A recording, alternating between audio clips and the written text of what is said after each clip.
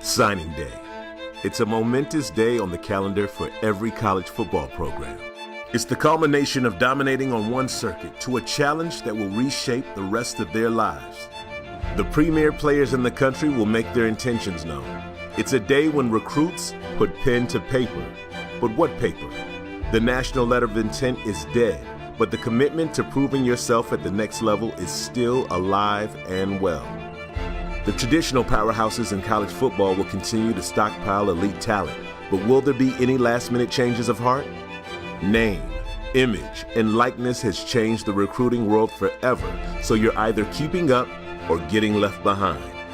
The moment these athletes have worked their entire lives for has arrived, and the race for the top signing class continues on National Signing Day.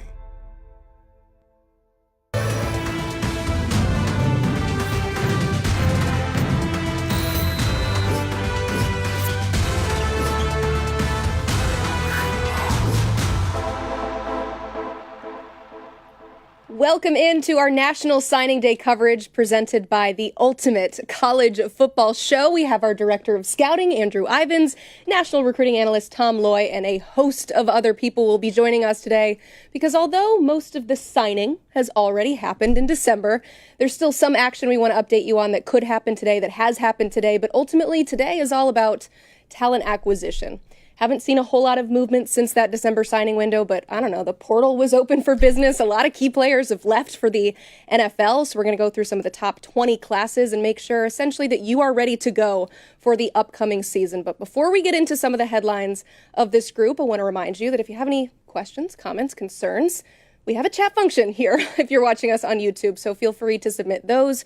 We'll pay attention. We'll answer some of those questions that you have. And then also today is what we like to call a free day on 247sports.com, which means that you can see what a membership can get you. And if you like what you see, you can take advantage of a 60% off VIP membership that will run through Thursday. So be sure to take advantage of that. Let's recap some of the biggest things that happened during this 2025 signing day class. And the biggest, of course, we start at the top. The number one team in the nation, the Texas Longhorns, for the 17th straight cycle, an SEC school, is once again on top. But it's been a minute since we've seen the Longhorns up there. What kind of statement did Sark make with this class, Andrew? Well, Emily, right in the post-Nick Saban era, I think we were wondering, hey, who's going to be the next top dog? And I think Kirby Smart is an easy answer to that question. But how about Sark? Texas 25-5 over the past 2 years. You look at them on the recruiting front, 4 straight top 10 ranked recruiting classes. And this 2025 group, that number one ranked finished first time in the 24/7 Sports era for the Longhorns. So, hey, they're losing a lot to the NFL draft, but you look at what's on the roster, what they're doing in the transfer portal, it's hard to see Texas going away. And they did great year one in the SEC. You look at the class as a whole, I know there's probably no bigger fan of Jonah Williams, 5-star safety, than yourself. But you look at that, you look at the massive win with Justice Terry down the stretch. I had heard for such a while, like behind the scenes, he's going to flip, it's going to happen. A lot of smoke was about Auburn, and then at the end, he ends up picking Texas. So a lot of excitement there, and didn't land at Georgia, but you got Khalil Lockett, Cade Phillips. This class is loaded. And then they go to Florida and land one of the best players in the country in Jamie French, where everybody kind of pegged him to Florida State, or obviously it was Alabama early on, or Ohio State following Brian Hartline. But you look at what the staff is doing. Steve Sarkisian, they are here to stay for a very long time. The Arch Manning effect, I mean, everybody wants to play with him. There's a ton of buzz right now in Austin. I've been there. I get it. I bought it. I walked in that stadium, and you can just feel the energy. It's an incredible place. Very exciting time to be a Longhorn fan.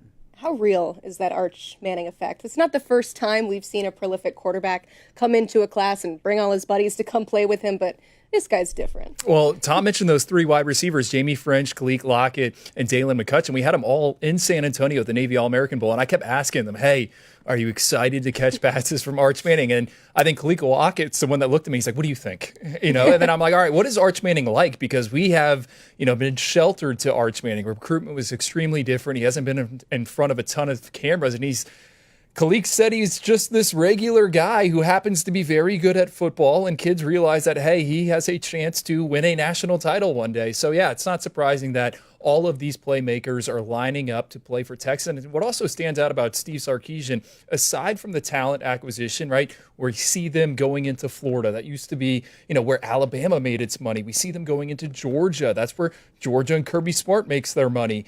Now they're branching out with them in the SEC. It's become a national brand. And I think what also resonates with kids in this, name, image, likeness era is Steve Sarkisian is not afraid to play true freshmen. If you're ready to go, you are in the lineup. Ryan Wingo, 5-star wide receiver. We saw what he was able to do with Quinn Ewers this year on offense. Colin Simmons, the edge rusher. How big of an impact did he have down the stretch for UT? So all these blue chippers, you mentioned Jonah Williams, my number one freak in the 2025 cycle. These guys are showing up in Austin with the thought being, hey, I'm going to have an opportunity to play right away, and I think that's so important. I will say one thing to your point about Arch Manning is I feel like people from the outside think like, okay, this is a guy who didn't have a Twitter account. He was super quiet. He created one, dropped, I'm committed to Texas, and that was like the only tweet. But behind the scenes, he's super personable. Everybody that gets around him, he's great with interviews. He's great with the media when you're on site. We're getting a little bit of that vibe in 27 with like Gunnar Rivers. I was down in Alabama. It was very difficult to kind of get there and get that interview and things like that. So I kind of think there's some interesting vibes. But the difference is Arch Manning, you get around him, you see why he was a huge impact in recruiting these guys to Texas. So where he might be kind of quiet behind the scenes, he is super active and the face of the franchise essentially moving forward. You could tell kind of based on when he would score a touchdown with Texas this past season, the response that he got coming over to the bench. Juice. He's got a lot of juice. Maybe, I don't know, got a little bit more swagger than we're typically used to seeing from Manning's as well. Yeah. But yeah, Texas, the number one class. Let's go from the number one class to the number one player because quarterback Bryce Underwood, well, he made quite the statement 2 weeks before National Signing Day, flipping his commitment from LSU to Michigan. And I think it was our friend Andrew Ivins that brought up this question here in our pre-production meeting. Was that the biggest quarterback flip of all time? So I'll ask our recruiting analyst. It seems pretty clear. Yeah, that's and I kind of posed the question to you earlier about like if Kalen Russell would have done this last second, would it have been the same impact as a Bryce Underwood? Although they're one spot or two spots behind each other, or whatever. I just think this was a massive win because it wasn't going to happen. And big shout out to our guy Alan True, who does a phenomenal job on the national team. He and I were trading text calls every day talking about Bryce Underwood watch, whether he's going to make it for a visit to Ann Arbor or not, whether he's going to take secret trips, things like that. But with Bryce going to Michigan, this was not going to happen. He was going to stick with LSU. They were moving. I don't know if they were building or buying a house in Baton Rouge. They were ready, all in to be Tigers. And they didn't really want to play for Jim Harbaugh for whatever reason. I never really got an exact answer on that. But this one was all about Sharon Moore, buying into the future, and basically putting on for his home city, his hometown, his home state, and really building something. He didn't need to go to LSU to do what he wants to do. Obviously, everybody looks in social media, and NIL was the biggest factor. But I do think that big picture, he saw the best fit for himself and his future in Ann Arbor. Well, I do think it could be the biggest quarterback flip of the 24/7 sports era, the rankings going back to 2010. I mean, I wrote it down, kind of went through the rankings. Hey, let's not forget Bryce Young was committed to USC. He ends up at Alabama, Heisman Trophy, national title. That's one of them. Worked out all right. Justin Fields was committed to Penn State. He flips to Georgia, and he ends up at Ohio State. Drake May was committed to Alabama, goes to North Carolina. Sam Howell committed to FSU, State, and then he ends up at North Carolina. So we'll see. But I think for Michigan, and we'll see what it looks like here in 2025, I think they're setting the table for 2026. And Sharon Moore, if you go back to October, me on the 105, I'm like, what is going on here? Is he going to make it to year two? I mean, it did not look good. They get Bryce Underwood committed, and they also end the season on a high note. They take down Ohio State. They beat Alabama in fashion in the bowl game, and you look at the recruiting class, right? They added another premier offensive lineman this morning in Ty Haywood. This is their highest-ranked recruiting class since 2017. They returned some talent. They're losing a lot of guys on defense. I think it'll be much of the same for Michigan in 2025. You get Bryce Underwood's feet underneath him, and then what does it look like in 2026 and beyond? We've seen this team, this program, win a national title in the college football playoff era. Bryce Underwood is the type of quarterback that is going to unlock so much things for that offense, which ranked 131st nationally in passing last season. Yeah, it can't go down from there necessarily, but Michigan fans want to know if this guy's going to come in immediately and be that quarterback as a freshman. Do you anticipate him as a starter? And if so, what does that look like for them? Well, they got Mickey Keene, right? Who's 34 career starts. He was at UCF, Fresno State. He's coming. Hey, we also keep forgetting about like Jaden Davis, former blue chipper. Yep. He's there in Ann Arbor as well. Is Bryce Underwood going to start week 1? I would say no. I thought the same thing about Dylan Raiola last cycle, the 5-star at Nebraska, and he ended up starting the opener. And I think Bryce Underwood is just as prepared to play as a true freshman as Dylan Raiola was, as DJ Lagway was at Florida. So we'll see. Maybe it's a 2-quarterback system from the jump. I think by the time we get to the end of the season and that big rivalry game against the team that just won a national championship, I fully expect Bryce Underwood to be taking a bulk of the snaps. And if not, he's going to be used situationally, right? This is a guy that's gone 50-4 as a starting quarterback over his 4 years. He's on the younger side. He could technically be in the class of 2026. What we saw from him as a senior is him using those legs. Ran for over 600 yards. He's a dual threat talent. Mickey Keene, almost negative 400 career rushing yards in college. He can't really move around a little bit. So I think we could see some packages for Bryce Underwood because he is the future there at Michigan. See, and I'll take the opposite. I don't think there's any way he's not the guy from day one. Just because he's already there, he's been in the program, he's been around the guys. He is just different. It's just that simple. I'm not going to start throwing terms out there, but I do think he is different. And I think he's just going to be too special of a talent to keep off the field. Now, Keene is a terrific college player, super productive. He's got polish, he's got poise, he's ready for it, and he could be the guy. But I just think that Bryce Underwood is just a little too different. He's going to be the guy day one in Ann Arbor. So Bryce Underwood stopped us all in our tracks 2 weeks before National Signing Day, but he was certainly not the only quarterback to flip this cycle. 7 of the top 13 ranked quarterbacks flipped commitments at least once. We have 5 of the top 12 ranked quarterbacks from last cycle have already transferred. So this quarterback movement has been really picking up. But why do you think it's at the quarterback position in particular, Andrew? Well, I think it's so clear right now that as soon as these kids don't think they have the chance to be QB1 at their respective school, they're moving on. Right. And the coaching movement is certainly happening. Yeah, you have these name, image, likeness deals. Those are only going to ramp up more with revenue sharing. But these quarterbacks want to go where they think, hey, I can be the guy. And as soon as it becomes clear that they're not that individual, they're hitting the market. Right. And if they're not in the transfer portal, technically, their representatives are, their agents are trying to find another home for him. And really, when you look at these projected starting quarterbacks in 2025, gone is the, wonder kids, right? The guys that got the COVID waivers and the red shirts and the medicals. Yeah, there's still some of them floating around 5th, 6th year players. But I think the theme heading into 2025, a lot of unknowns at some major blue blood programs, a lot of quarterbacks that we ranked high, right? 5 stars, 4 stars that we just haven't seen much of. DJ Lagway started 7 games. Do I think DJ Lagway is going to win a college football playoff game in 2025? I don't know. Right? Julian Sain, what do we think about him there at Ohio State? Dante Moore at Oregon, Nico Iamalieva at Tennessee, Arch Manning at Texas. There's a lot of guys that we like, but with game reps, conference play, an entire season, a lot of question marks, I think, out there when we look big picture with the quarterbacks. And I think that has also kind of played into the jockeying of these arms, them all moving around. Makes your job fun, right? Yeah. Having to track all of this. This class, and I'm extremely high on the 2025 quarterback class. I mean, you guys splitting hairs with Kalen and Tavian and Bryce trying to figure out who was number 1. I mean, I don't envy that part of your job because that's very thankless at that point. But we talked about Bryce being a potential day 1 starter. I mean, it goes well beyond that because you look at some of the guys. Kalen Russell, there's no set name at Alabama. He could absolutely win that job and be the guy. You look at USC. Everybody behind the scenes tells me that one of the biggest factors USC did in getting Hassan Longstreet to flip from A&M is because that he was not promised, but there's a real shot that he's the guy day 1 there. And then you can kind of go down the list because you don't have, Deuce Knight's very likely not going to be the guy at Auburn. They went out and got Jackson Arnold, but he's going to have a place. Jaron Kiawe-Sungapolotele, could he be the guy at Cal? He's going to have a place this year. So even Julian Lewis replaces Shedeur at Colorado. So all of these guys flipped for potential better starts, the opportunity to be day 1.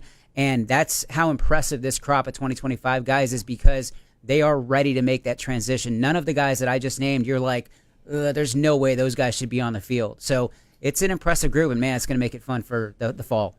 Is that a smart move to just be waiting or to to go in to try and be the starter? Or it's a case-by-case basis. I'm sure some guys could use an extra year, but overall, all this movement just to start immediately, is that smart? Yeah, well, let's look at this past year's 12-team playoff. Only 3 of the programs had a first-year starting quarterback lead them to the postseason berth. It's not been done. And I do think, again, like, all right, the waivers, the exemptions have kind of muddied up the market. Riley Leonard going to Notre Dame, Will Howard going to Ohio State. There's not a ton of those type of veteran quarterbacks out there that teams have added. Yeah, sure, Miami adds Carson Beck, right, who has a ton of experience there in the SEC.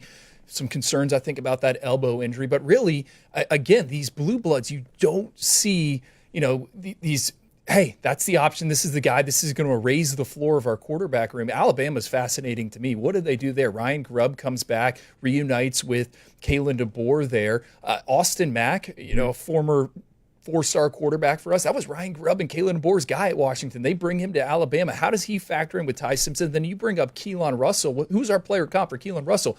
Jaden Daniels, who just had the best rookie season of any quarterback in the NFL, right? He can beat you with his arm. He can beat you with his legs.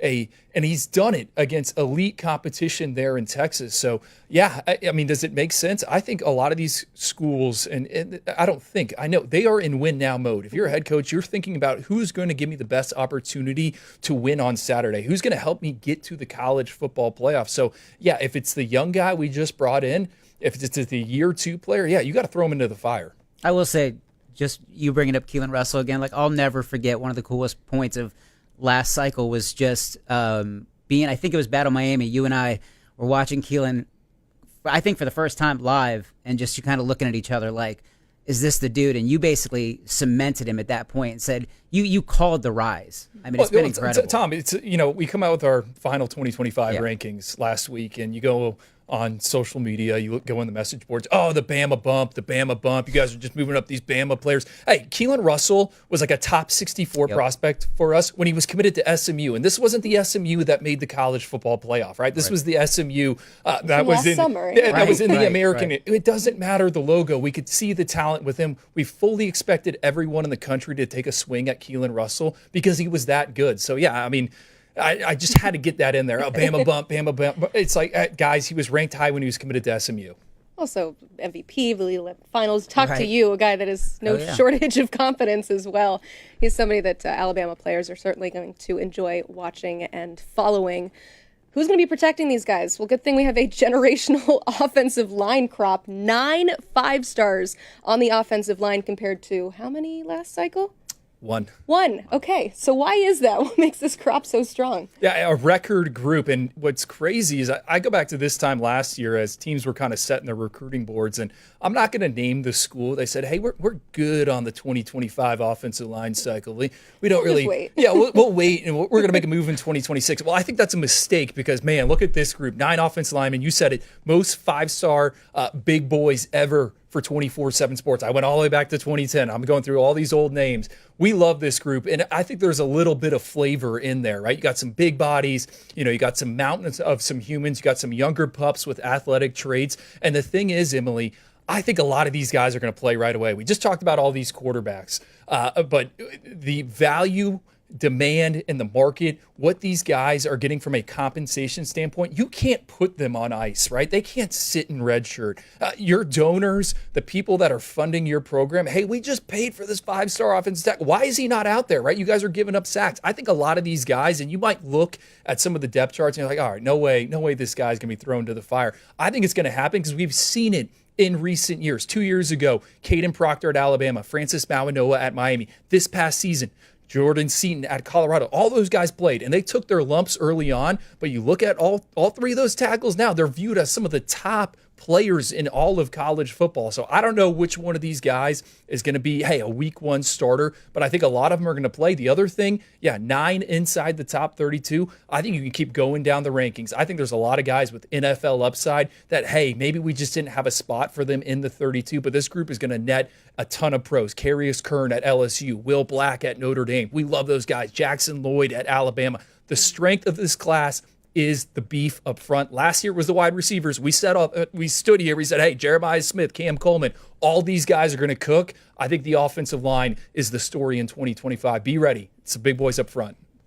It's a great group. And I really think a lot of the guys truly chose the right school, the right fit, for a lot of the right reasons. You kind of look at Michael Fasusi. I feel like that was a connection to being closer to home, but also Bill Biedenbaugh playing a huge, huge factor. And then you look at Andrew Babalola, who early indications were he was going to go to Stanford, and that was really a thing because of academics. But with Michigan, he finds the best fit. He's going to get developed, no question about that, but he's got that nice blend of academics and athletics. David Sanders Jr., we talked about him a ton over signing day. Elite talent, early playing time. He's probably going to be the starter day one, potentially on the right side, but he chose, again, Tennessee, no question. NIL was a great factor there in terms of just setting the tone early with his process, but chose Tennessee for an opportunity to play early.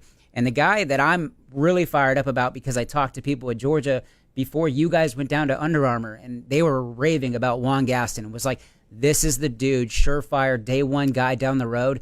And then essentially you guys already loved him, go down there and see him at UA, and you just rave about him, and he ends up as a 5-star. So just really, really like this class. It's a tremendous group. Like the quarterbacks, we're talking early contributors, guys that can play right away and actually make an impact, and it's a special group along the offensive line. And one of those players that you said maybe close to 5-star category, Ty Haywood, committing today. We'll have more on him in just a little bit, but we want to get to one more kind of big picture topic that we discuss when we look at this class, and that is that we're seeing some parity in the NIL era, which is what everybody was hoping that we would see.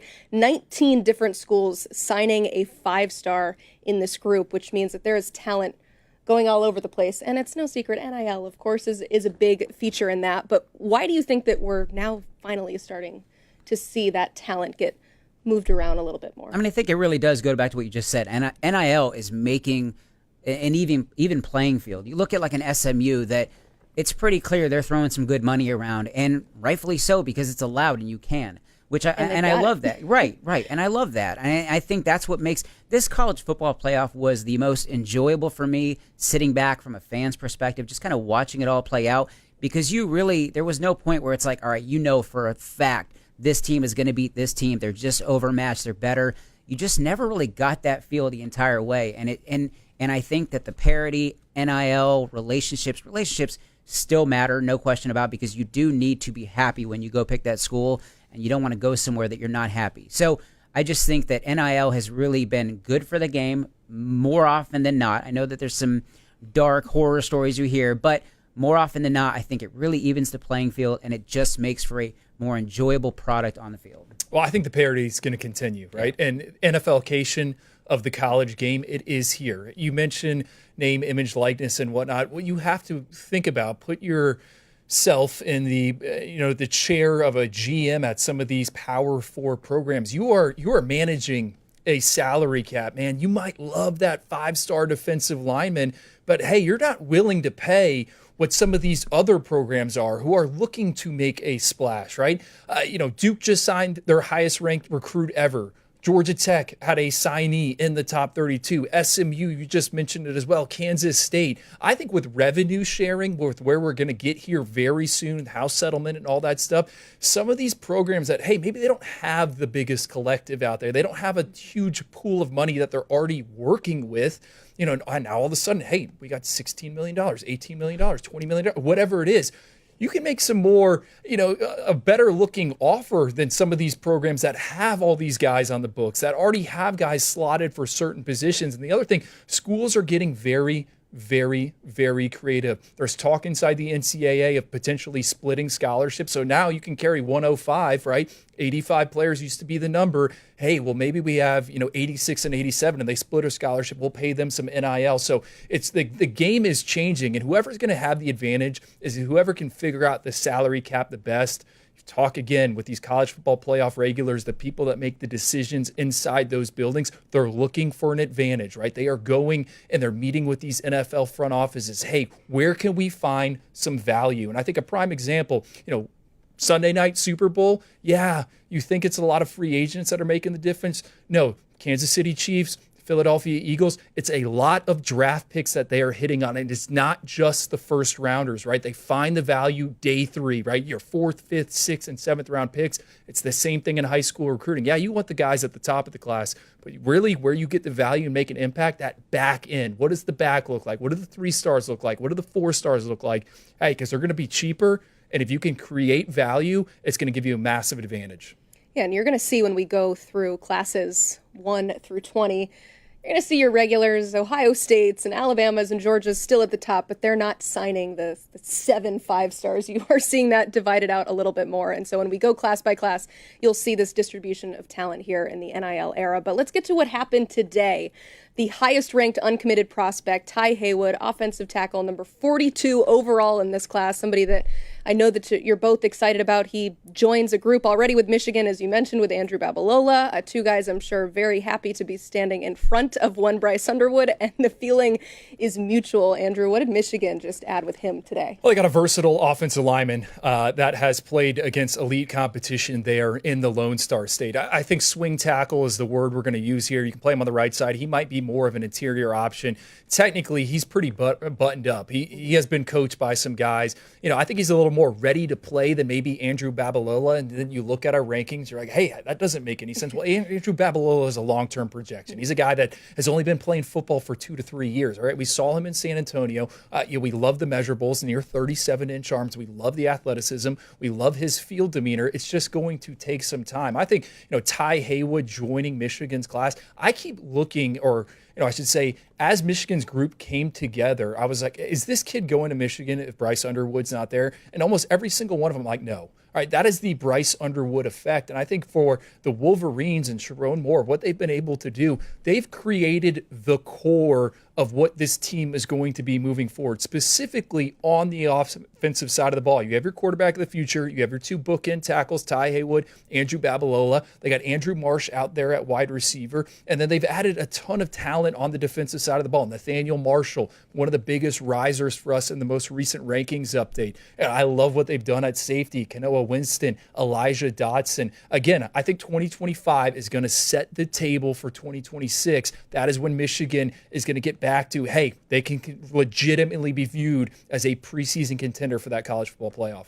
And just to give a little color on Ty Haywood and the background of him landing at Michigan, he was committed to Alabama for a long time, but kind of like yourself, there was people at Alabama that I spoke with were a little on the fence about him, and they felt like he was a little lower on their commit list when they landed Michael Carroll, Jackson Lloyd, and a really, really loaded offensive line group. So I think they were just kind of on that. They would have taken him, but the way Ty Haywood was going about it, he just wanted to take a couple of other visits. Again, going back to your other point about Bryce Underwood, that making an impact. Like, do I want to? Let me look at Michigan one more time now that Bryce is there. So a lot of factors in play led them. Like I said, Alabama would have had a spot for him, but in the end, they were comfortable with just kind of letting it play out. Yeah, and to talk about Ty Haywood's ranking, I'm sure there's a lot of Michigan fans, well, hey, he was a 5-star, he finishes, he's not a 5-star. We just said it's a generational year on the offensive line. All 9 of those guys that finished as 5-stars for us, we saw 8 of them in an all-star game type of setting, right? We are trying to project long-term. We are going to give consideration to the players that we have the most information on. We saw that live best-on-best exposure point.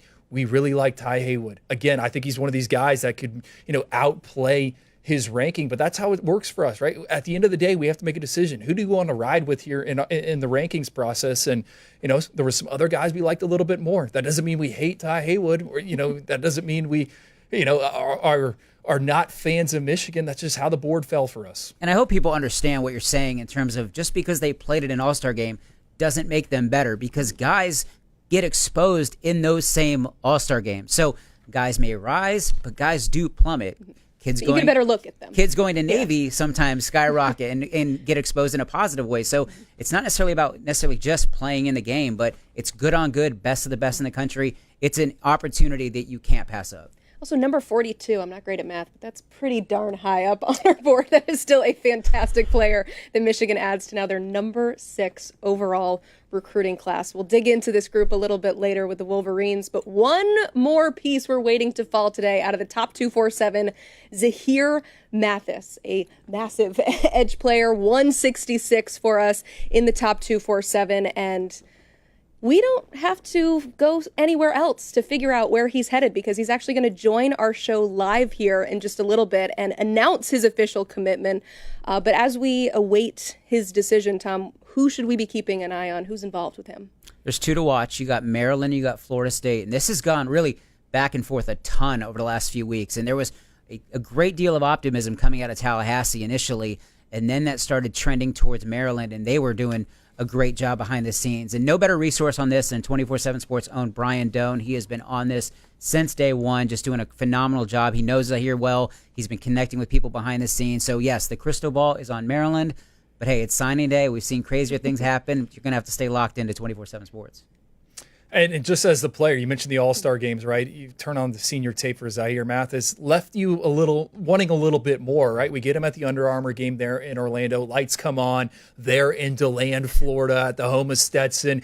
3 tackles in the game, big-time pressure, had a pass breakup. I think he's someone that's going to need a few developmental years, but he has elite measurements. 6'10" wingspan, 35.5-inch arms. He's going to have to build him in the weight room, but man, you want that length, especially as a potential designated pass rusher. Yeah, once again, he will be joining us here on this show to tell us where he will be headed to play his college football. So stay tuned for Zahir Mathis. Real quick, what's maybe one more thing that we're watching today outside the top 247? Chapel Bill at what's he doing? North Carolina, What's he right? He was hired December 12th. That was a week after the early signing period. And I was really interested to see, all right, what are they going to do on the recruiting front? It was obvious they were going to be in the transfer portal. A guy coming from the NFL that has utilized free agency. But what did that kind of initial draft class look like up to number 43? They've added some individuals this morning. I think there's still one guy out there, Tom. Madrid Tucker down in Fort Myers, going to pick between North Carolina and West Virginia. So they've done a really good job of combing the country, finding, hey, what can we grab? And then adding individuals that have developmental upside. So, 43, can they get into the 30s? Anything is going to be a plus for UNC given the situation. And I'm kind of curious to see how UNC pivots. You brought this up when we were talking earlier in 26. They got to get the ball rolling because the best players in North Carolina right now are trending away from Chapel Hill. So they got to turn up the heat on Faison Brandon, who's committed to Tennessee. Rodney Dunham, a guy that you, above all anybody else, were all over that dude from the start. But he's got official visits headed elsewhere. I don't want to spoil the news yet because he's going to be dropping his top 4 here soon. But right now, spoiler alert, UNC is not necessarily in that. They are working very hard to get that one done. But Kendra Harrison, an elite tight end, could also play off the edge. He's headed to Oregon. So all the guys in North Carolina right now are trending away. But again, new staff. We'll see how they move forward. But for me, the one that popped off today that really grabbed my attention was 3-star running back Grayson Rigdon committing to Arizona State. This is a guy who, from what I gathered, played 6-man football, was considered by a lot of people as the greatest 6-man football player of all time, transitions to 11, and then over this past year runs for 2,000 yards, 35 scores, and just absolutely dominates the same way he did there. So him picking Arizona State was a big one. And then the other one to watch moving forward is Javari Flowers, a guy in your backyard there in Florida, 4-star prospect, reclassifies from 26 to 25, not making a decision today, going to take some official visits in the spring and then enroll in the summer. But you got to watch the big 3 in the Sunshine State, Florida, Florida State, and Miami. Those are the teams to beat. Very likely going to take 3 official visits at least. And that's one that's going to be a nice addition to one of these classes down the stretch. Still some pieces we're paying attention to here in the 2025 class. And we'll be all over it at 247sports.com. And it is a lucky day for you. It is free day, so you can see what a membership can get you. And if you like what you see, take full advantage of the 60% off VIP memberships that will run through Thursday at nearly midnight Eastern. So the big goal for today was to go through the team rankings. You're looking at 1 through 10 right now. We're going to talk about all of those teams. You're noticing a trend, of course. We're seeing a lot of SEC squads, 7 in the top 11. Only 3 conferences represented in this top 20, but we'll also hit on some conference breakouts, so we make sure that you get all that involved. Also some burning questions in this cycle. But before we get to our countdown, there are a few intriguing classes outside the top 20 that we definitely want to hit on. 2 in particular from the ACC. See at the top, Georgia Tech, right outside the top 20 at 21. But first, let's talk about Clemson, down at number 26. We're not used to seeing the squad so low. It is, in fact, the lowest class ranking since Dabo's first class in 2010. You see here, my man Cooper Patagna is here to join us to talk about some of these classes. And I know on our December signing period, we talked a lot about Clemson and what they were doing, maybe what they weren't doing. Only 15 commits coming into this class, but 3 players out of the portal. Didn't see that coming out of this Tiger squad. Overall, how do you evaluate what they've done in the talent acquisition quarter? I think Dabo has done well to really kind of like silence the haters a little bit. I think a playoff run, surprise. Obviously, they beat SMU in the ACC championship. They played Texas, I think, a little bit more competitive than a lot of people think. That being said, they got a lot of production coming back, and you got to give Dabo Swinney, his staff, a lot of credit because they built all that and developed all that through the high school ranks, which is what they've done and which is what people like me have criticized them for not doing, is not going to the transfer portal. You mentioned it. They haven't been very active in the transfer portal this year. A little bit different, right? They're not living there. I never expect them to do that, but they took 3 players and 2 guys I really like. Will Helt, that comes over from Purdue, an emerging talent off the edge, had 5 sacks last season for a team that just won 1 game. And then you think about Jeremiah Alexander, was a former highly touted linebacker. Guys got a little bit of on and off ball versatility, but guys that, especially with Alexander, familiar with in the recruiting process. And that's really kind of what I expect from Dabo Swinney. He's big on culture. It's first for him. So it's interesting. And then on the other side of the high school side, I know Andrew's going to hit on it a little bit. Amari Adams, we love, obviously a top 10 player in the country, but Braden Jacobs too. And this is a team that, listen, if you're not going to take a mass volume of players via the high school rank, then the quality's got to be right. You're threading the needle a little bit. So that's always been the thing that I've been a little bit cautious about, is your margin for error is a lot slimmer, especially if you're not going to use the portal ranks. That being said, the criticism that I think Dabo Swinney has invited, he's done a really good job over the last couple years really trying to, I would say, silence the critics, but do what's best for his program, hiring guys like Tom Allen as well, getting away from the internal candidates, going out, getting guys like Will Helt to take a little pressure off of a TJ Parker and a Peter Woods. I think that's going to go a long way for Clemson. Yeah, I was going to say, we should have had Tom Allen on the addition graphic right there. That's a huge get for Dabo. There. I think Clemson got better at the point of attack, and that's notable. Yes, this recruiting class is ranked 26. You said it. Amari Adams, 5-star defensive lineman. This dude is ready to go, and Clemson's already pretty well stocked up front with these big bodies. Peter Woods, TJ Parker. You can go on and on. It's one of the best units in the ACC. Amari Adams, if he was in the transfer portal, it's a guy that's going to come with a massive price tag. Braden Jacobs, the offensive tackle. He's another guy where, hey, maybe he could potentially play himself into a round 1 grade at some point down the line. I mean, he's got NFL bloodlines. I think he's further along than Tristan Lee, who is the last 5-star offensive lineman that Clemson signed out of the high school ranks. You know, he has taken some lumps. We saw it week 1 against Georgia last year. My big question with Clemson, what are they doing at quarterback? Cade Klubnik, yeah, he's one of the most decorated arms returning in 2025. What happens if he gets hurt? They have no answers besides that. They signed Chris Dunson, a kid out of Florida I like, who they flipped from Coastal Carolina. You know, he can move around, he can run a little bit, but they have no short-term answer at quarterback. And what is the long-term answer? I thought for sure they were going to take a veteran arm out of the transfer portal, and you know who made a ton of sense? Air Nolan, who left Ohio State and went to your rival in South Carolina. So, yeah, I like on paper the starting 22 for Clemson. I like the depth, but man, they're one injury away from this all unraveling. Quarterback's been a little bit of a head scratcher because you go back just a few years ago when they hired Garrett Riley from TCU. I think everybody thought that was kind of like the slam dunk move from Dabo Swinney that we hadn't seen out of him, similar to how it kind of feels right now on the defensive side.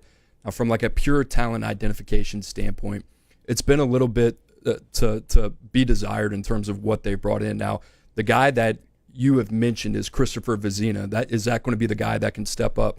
Talented, but in the limited snaps that we've seen him, it's been a little bit of a mixed bag. And for Drew, to your point, for these teams that have playoff teams, they're one injury away, and all this can be derailed. So I think Clemson going into the offseason, even if it's the spring portal, which it's going to be a little bit harder for them, you wonder if they kind of take a hard look at their roster and say, you know what, we need a insurance policy to make sure that we can kind of keep this agenda intact because we feel like we're the best team in the ACC.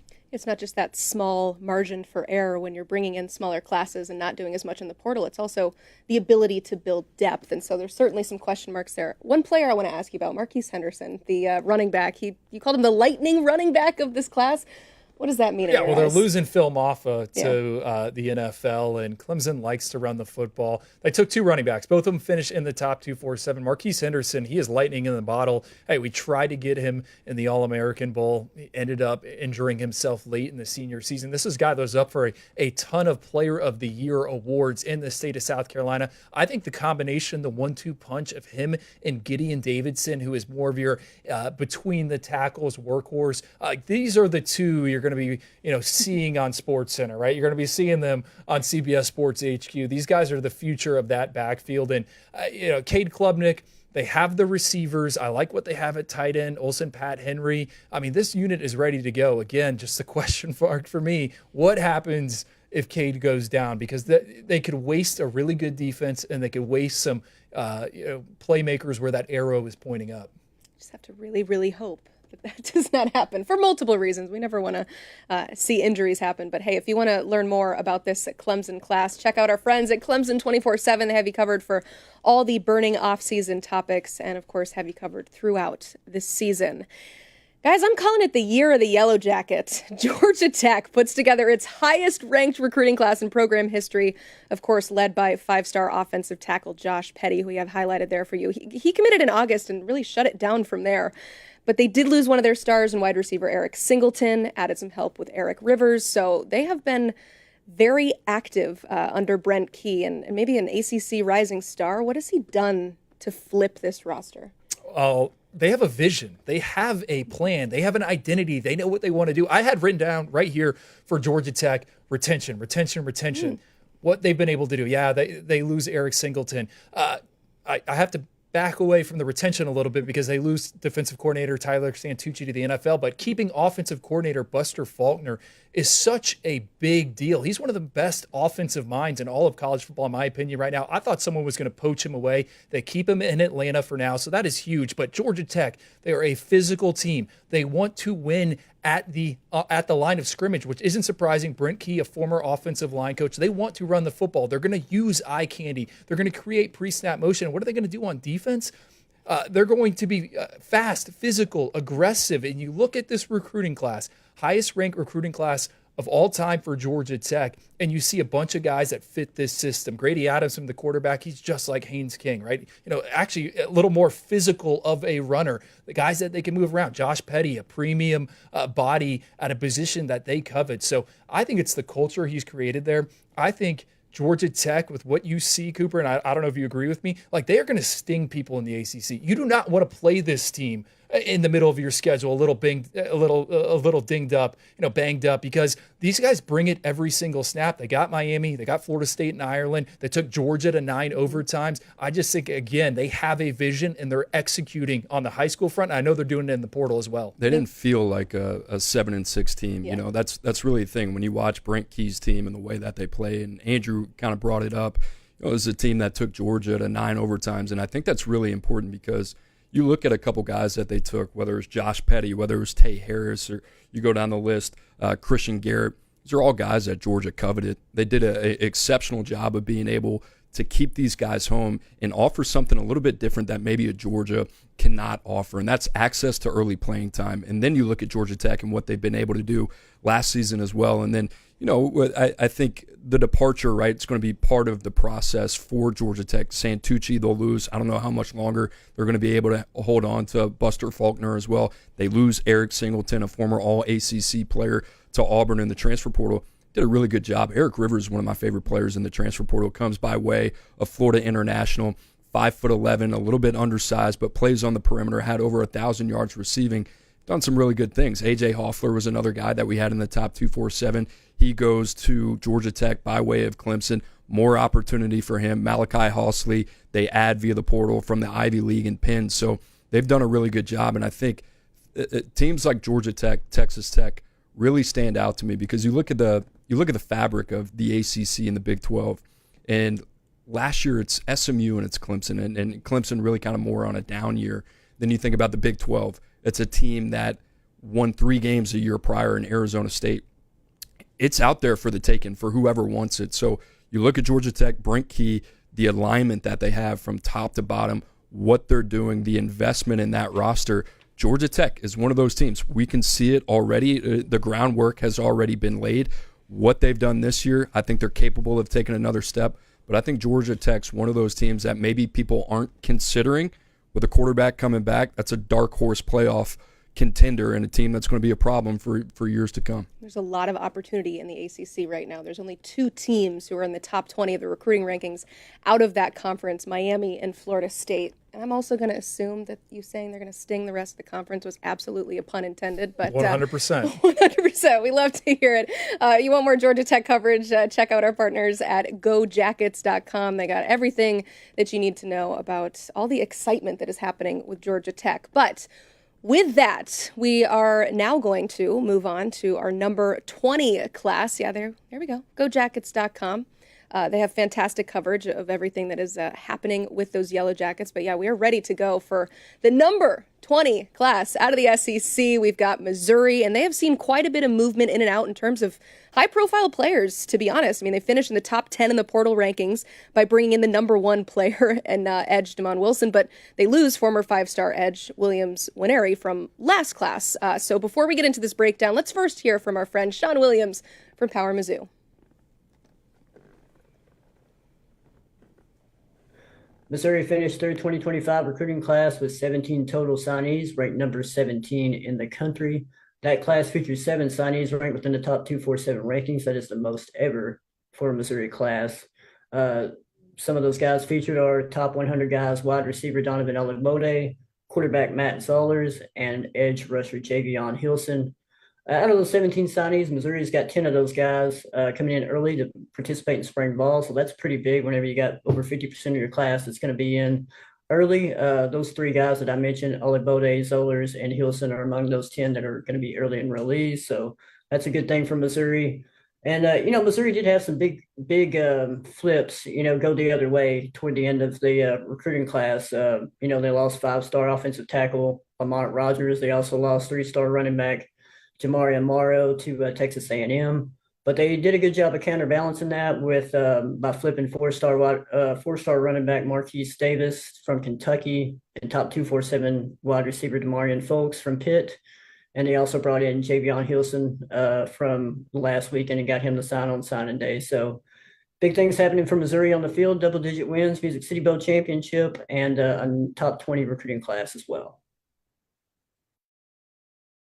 You wrote they have elite hauls at wide receiver, offensive line, good duo with pass rushers. There's a lot to be excited about in this group. Where does your mind start? Well, me and Cooper went to breakfast yesterday, and all we do is talk about like talent acquisition and rosters. That's what I assume. Yeah, it's surprising. Yeah. And I think we came to the conclusion with Missouri that they are just aligned in reloading through both avenues, the transfer portal and then high school recruiting. It all makes sense. You look at Missouri, they're losing 2 wide receivers to the NFL, Theo Weiss and Luther Burden. Mookie Cooper is also out. So what do? They signed 3 top 247 wide receivers. Donovan Olabode, he might be the most day 1 ready pass catcher in the class. But Sean Terry, I mean, they love him. I love what he did in the state title games there in Ohio. Pass rushers, they continue to reload. Javion Hilson, a kid from right there in Central Florida, a 40-minute drive for me. He is long. He is Tracy, Dayton Hopkins. And then you listen to Cooper, right? He's going to say the same thing. All right, they got better at wide receiver. They got better at pass rusher. And this is a program that is going to have offensive linemen drafted in back-to-back years. They got 3 offensive linemen that all finished as 4-star prospects for us. They're building this the right way, Eli Drinkwitz and co. Yeah, and they did a phenomenal job in the portal. They have 9 players in the top 300 as well when you think about that. And Damon Wilson, the number 2 player in the transfer portal by way of Georgia on Andrew Ivins' freaks list. This is a guy that with more opportunity, I think, in Columbia is really going to excel there. So really excited about him. And then you pair him with a guy that had a great freshman year, Nate Johnson, coming over from Appalachian State. A little bit of a downtick in production. So pair that with what Andrew's talking about in Javion Hilson, what they've been able to add from a pure pass rush standpoint. One of the more underrated pickups I want to talk about, Kevin Coleman was a former top 247 guy, signed with Deion Sanders, Jackson State. He's been bouncing around a little bit. He was at Louisville, he was at Mississippi State. This guy had over 900 yards receiving last year for Mississippi State, and it kind of went under the radar a little bit. He had 4 games, over 100 yards in conference against SEC competition. And the last guy I want to touch on, Bo Prabula, total gamer. You watch him against Wisconsin, what he brings to the table. And Eli Drinkwitz, his scheme, what he's been able to do, getting the most out of his quarterbacks. You add in Ahmad Hardy from ULM, 1,000-yard freshman back last year. That was one of the best tailbacks in the transfer portal. Andrew said that all-important word when you talk about alignment and having the high school side and the transfer portal side play off each other. Missouri has done a phenomenal job not only building for the long term and building a sustainable product where they're going to contend to win 10 games in the SEC every single year, but short term, they do a really good job of kind of pivoting and making sure that they're going to be a team that really is similar to how we talked about Georgia Tech. Missouri's not going to be a team that you want to see on your conference schedule. So credit to Eli Drinkwitz, their front office, what they've been able to do. I've certainly seen a difference there when it comes to the talent acquisition there at Missouri. You can check out all things Mizzou with powermizzou.com. Those guys have been a fantastic addition to the 24/7 Sports Network. So happy to have them, and be sure to check out more of their work there. There we go. PowerMizzou.com. I don't know about you guys, but one of the better logos out there. I'm just going to. That's exactly what I was about to say. Okay. Anytime you can add in some tiger stripes and logo, that helps. But no, their content is also fantastic too. Let's go to the number 19 class in the 2025 recruiting rankings, and that is Florida State. The Noles, of course, still boasting a portal-heavy strategy, but they also putting together a top 20 recruiting class despite only winning 2 games this season. The highlights there include Kevin Wynn on the defensive line, also edge LeJesse Harold. So Florida State does look to the portal to find its next quarterback. Again, this time it is Thomas Castellanos. So a lot of new pieces. But man, those outgoing talents is definitely taken a hit to Florida State and what they have coming in next season. But overall, you look at the pieces that they're adding. You hope that it leads to more than 2 wins, but what can this group do for the Seminoles this season? I don't know what Florida State's going to look like in 2025, and they're not playing a spring game, so no one's really going to know until is it LSU they open up with, or no? LSU. No, they're finally done with that series. Alabama. Excuse me, Alabama. I'm getting my week 1 mega game schedule all mixed up. Got some good ones. My big takeaway here on Florida State is they found rebuilding parts, which is what they needed to do in the high school ranks. Florida State was 1-9. Right, they had 10 prospects decommit that finished inside our top 247. I mean, this recruiting class looked dire. Mm-hmm. Mike Norvell finds a way to rally, and he does it at some very important positions. Kevin Wynn, call him a heavy stump, right? He's a big Chevy in the middle. That guy holds up traffic. He was awesome at the Navy All-American Bowl. He's someone that not only can give you snaps in 2025, but he is a staple of your defense moving forward, right? They go out and they get Tyon Lee, a local pass rusher. They flip him from Ole Miss. Hey, you mentioned LeJesse Harold. That's a traits-heavy pass rusher. At running back, Usman Kroma. Auburn, Georgia wanted this kid. He's our number 3 ranked running back, but he might have the most star power out of all those ball carriers. Catches the ball out of the backfield. Reminds me a little bit of Jeremiah Love there. That is at Notre Dame. So I like how this recruiting class came together. I get it. You're going to see some parts, all right, this 3-star prospect. But I think they found foundational pieces. And for a program that has been so dependent on the transfer portal, I think that kind of caught up to them. Yeah, it worked in 2023. It didn't work in 2024. Well, now at least you got a high school group where, hey, we have a floor. We have a baseline. We can build around this group. So I like how they finished on the recruiting front, not getting enough credit, Mike Norvell. What is it going to look like with Gus Malzahn there and that new offense? I'm not sure. 2025 could be another kind of rebuild, but at least they got some bodies to work with. Solid offseason. It wouldn't be one of those teams you look at if you were trying to give them a letter grade. It wouldn't be an A+, but like a solid B+, marrying up the high school side with the college side. And you think about what they did in the transfer portal, getting really good value. Deuce Robinson was a guy that we had as a former 5-star. You turn on the tape, I'm as convicted in him as any other receiver in the transfer portal and what he can bring. Now, Drew made the point. What's it going to look like with Thomas Castellanos? What's it going to look like with Gus Malzahn?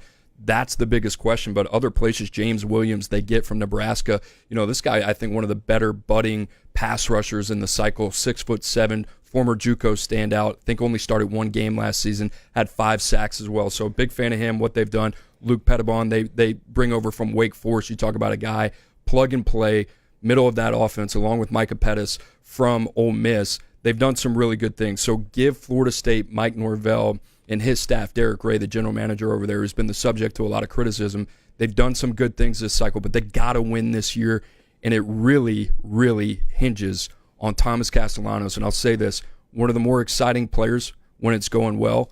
they're going to have to tailor this thing around his talents. Don't try to fit him in something that really doesn't fit his skill set. So it's going to come down to Gus Malzahn and Thomas Castellanos. Was he going to have some receivers to throw to? I mean, Jordan Scott, number 2 ranked junior college wide receiver. They compare him to Johnny Wilson.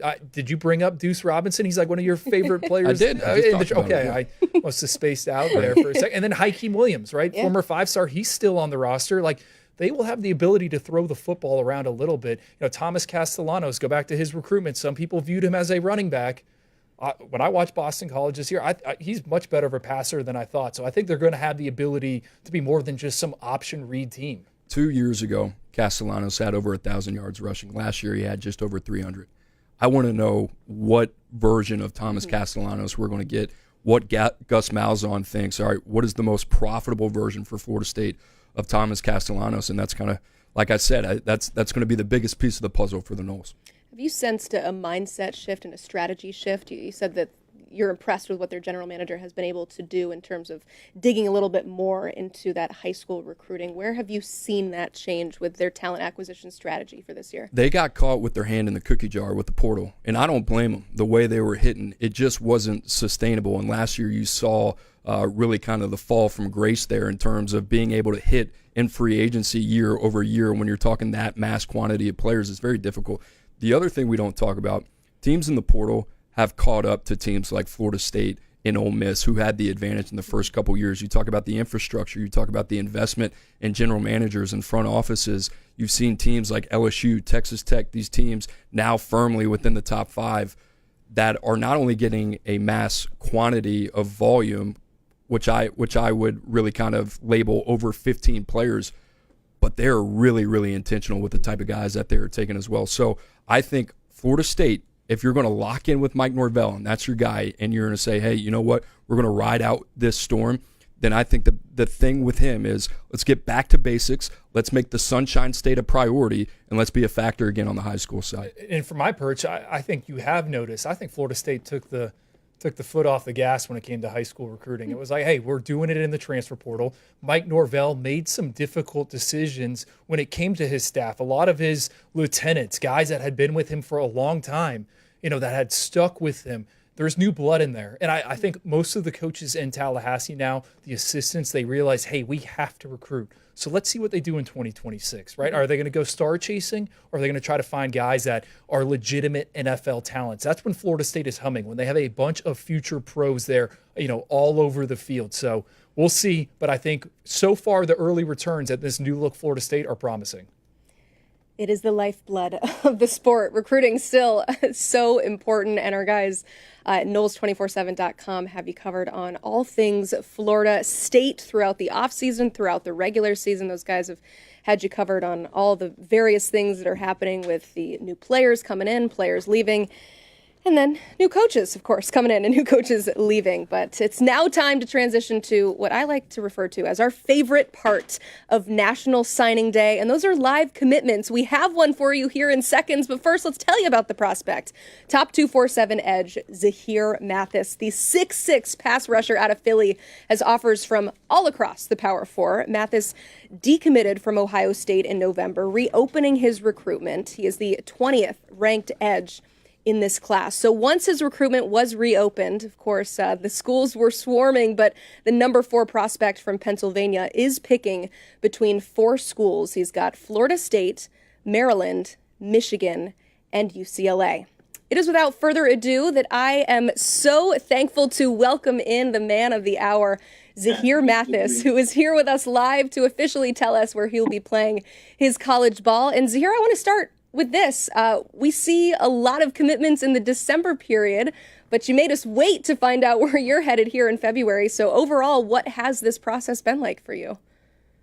It's been a long process. It's been a long process for me.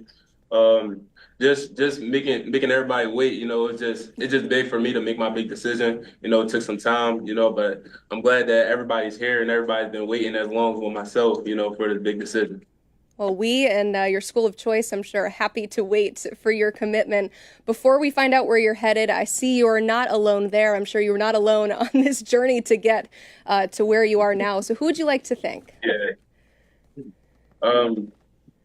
Right now, I'm right here with my grandma. You know, with my grandma. I'm with my brothers and my cousin, and I got my little sister to the left of me. You know, and just bringing these odds down in the stretch of this time. You know, and just making my final decision with everything. You know, I want to say for the next 3 to 4 years, I will be making my decision at the University of Maryland. So there we go. Breaking news. Zahir Mathis will be headed to play his college ball at Maryland, not too far from where you are. So let's just start with, why'd you pick Maryland? Um, I love it there. Coach Locks he's a big figure on me. Coach JT. Just when I was down there on my visit, it was big for me. Myself and my family, we had a great time. And just off of the years that I've been down there throughout the camps and just throughout the process of my journey, it was amazing for me just to be close to home and just be able to get on a new playing field and play in different outcast ways. Just being in their field will have me as an outside linebacker, and that would be good for me, just to be uncomfortable. I think being uncomfortable is going to be the next great thing for me in my next step. I love it. Well, a very exciting day for you, but also, judging by our YouTube chat, a very exciting day for Terps fans out there. So before we let you go, speak to them. Who are they getting in Zahir Mathis?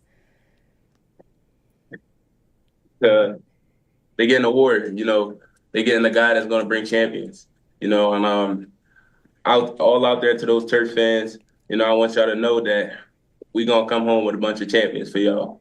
So that's what I got to say for y'all. I love it. Nothing else needs to be said. Zahir Mathis, congratulations, and thank you so much for allowing us to be a part of your big day. Thank you so much. I love it. All right. There you go. Zahir Mathis officially headed to play his college ball at Maryland. Thankfully, we got some very smart analysts sitting next to me here in studio, so I'm just going to ask, what did Maryland add with him? A guy with a ton of upside, right? Cooper was just down in Mobile at the Senior Bowl. He's going to be out in Indianapolis at the scouting combine. You drop Zahir Mathis in the measurements day, scouts are going to be drooling, right? It is green numbers across the board. Now, the thing with Zahir Mathis, he's got to match the effort, the physicality, the technique with those elite physical specs. Junior, senior season, just a combined 6 sacks. With that being said, we saw him in Orlando at the Under Armour All-America game. I thought something kind of clicked there, right? So he's going to need some time, a developmental semester or two. But if you are Maryland, right, Mike Locksley needs to win games. This is a huge addition because Zahir Mathis, he's in the transfer portal. Huge price tag. So it's a big pickup for them. And the recruiting class now inside the top 25. We like a lot of the parts that Maryland has coming in. Good thing about Zahir Mathis and for him is, Andrew mentioned the lack of production, but you think about Shamar Stewart, who we talked about a lot, right? Former 5-star, Texas A&M, I think had a sack and a half this past year, projected top 15, top 20 draft pick, right? And the biggest thing is when you have that length and that combination of athleticism off the edge and you have the ability to impact the quarterback. I think of like Princewell, Uman Mielen, one of our top players in the transfer portal, another guy that only had one single sack this past season. But if you don't watch the game, you don't understand the impact that these guys can have on it, especially with that combination of length, athleticism, explosiveness off the edge. And when you watch Mathis, that's what he has. And the other thing, when you're watching him in the interview, a little bit wider than you think. I think the biggest thing is maybe the lower body mass. How's this guy going to play against the run consistently in the Big Ten? Nonetheless, to Andrew's point, with Mike Locksley, Maryland, done a really good job coming off a critical season when they were 4-8. They had to bounce back, and they've done some really nice things. You can tell this guy has scouting in his blood. You're taking a look at the specs while I'm like, oh, he thanks Grandma. That's so sweet. I can't hear anything, so that's what I'm looking at. No, it was fantastic. He did mention, too, that Loxley's going to put him maybe in some uncomfortable situations, too, maybe playing some outside linebacker or something that he was like, wherever you want to put me. He even mentioned that being uncomfortable is something that will help him grow. So he's got that mindset, too. And speaking of the Big Ten, we're going to get to some of the top classes in that conference. But before we dig in, we want to mention some of the schools that are maybe on the outside of the top 20, but still have some fantastic players coming into the Big Ten. So let's hand it over to our friend Blair Angulo for that. Thanks, Cooper. Let's continue to spotlight some teams outside the top 20 in the Big Ten Conference. And Alan, let's begin with Nebraska. It seems like Matt Rule has really gotten his footing there in Lincoln. Yeah, they had momentum at the end of last year's class, obviously, with signing a guy like Dylan Raiola. Were able to carry that into the spring and summer and got off to a really fast start in this 2025 class, and then got a tremendous boost early in the season when they had a tremendous home game atmosphere against Colorado. That was one of the big wins of the early season, and recruits were just raving about that atmosphere, and that allowed them to add some new commits to the class, also flip a couple guys like Alabama commit Dawson Merritt, who had gone away from the Huskers. They kept chipping away with him. They did that with several guys in this class. Isaiah Mosey was a flip from Oregon. So Nebraska always stays dangerous in these recruitments. They recruit till the very end. They do the same in the transfer portal with recent additions like Rocco Spindler. He and Elijah Pritchett are a key part of that transfer class as they fortify the offensive line. So top to bottom, I really like this Nebraska class. I think they have some instant impact guys. Really like their front seven class with Merritt and Christian Jones, but I also think there's some guys who down the line are going to pay big dividends. Sean Hammerbeck, 4-star out of the Dakotas, who I think can be a draft pick one day. So a really great blend here of instant impact and some guys who I think will make an impact more in year 2 and year 3. A program that continues to rise and transcend, I think, from a recruiting standpoint, with a lot of prospects having a lot of interest in taking visits there. Brian, I know that Maryland is a program that is attracting a lot of interest up and down the East Coast. What did you like about their recruiting class? Well, first of all, I think they got a quarterback that can be the cornerstone for years to come. I think in Malik Washington, he's our number 5 quarterback overall. I think when you look at him, big athletic kid, also a really good basketball player. I don't think he's going to be ready from day one at Maryland, but he's a guy that knows everybody in the region. He's a very likable kid. He's personable. He'll get into school and really dive into the playbook. And I think for me, when you look at Maryland, they were looking for quarterbacks. They're still looking, did they find a guy in the transfer portal or not? But when you're looking to build a program, you want to sell a quarterback, and they were able to do that. He committed in June, but I think everybody knew he was heading there by maybe mid-April. And then the other thing I like, and I think this is something we're going to continue to see with maybe not the Blue Bloods, but with some others, Maryland went out in the region and got some really good players. And you can count on NIL with rev share coming up. That kind of stuff can even the playing field. And you look at, they got a really good offensive lineman, Jalen Gilchrist, out of Virginia Beach, and they beat South Carolina for him. And there was some NIL involved with it. They did that. They got Messiah Dolhome out of Virginia, kind of like the Northern Neck area, Newport News. I like him. He missed a lot of the season with an injury.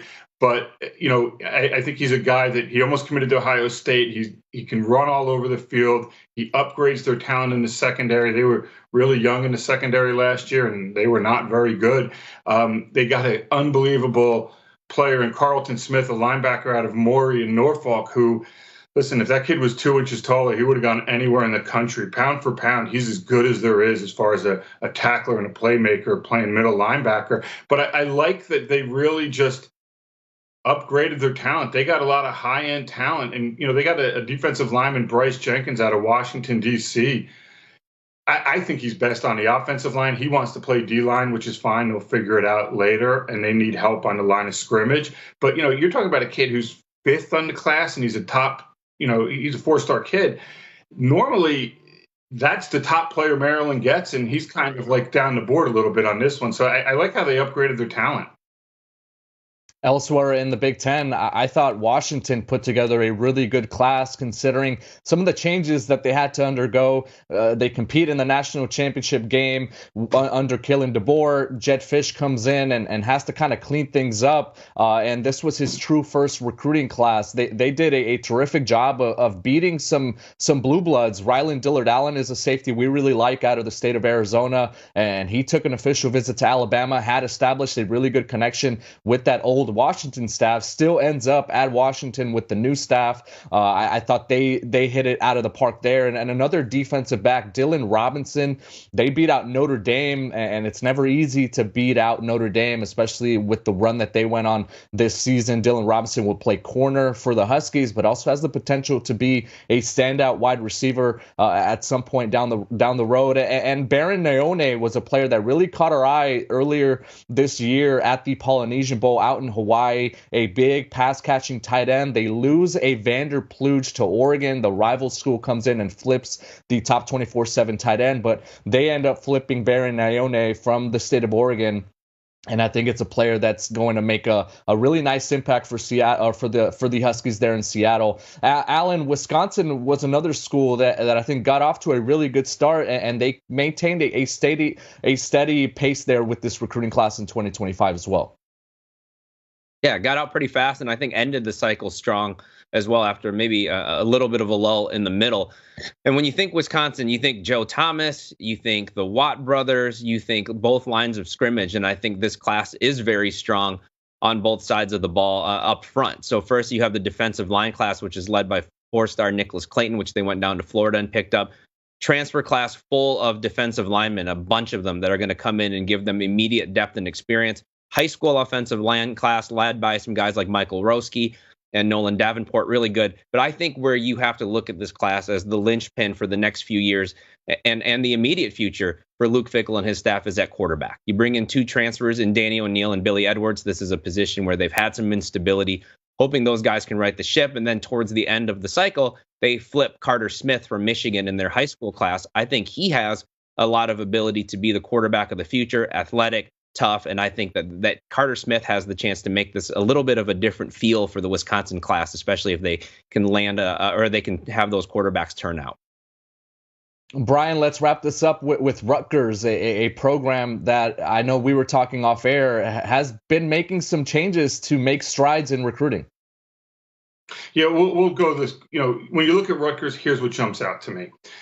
They beat schools and they held off South Carolina for Michael Clayton, Penn State for Robbie Johnson. Braxton Kyle, Georgia and Texas were involved. Isaiah Deloach, North Carolina State was involved. Indiana was involved. My point is NIL, rev share moving forward is going to be an equalizer in some of this. And Rutgers went into places they usually don't go into and got some of the top players in their class because these kids are interested in playing in the Big Ten and they know no matter where they go, there is going to be some kind of money there.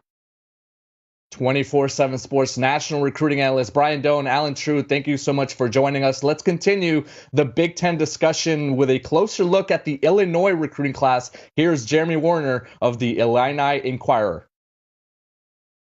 For years, Illinois football had to hold its breath leading into signing day because as they struggled at the bottom of the Big Ten, a lot of better and bigger programs would come in and try to steal their top prospects. Well, Illinois has flipped that script as they were able to flip a lot of commitments, especially after a 10-win season and a Citrus Bowl victory over South Carolina. That's what really stands out about this class for Illinois. Of the 21 prospects they signed in this class, 9 were flips. While some of those were Group of 5 or FCS prospects, Illinois was able to flip 5 players from Power 5 programs. It started in the summer as Illinois flipped 3-star defensive back R.J. Jones III from NC State, also flipped 3-star edge rusher Eric Gale from Cincinnati. But as Illinois started to win games in the fall and some of their competitors lost games, they really ramped it up.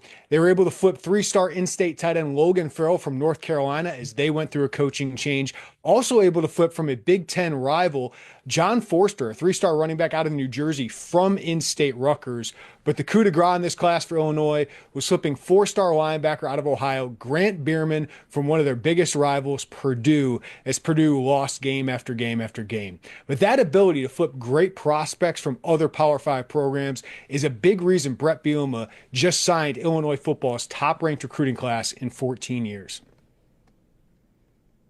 A lot of excitement for Illinois coming up in 2025, but thank you to our friend Jeremy Warner for helping dissect what the future of Illini football looks like. You can check out more of his work on the Illini Inquirer. They have the number 12 recruiting class in the Big Ten. You heard our guys, Blair Angulo, Alan True, Brian Doan, talk us through some of the impressive Big Ten classes. One of the dark horses in the group, of course, got to got to shout out Rutgers here. A fantastic group that they've been able to put together, but there's just tons of talent headed to the Big Ten in so many different classes. You see the ones at the top there. Don't worry, we'll hit on those top classes in just a bit.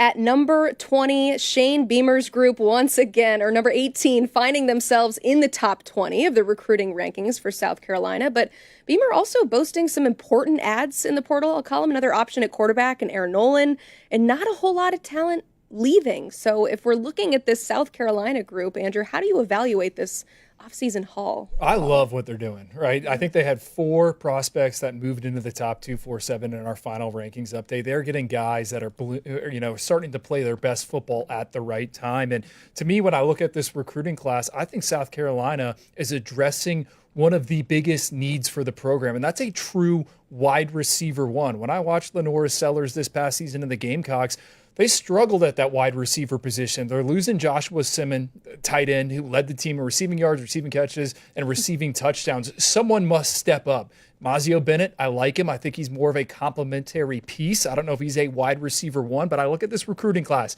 Malik Clark, Cooper, I love him. Donovan Murph reclassifies, excellent at the Under Armour All-American game. Those are 2 big framed wide receivers with some speed that can win on the outside. They also get Brian Rowe, Lex Cyrus. 4 4-star wide receivers. I like that because Lenore Sellers needs weapons, and Aaron Noland is eventually going to need weapons. Forgot about Nicholas Harbor too, right? That former 5-star. It's time for him to grow up. We got to take the training wheels off of Nicholas Harbor. But what South Carolina did to complement what Andrew talked about via high school and what they've done in the transfer portal, he brought up Aaron Nolan. He brought it up with Clemson. Clemson is very diligent with their quarterback offers. That was one of the guys that they had offered out of high school. South Carolina being aggressive here, going to find the heir apparent to Lenora Sellers, who's probably done after this season. Obviously a guy who's going to continue to see his stock rise just with the caliber of athlete that he is and the play that he's been putting on tape as well. So they add Aaron Nolan, the piece at quarterback, but they also add Rasul Faison, maybe one of my favorite players in the entire transfer portal. He comes over from Utah State, coming off of a 1,100-yard season, and Rocket Sanders was such a big piece for them, especially in the ground game. So I like what South Carolina's done. I got to give some praise to what they've done on the defensive side as well. Brandon Sissy, they get from NC State, maybe one of the more position-versatile secondary defenders. And Drew, another guy. How about Gabriel Brownlow-Dindy as well? Justin Okonkwo, they bring over from Alabama. So they've done some really nice things. And Jalen Brown, I want to mention, this is a guy that we were really high on coming out. Signed with Missouri, played less than 40 snaps last season as a freshman. What South Carolina has been able to do with their edge development at that pass rushing position, now you get a guy like Jalen Brown who's going to have some more opportunities next season. I think this is a high upside acquisition that not a lot of people are talking about, but that could serve huge dividends for Shane Beamer and company. So the way that these teams, we talked about it, they're improving, getting better and better each year in terms of how does the high school side service, and then how does the portal side service in terms of how do we balance short-term, long-term expectations. You said Nick Harbor needs to take the training wheels off. What does that mean to you? It means that when he came out, me personally, I thought he was a defensive end. And that means that when you're talking about a player that has his type of size, athleticism, runs the way that he does, as a junior had 17 sacks, he could reach 3/4 of his potential at the collegiate level, and he'd be in the conversation for the number 1 pick in the draft. Instead, he wanted to play offense. Now, South Carolina had to get him there. So what happens when you're dealing with these type of players that are that caliber, you're going to have to tell them whatever they want to hear. That being said, Nicholas Harbor is playing offense. He obviously has to balance his track and field resume as well with what's going on there at South Carolina. But this is a guy that was not a natural pass catcher. He's a vertical field stretcher. He's going to have to settle in, and this is year 3. It's time for him to make a jump, right? He is a big body that has all the physical traits in the world to be really, really successful. And Andrew talked about it. There's a void there. They need him to somehow find a way to find a niche to impact this team offensively, and I think he's more than capable of doing it. I want to see if he's got it in him. I think it's safe to say South Carolina outplayed their expectations from last season. Now they're going to have them going into this season. But when you look at the talent that they have, where do they stack up in the SEC? Is this a contender here? I think they might be still a year away, right? But it is headed in the right direction. Me and Cooper were talking about that. Shane Beamer wasn't too long ago. Hey, is he the guy for South Carolina and how they've acquired talent? We talked about the wide receiver position. How about the pass rush, right? Dylan Stewart. We've just talked about South Carolina for 5 minutes. We didn't bring up Dylan Stewart. Had one of the best freshman campaigns out of anyone in the country. South Carolina last year tied for 10th nationally in sacks, 41 of them.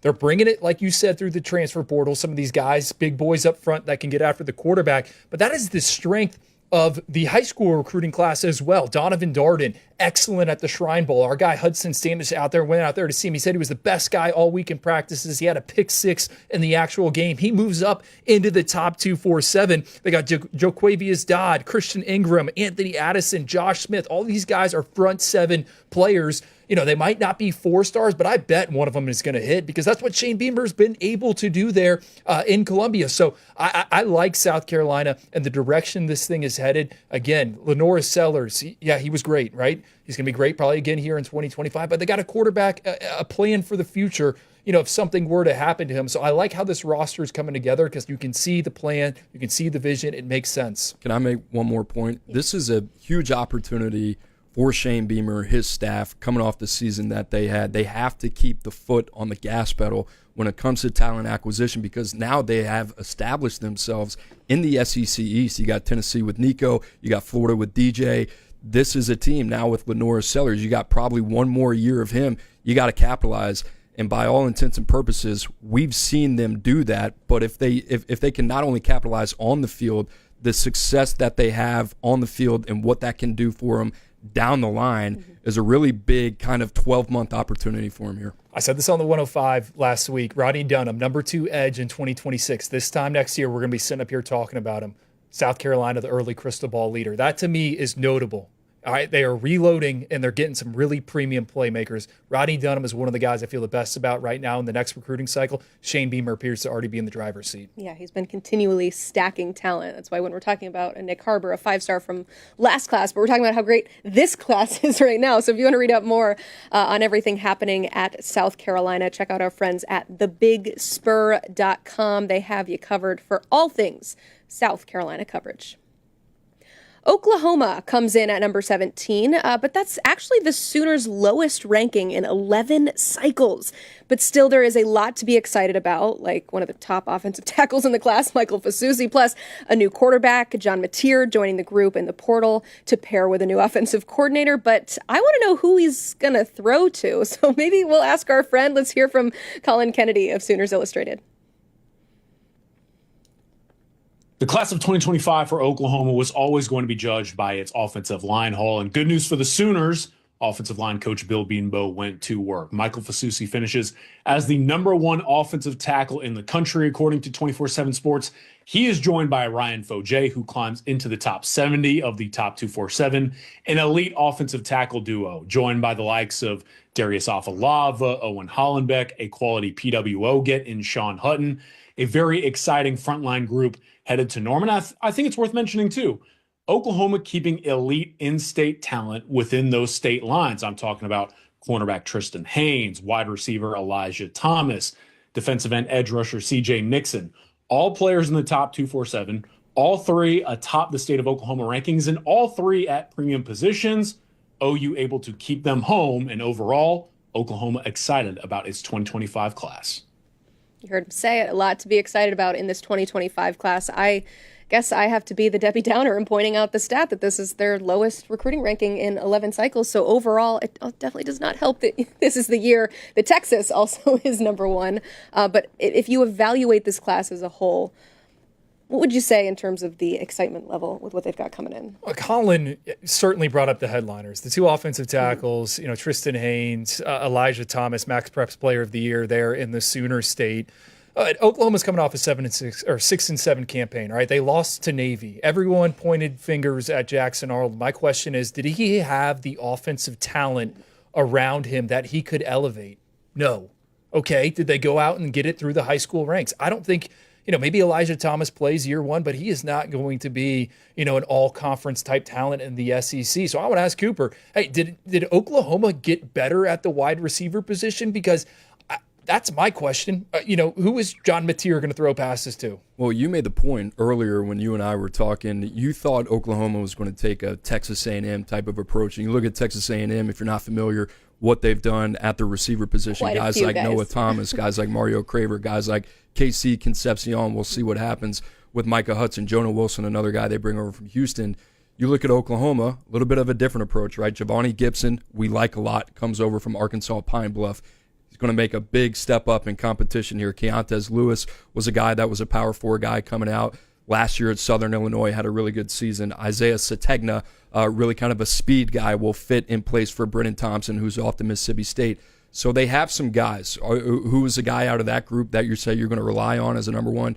I don't know. That being said, I'm going to talk about John Napier for a second, right? Because he ranks number 5 in the transfer portal.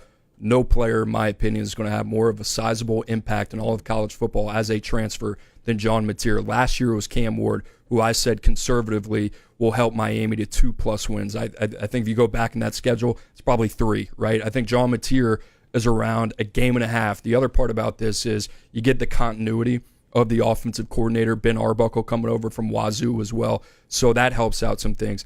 Andrew mentioned, what did this offense look like last year? Was Jackson Arnold put in the best position to succeed? And let me say this, Jackson Arnold left a lot of food on the table as well. He's part of the problem last year too. But you look at the offensive line, all new faces. You look at the receivers, Nick Anderson, Jaleel Farouk, Andrell Anthony, all banged up, injuries, no continuity there as well, no continuity in the run game.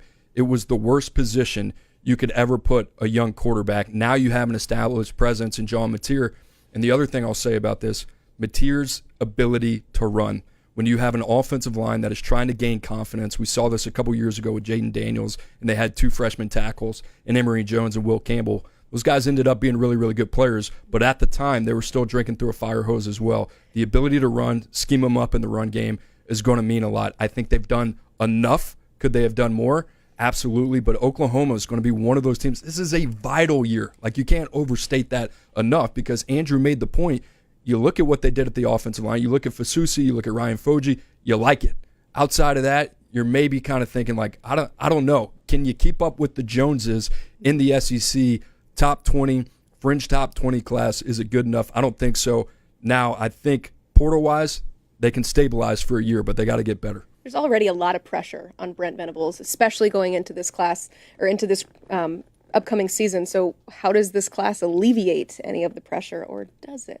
Well, Michael Fasusi's a guy we love, right? And I know we just kind of talk down what Oklahoma's done from a talent acquisition standpoint. There's a reason why he finishes our top-ranked offensive tackle. Yeah. We think we're comparing it to what Oklahoma has been able to do in the past, though, and what they need to do this season to alleviate some of that pressure. Well, they got to win standards. They got to win games, because that's going to help them on the recruiting front, right? And there's a play caller change. Brent Venables, he's 22-17, right? You brought up the fact that one of their primary rivals is Texas, has broken through, and especially in year one in the SEC. So I think for me, Cooper used the term stabilize. Yeah, they got to figure it out, right? And they got to get some of these young guys going. David Stone, former 5-star that's sitting there. PJ Adebawore on the defensive side of the ball. Brent Venables, when he was at Clemson, he was known for, these creatures up front that were turning into NFL draft picks. Where are those dudes on the defense?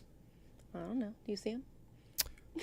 Wait and see. They certainly have some parts. I mean, you look at Oklahoma, what they did last year. I think maybe some people will look at the Alabama game as an outlier. I think you just want to see more consistency game to game, but quarterback was obviously a mess. I think they addressed that. They get a new play caller as well. They're going to be better. Is it going to be enough if you're an Oklahoma fan to say, hey, long-term we feel good about the outlook of this program and what that looks like? And you mentioned it, David Stone, PJ Adebawore, some of the biggest pickups that they've had. Now, granted, guys like R. Mason Thomas have emerged as well, and they have some really, really good young parts there. But they got to take a sizable step, and I'm kind of in between. I don't know if they've done enough, but they have some really intriguing parts. Yeah, and Oklahoma has another incredibly challenging schedule up ahead. I mean, that is, of course, life in the SEC, but the Sooners in particular, no favors doing to them. Hey, SoonersIllustrated.com is the place to be for all things Oklahoma. Our friend Colin Kennedy and the whole crew there will have you covered all throughout the offseason and, of course, throughout this make or break, I'm calling it, Oklahoma Sooners 2025 season. Portal King Kiffin. Hey, he's also put together a pretty solid recruiting class. It says a first official group within the top 20. Ole Miss coming in at number 16. They're led by the number 7 wide receiver, Caleb Cunningham. But once again, the portal, it does hold some headliners. They've got a top 3 edge and the top interior offensive lineman, Patrick Kudas. And of course, so much more excitement in this class. And we're excited to welcome in somebody that makes us excited too. This is our friend Smoke Dixon here. He's going to come and talk about some of these classes, starting here with Ole Miss. It seems like Austin Simmons is likely handing the quarterback keys, Jackson Dart to Austin Simmons. The Austin Simmons era officially beginning here. So where has Ole Miss set him up for success? Because there's expectations now in Oxford. Oh, I'm worried, right? Oh. And I like Austin Simmons, okay? Mm-hmm. I think me and Cooper on the 105, we were championing the Austin Simmons before anyone had seen him throw a pass, right? He got him there late in the season, took over for Jackson Dart when he got dinged up. He's really talented. All the buzz coming out of Oxford is, hey, this guy is the real deal. He has not started a game. Yeah. Right? You look at Ole Miss, what's coming back. Last season, Lane Kiffin, the Rebels, the Collective, they pushed all their chips in. All of them went in. Now they're losing 4 of their top 5 pass catchers, 3 of their 5 starting offensive linemen, their top 2 running backs, an NFL quarterback. On defense, we're talking about 2, potential first-round defensive linemen, multiple guys in the secondary. I mean, this is going to be a completely new look team. And much like, Florida State in 2023, they're going to have to lean heavily once again on the transfer portal. They've gone out and they've got a ton of wide receivers that have year-over-year production. Harrison Wallace comes over from Penn State. Deuce Alexander comes over from Wake Forest. Like, they got some parts all around here, but I have question marks about, hey, can this unit gel right away? Are they going to be able to contend? Because it's a lot of new faces in new places, and you got a really, really young quarterback. Austin Simmons is a double reclassification. He should just now be starting college. Wild. But he decided to step 2 classes. So, I got questions about what this is going to look like just because Ohio State, Notre Dame, they played for the national title. 18 of their 22 starters on both teams, 18 of the starting 22 were homegrown high school recruits, guys that they brought in through the high school ranks, signed, developed, allowed them, and got them on the field. We have yet to see a team that is, 18 transfer portal starters push all the way to the national title. It's the risk you run when you live in the portal, right? Yeah, that's the risk that you run when you're on the Lane train. But we all have to understand this. This is what Lane Kiffin lives for. An unproven quarterback. Remember when Bama had Blake Sims? Yeah, all they did was just make a magical run. When you have Lane and he's calling the offense, Austin Simmons is just good enough for now. You don't need to have him do the same things that Jackson Dart did year 1. And when you get a Deuce Alexander there, you get Harrison III there, you get veteran guys that understand how to play the college game. And if you give the wizard the playbook and he starts throwing up the plays on the sideline, yeah, we already know what it is. Lane is good for 3 touchdowns by himself by just marking you up. So all you have to do is be functional, get to where you have to get to in terms of wide receiver play, and they have enough there, young and some guys that's coming in order to do exactly what they need to do. And again, we all have to sit back and understand that going undefeated anymore in the SEC or college football is not what we're looking for. Mm-hmm. We're just trying to get in the top 12. And once we get into the top 12, anything can magically happen. And I think Lane Kiffin has that within him. So offense, I'm not really worried about. Defensively, what they did last year, they put it all together. With Wes Neighbors back there and Pete, magical couple that's got it together. They were so close to finishing in the top 12. There was that inexplicable loss down the stretch to Florida. But when you look at the windows of success, you kind of have to reframe your mind, because it's not necessarily we have this window open because we have this one player, we have this great group of players, because if you use the transfer portal, you can continue to bring in and widen that window. So how do you view this window of success opportunity for Ole Miss? Should they be right back in that top 12 conversation again this year? They're just like everybody else. Unlike what we saw when Bama and Georgia was rolling in Clemson, where everyone built their program, mm-hmm. This is almost like playing pickup basketball. How quickly in 6 months can you get the best 22 out there to win enough to get in the top 12 and to win 4 games if you have to in the playoffs? That's it. And I think Lane and Ole Miss, they've lived in this world. So they're just saying, okay, I don't think anyone's hitting the panic button over there. They're just going back and saying, you know what? This is what we do. All we have to do is to sustain this and don't have that letdown, that lane letdown, and figure this thing out, and we'll be just fine. I will say this, Pete Golding, I think ever since he's arrived there at Ole Miss, they've gotten much better when it comes to recruiting, identifying, going after like premium high school talent. Suntarine Perkins is a name that comes to mind. Mason Dunn, a cornerback here in the 2025 class. He was a big riser for us. Is the championship window still open? Again, I'm kind of skeptical about all the new faces. And Spoke brings up a good point. I mean, you could go around the SEC, you could go around the country. A lot of these blue blood programs, there are questions at the quarterback. Again, we've seen this arm talent for Austin Simmons. How fast can they gel? I think that is the theme for Ole Miss as we get into 2025. And the schedule sets up very nice for them, right? They don't face really, someone that they could potentially not be favored against until LSU in week 5. So you got 4 games to figure this out. Lane Kiffin, yes. What is Ole Miss's X factor? It is his schemes. It is his play calling. So they're going to have Austin Simmons in position ready to go. Just what does that offensive line look like? And then you said it, what does the defense look like? Because they are losing a lot of guys that are going to be playing on Sundays next year. You mentioned Pete Golding and how that can help with talent acquisition. Of course, when we talk Ole Miss and we talk Kiffin, we're going to talk about the portal, but I did mention at the beginning of the segment that it's his first official group within the top 20. So where have you sensed a mindset shift and maybe a more emphasis in bringing in high school talent with Ole Miss? We said it on the defensive side of the ball, right? Just there. Wide receiver is a huge question mark. I brought that up on the front end. 4 of the top 5 pass catchers, they're off. They're gone. They're out of there. Caleb Cunningham is the big win for them. He's an older wide receiver prospect in state. I think he's someone that has a chance to go right away. I call him a rack machine, right? He's a monster after the catch. Really good basketball player. You know that if you follow the 105, you follow our rankings. We want our pass catchers, these wide receivers, to also play basketball. Why? Because when you're on the basketball court, you're either going to go through someone, around someone, or you're trying to prevent someone to come through you, ball skills, all that stuff. He's a guy that we considered heavily for a 5th star. At the end of the day, just didn't have that spot for him. Never got that live exposure to Caleb Cunningham. He could be a factor year 1. He might be the wide receiver in the SEC that breaks through. Winston Watkins, Sammy Watkins' cousin as well, down at Venice High School. My wife went to school there. Excellent senior season, 94 catches, over 1,000 yards, multiple touchdowns. Also uses a Wildcat quarterback. They played him out on defense as a cornerback. We saw him in San Antonio at the Navy All-American Bowl, and he exceeded expectations. Hey, he's under 5'9". He's got big features, big arms, big hands. So those two could be some other guys that are weapons for Austin Simmons year 1 in 2025. Yeah, Smoke said the window is always open for every team when it comes to this era of college football. If you want to read more about all the happenings at Ole Miss, head to InsideTheRebels.com. They have you covered for all things Ole Miss football and basketball. They got a top 25 team. Hey, we want to pivot a little bit just to bring up this fantastic tweet here from, I'm calling him our friend, Jeremiah Smith.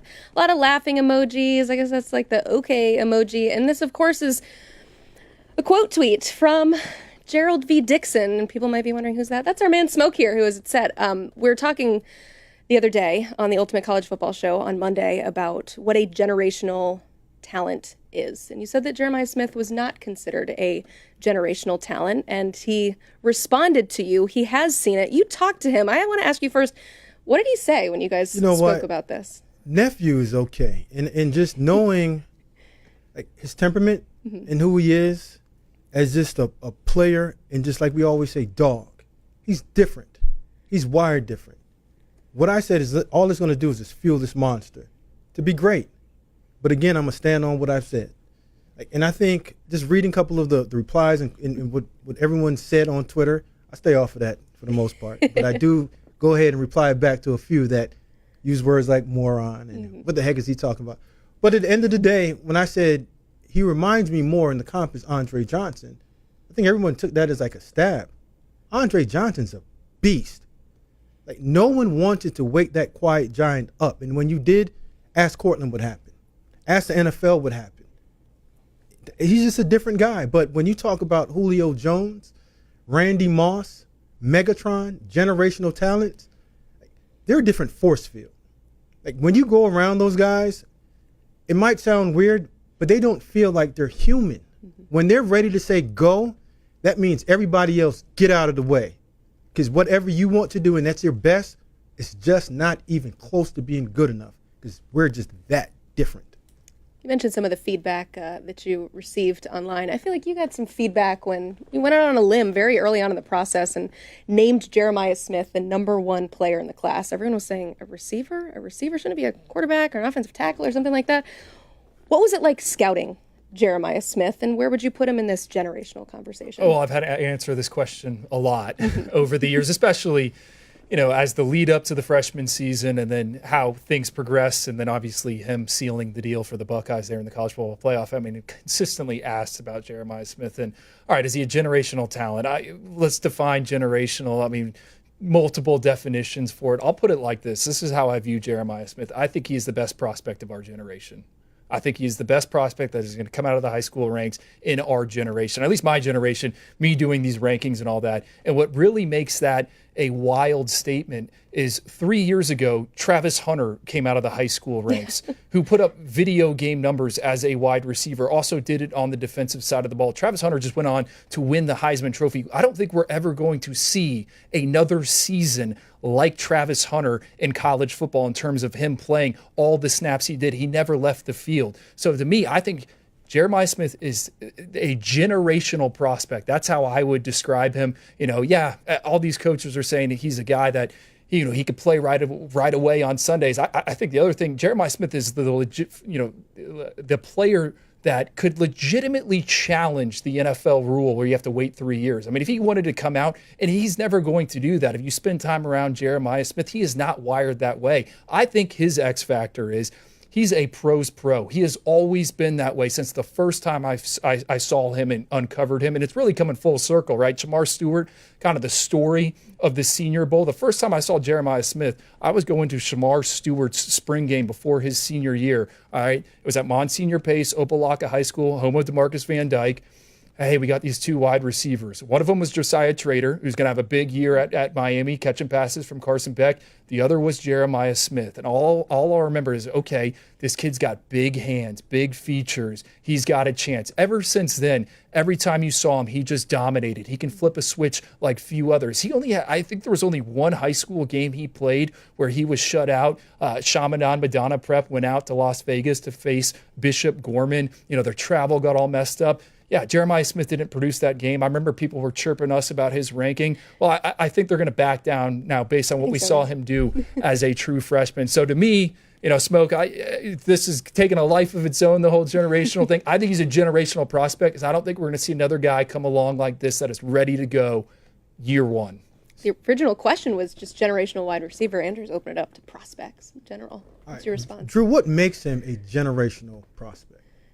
Well, he just won Ohio State the national championship. He just scored, 16, 17 touchdowns. I mean, has anyone else ever done that? As a freshman, help Ohio State win a national championship? Maurice Claret. I'm just saying, spend some time around him. The X factor is there. This guy is polished, right? You brought up with Cooper on Monday. What is he gonna run in the 40-yard dash? The only time we have on Jeremiah Smith is a 4.76 from when he was a young pup. I would bet a ton of money he's going to run a 4.3 in Indianapolis, and I'll also bet this. I'm down with that. Whatever you want to bet, I'll bet you. He is going to actually work out in Indianapolis because this kid's a competitor. He goes to everything. That is the X factor with him, right? You want to talk about controlling the narrative? Jeremiah Smith showed up to everything. He didn't have to do that. He played in the Navy All-American Bowl the day before he started classes at Ohio State, right? There's a ton of recruits that are watching this channel that are worried about their ranking and all this stuff. Control what you can control. Jeremiah Smith, what can he control? He can control the fact that he's a competitor. Everyone knows that about him, right? Yeah. So, speed, is that the knock on him? Yeah, we had those concerns when we were doing the evaluation process. You know what he did? He went out and he won a state title on the 110-meter hurdles and the 300-meter hurdles. Yeah, that's not the 100-meter dash, but you can make a case the hurdles are a lot more difficult than the sprints. That's a technical event. So strength and endurance. I would make that case. Yeah. Strength and endurance. I think he's going to go 4.3 at the combine. I think he's going to run at the combine because that's a guy. It's crazy. It's going to be a long time until we actually get to see him at the combine. But I love that the conversation that you had with him coming out of this was him saying, Smoke, this is just going to fuel me. He's built different from the mindset. And if anyone knows this kid, regardless of if you said generational, I say no, he believes he is that one. Mm-hmm. It's him. Yeah. So there's no knock on him. But I just really want to know when everyone says generational, just give me your definition of it. so we can put everybody into a box. All right. Because I think this thing gets moved a lot. It does, but we have a lot more to talk about here on National Signing Day. And speaking of a team that maybe would like a generational wide receiver, maybe even a 5-star wide receiver, they'd settle for whatever here with Penn State. Now they got to figure out how to stop Jeremiah Smith. But the key here really for Penn State this offseason has been retention. They're the number 15 class. The incoming players in the portal, not the flashiest, but they did add one of the top tight ends in Andrew Olish, who I know Andrew Ivins loves, and one of the top defensive coordinators in the country, and Jim Knowles. But it's who they kept, really. That's the story here. They're star quarterbacks, star running backs. They are back with expectations galore. Let's hear from Tyler Donahue from Lions 24/7 to kick us off. For Penn State, let's begin at the top of the class, and the guy who was a big rankings riser for us at 24/7 Sports, Malachi Goodman, offensive lineman from New Jersey, one of the premier offensive tackle, offensive guard players in the entire region. They bring him on board. He's going to be a two-deep consideration guy, and you think you could say the same about Andrew Olish at tight end. They lost an All-American in Tyler Warren. He's off to the NFL. Olish is a top 50 overall recruit. He flipped from Michigan late in the process. Big pickup, top overall player in Pennsylvania. They continue to stockpile talent in that position room. It's been a little bit different at receiver. They need some instant impact players there. And I think you've got to take a long look at Matthew Alden, who flipped from Virginia Tech, heading into his senior season down in Virginia. He's a key pickup, a guy who's already on campus, generating some intrigue. He needs to add some weight, but a long, talented receiver out of New York named Lyric Samuel. And then in-state, keep an eye on Tyke Hayes, running back out of the Pittsburgh area. They think he's one of the more underappreciated running backs nationally, and he comes into a room that still has Nick Singleton and Katron Allen, but you're looking for a next man up, and Hayes could make his case. All right, so I mentioned the retention was obviously a big part of it, and I think Andrew was making sure he knew who they retained there, talking to some of your friends over there. No, I want to talk about, though, just who they added. What has you so excited about what Penn State has done in this offseason? Well, it's like they went in without receivers and let two go, then what? but got two back. Okay. Now, the two they got back I really love. Devontae Ross, lightning in a bottle. This is what they wanted Omari Evans to be. And he wasn't. But they get an older version of that, a guy that they can just say, you know what, we're going to find a way to get the ball in your hands, and you become the difference maker. He does it on returns in terms of punt returner. He can line up in the slot and be very dynamic. And just for a small guy, it's a small guy that plays big.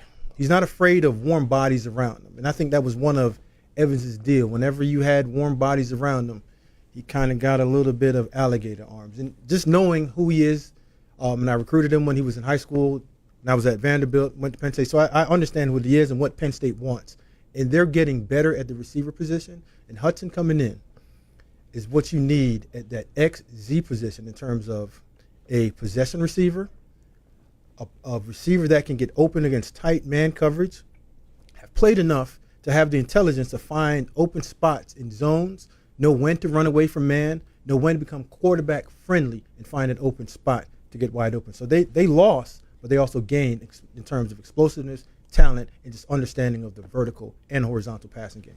Well, Smoke, I love that you love these two wide receivers, because I think that is the only question mark about Penn State, really, when we look towards 2025. And I think the Nittany Lions have arrived. And last night, as I was preparing for this show, I texted all my buddies. I'm like, get your Penn State futures in now. And they're like, what about the wide receiver position? Hey, I'm with you. I like Kyron Hudson. What he showed at USC, inside, outside versatility. Yeah, is he going to be an all Big Ten talent? I don't know, but he can get open, and he, raises the floor of that wide receiver position. To me, when I look at Penn State, this recruiting class, what they've done in the transfer portal, they have the deepest offensive line in the country. Phil Trotwine, I remember his days when he was wearing the orange and blue for the Florida Gators. He has done an excellent job up front. They returned 4 of 5 starters. Question mark is at the right guard position. It's going to come down to Cooper Cousins, our number 2 ranked offensive lineman last cycle, Jevin Williams, a former 5-star, and then TJ Shanahan, a transfer from Texas A&M. They are built. Drew Aller comes back at the quarterback position. Yeah,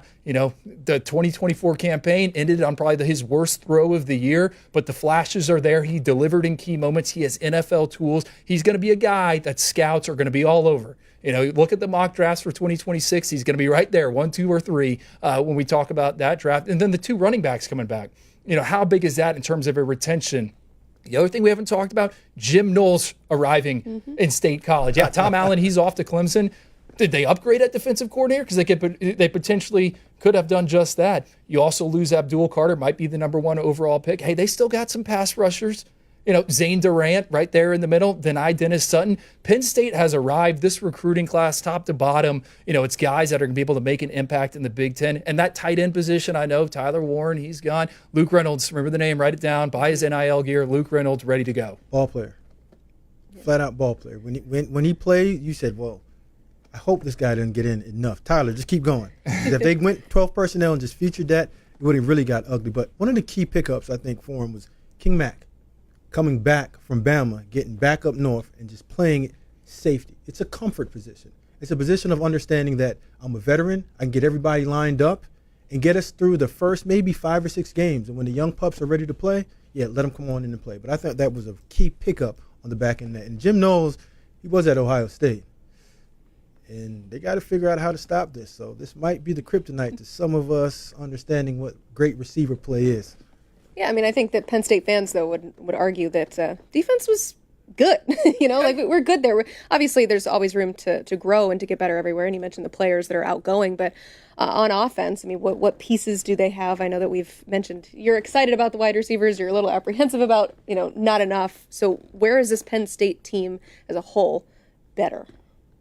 I think the offensive line, right? Like they retain these guys. Where are they better? They retain their top 2 running backs. We're in an era where you have to hold on to these individuals. They are paying them not to go to the NFL. Katron Allen, Nick Singleton, they are back. The quarterback is going to be improved. So where are they getting better? It's another year of continuity under Andy, the offensive coordinator there. The tight ends, Tyler Warren was awesome. But Penn State recruits the tight end position like other schools recruit the wide receiver position, right? That's where they invest a ton of the time and their resources. Andrew Olesh, he's coming in. He's the highest ranked tight end signing. They signed 4 of them. Matt Henderson out of Virginia. He could have been a 4-star prospect. Jeff Exenor out of the DMV. Matchup problem. He's a matchup problem as well. This is a kid that had mid-major college basketball offers. He was playing safety at 225 pounds. Like that is where Penn State tries to create the mismatches. Yes, they still have to figure out the wide receiver position. You look at the group they brought in, kind of leaves a little bit to be desired. But James Franklin, that staff, how they have built this roster, everywhere where you see a guy is leaving and going off to the NFL, I like the other person that's coming in, having scouted them coming out of high school. They continue to reload with blue chip talent. We talk about the NFLcation of college football right now. They are drafting extremely well, and these guys are going to be ready to go. Elliott Washington, that's a name a lot of people don't know as a cornerback, former top 100 player. They got John Mitchell, Antonio Belgrave Shorter, Darius Dixon up here on the screen. We just saw him. I've heard Darius Dixon's already running in the 2 deep, a kid out of Mater Dei. They went across the country for him. You think about the new look Big Ten. So, where did they get better? Continuity.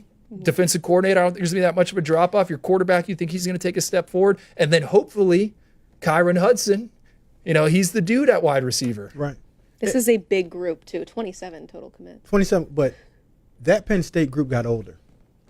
And when we look at it last year, Ohio State, that was an old team. They did that, yeah. Old is new. It's not the youth movement anymore. And when you get to the cusp of one play away from getting to where you want, it leaves a nasty taste in your mouth. And when you see a band of guys come back and just say, forget chasing the money in the NFL, this one hurts. It stings, and we don't want to feel this way anymore. Drew saying, I got you guys. You guys have a first-round quality quarterback. That's why you saw the wave of receivers wanting to come in. The offensive lineman said, shoot, I'm not going anywhere. Offensive coordinator said, listen, whoever wants me, I'm hunkered down because we have enough and more than enough to compete and win for a national championship. Andrew Kotelnicki's back. You've got Drew Aller, who could have gone to the NFL. He is back. So definitely a lot to be thrilled about if you're a Penn State fan. But the smoke said, driven by the way that last season ended as well. Still a lot left on the table. You can check out Lions 24/7 for all things Penn State football. Tyler Donahue and the whole crew does a fantastic job covering Penn State. To tell the story of this USC offseason, you really do have to start with what they're losing. I mean, 4 top 60 players in the portal have since transferred, including multiple former 5-stars, but they are still a top 15 recruiting class for a reason, coming in at number 14 this cycle. The main reason for that's got to be the number 4 quarterback in the class and 5-star Hassan Longstreet. But before we get rolling here, let's first hear from our friend Chris Trevino from USCFootball.com. One of USC's biggest signatures in 2025 is 4-star Texas wide receiver Tanuk Hines out of Dekaney High School. Hines is 6'1" and 185 pounds, but what really makes him special is his verified 10.45 track speed, which makes him one of the fastest wide receivers in the country. Tanuk actually could have played defensive back in college, and when you couple that with his speed, it's easy to see why he was a 2025 24/7 Sports Freaks List selection. Tanuk reminds us of Mekhi Lemon, USC's leading wide receiver from last season, and the projected wide receiver 1 for next fall. Tanuk is a little bit bigger, which helps him with contested catches down the field and faster, as he will be USC's fastest wide receiver on the roster next season. We expect Tanuk to contribute right away, not just on special teams, but USC's offense, as there are several contributors departing from the wide receiver room from 2024. Overall, Tanuk has a great chance to earn reps this coming fall for the Trojans. And we talked about it, the emphasis for this USC team is what they have lost. But overall, how do you evaluate this offseason for the Trojans? Well, I look at the starting 22, right, projected, and it's not as bad as you would initially think, right? Based on the tenor and the tone when talking about USC. Yeah, I mean, 15-11 the past 2 years, Lincoln Riley, 4-5 in their inaugural Big Ten season. Things are not going good. And I think from my perspective, like, what is the roster construction plan? That has been kind of the biggest question mark. USC has signed more prospects out of Texas and Georgia the past 2 recruiting cycles, 14 total, than California, 12. You look at that projected started 22, I think only like 4 or 5 guys are actually from California. So there is talent there. And I think the big thing for USC is there isn't going to be a ton of like expectations. Yeah, the pressure is on Lincoln Riley, but I think the opportunity is there for them to sneak up on people in 2025 and get the roster right. Chad Bowden comes in from Notre Dame. He did an excellent job of constructing that roster there. I think he's going to have a vision. Tom Loy has talked about it here in the 24/7 sports space. They are placing an emphasis on recruiting local talent here in recent weeks. So to me, expectations are going to be low. We'll see where the media, picks them in the Big Ten. I like what they have in the front 7. You like some of these wide receivers, Mekhi Lemon, Jacoby Lane. Like, there is still talent here. They can win some games, and I think it's going to give Lincoln Riley a chance to get the offseason right, to build the roster the right way and kind of recalibrate. Yeah, the question you got to ask is, how much more time does Lincoln Riley have? Mm-hmm. And the same question that we talked about with Ole Miss, where are you going to get this offensive production? You've lost your top 3 receivers. One of the most dynamic players is Zachariah Branch. He's out of there. Went to Georgia. Georgia. Miller Moss, your quarterback, gone. Quentin Joyner, gone. Kyron Hudson, gone. Deuce Robinson, out of there. So you've lost a ton. And we haven't even talked about what are they doing up front. They lost their best offensive lineman and went up north to Oregon. So it's a total reconstruction. And then when you go out and you get a general manager to come in, and you really don't have a relationship with that guy, it seemed like an outside hire because the world is looking at you and your boss, the AD, is looking at you saying, hey, listen, we don't believe in what you've been doing for the last few years of getting this roster ready to play Big Ten physical, knock your nose off physical football when it starts getting cold. So I think that's what you're looking at. And the alarm button, yeah, this is one that I would press it on and said, wow, can they win 3 games, 4, 5? How many games can they win in the Big Ten, looking at their schedule? Yeah, they'll certainly miss a guy like Emmanuel Pregnon, who went to Oregon, and Bear Alexander, although he's been all over the place, another kind of hefty guy up front. But I want to transition a little bit to the quarterback position because, you mentioned that Miller Moss now at Louisville.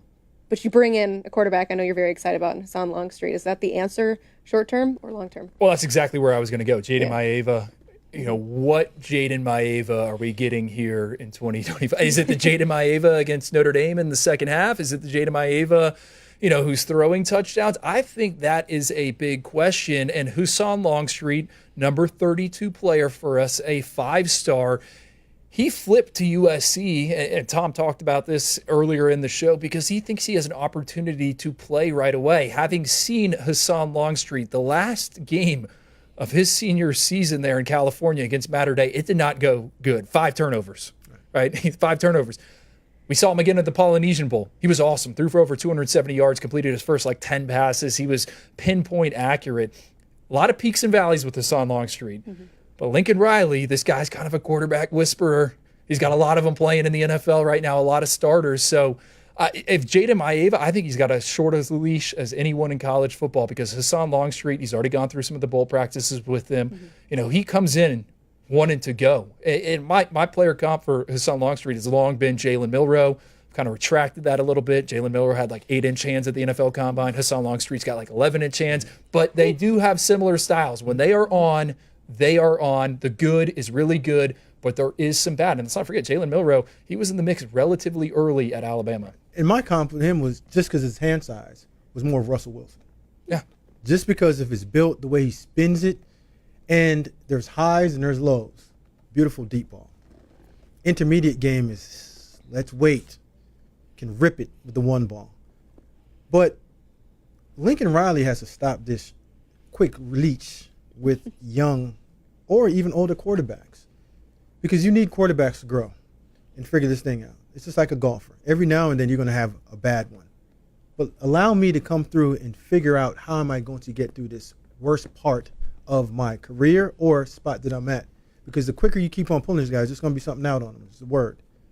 We can't get developed here because we don't really have a chance to get bad before we really get good. And that's every quarterback. I don't care who you are. There's a bad side to it, and then you figure out what the good is. And once you get good, you start repeating that process daily, and then that's when you get great. We saw the stat that Lincoln Riley has coached 3 quarterbacks to win the Heisman Trophy. He's the only coach that's ever done that. So I think it's an easy question to ask. What do you think about the marriage between this quarterback and this quarterback whisperer?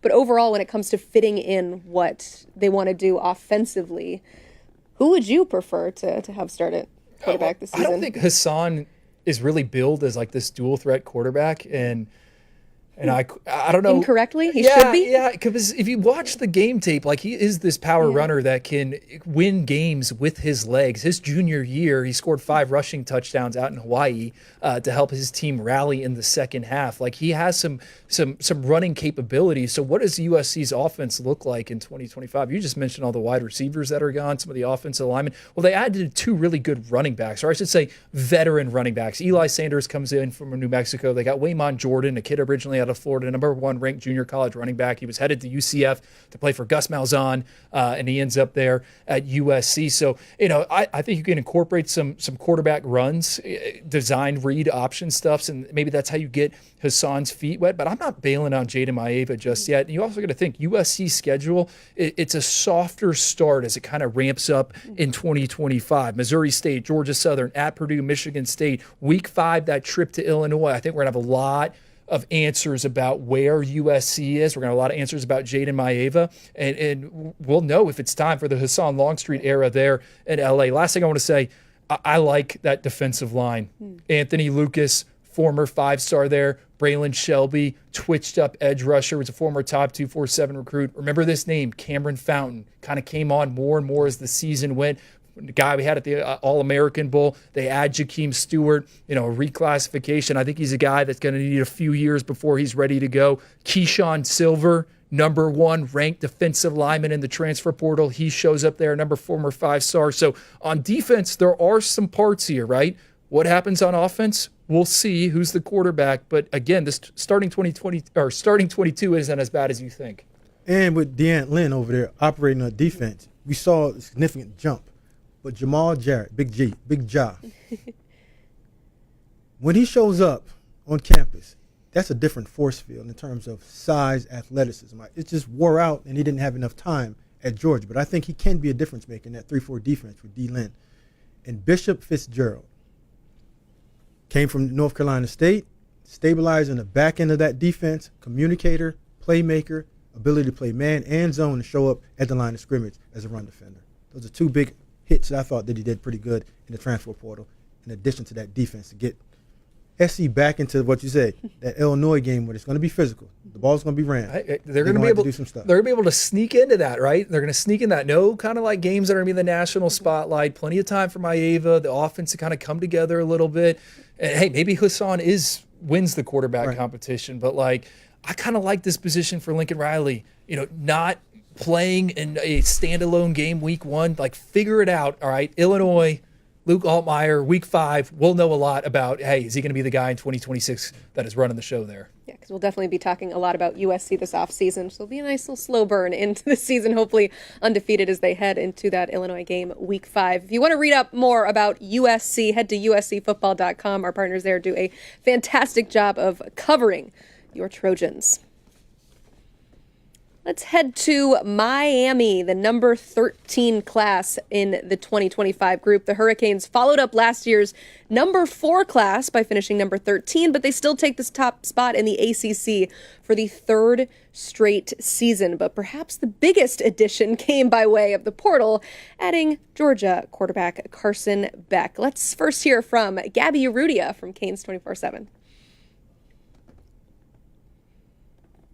Another successful recruiting class for Mario Cristobal and Miami, signing the ACC's top-ranked group for the 3rd consecutive cycle.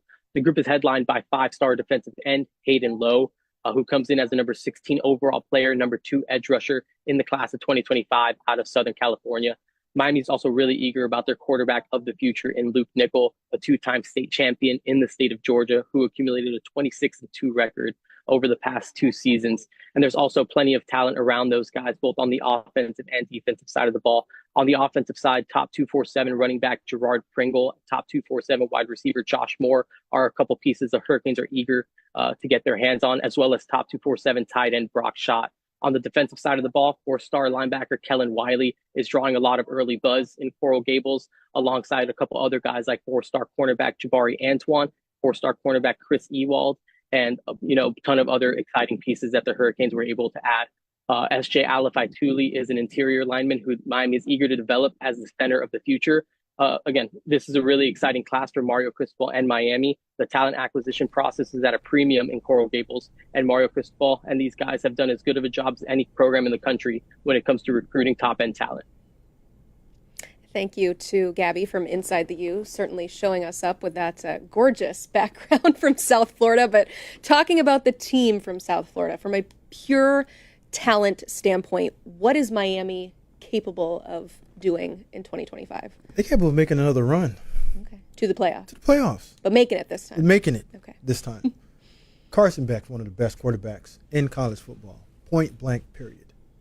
Now it's on Shannon Dawson to unlock him, to make him play more freely. Give him some easier throws, some layups. Move him a little bit. Don't keep him in the pocket as a statue.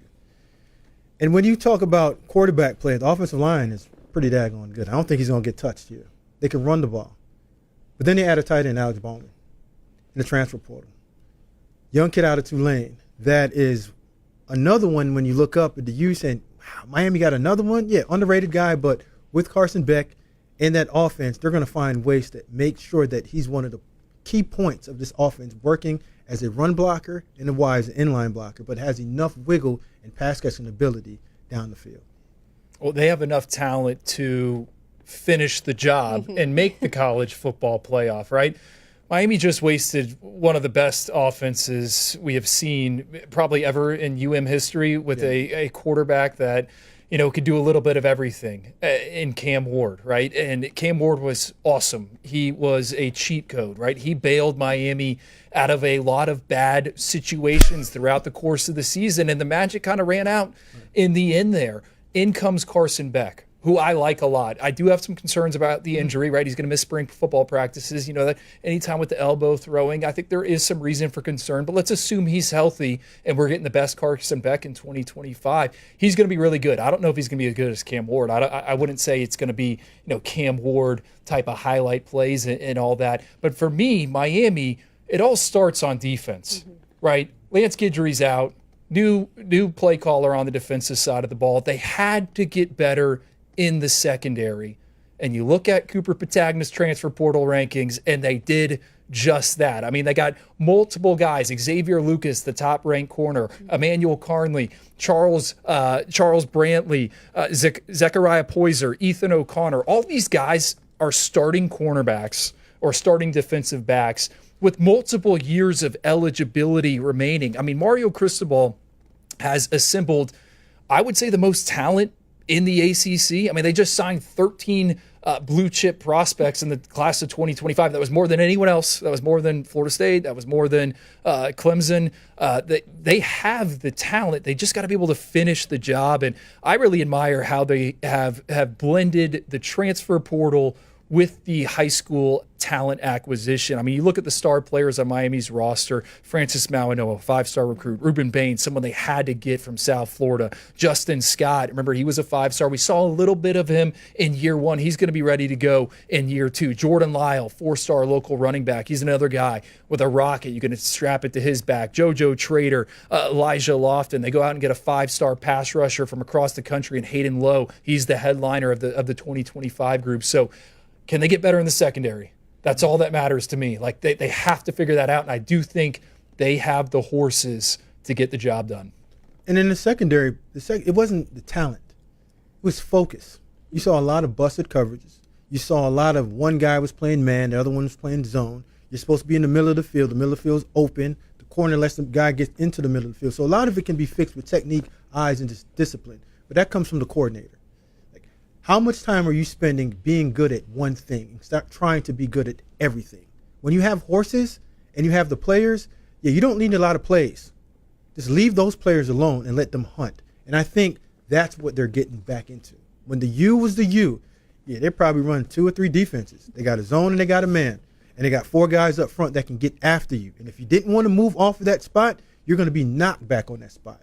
And when you ran the ball up the middle, those linebackers, one gap, came downhill, bust your head. And if you went outside, they scraped because they had speed to go get it. And when you put the ball in the air, there was tight coverage with playmakers at the safety position. And I think that's what they're getting back to.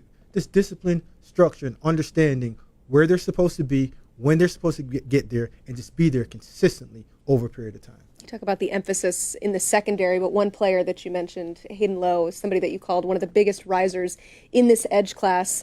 Is anybody in this group coming in the 2025 group an instant impact player? If so, who? Well, when you look at Miami's roster, you would think at the secondary, hey, maybe there's a guy that steps in there, but they went out and they got the veterans. They've addressed some recruiting issues that they had from previous cycles. I mean, Smoke, you just talked about, like, hey, run man and zone. All the kids in South Florida grew up playing man coverage. They've been doing it since they were 9 years old. So the fact that Miami let Xavier Lucas go to Wisconsin in the first place, now they got him back because of the transfer portal, but they need to do a better job, I think, of getting local defensive backs, right? But they have those. Wide receiver, they bring in some guys, Malachi Toney, a reclassification, Joshua Moore. They have some of those. Can any of those guys step through, or is it going to be more of C.J. Daniels who comes through the transfer portal? I think Hayden Lowe could play because he could be part of that back end of that rotation. We're talking about a guy who's relatively on the younger side, but as a senior, 16 sacks. We get him at the All-American Bowl. I was in a meeting, in October. They're like, hey, who do we have to get? I said, Hayden Lowe. I'm like, this kid is the best pass rusher on the West Coast. We have to get him into the game. We have to.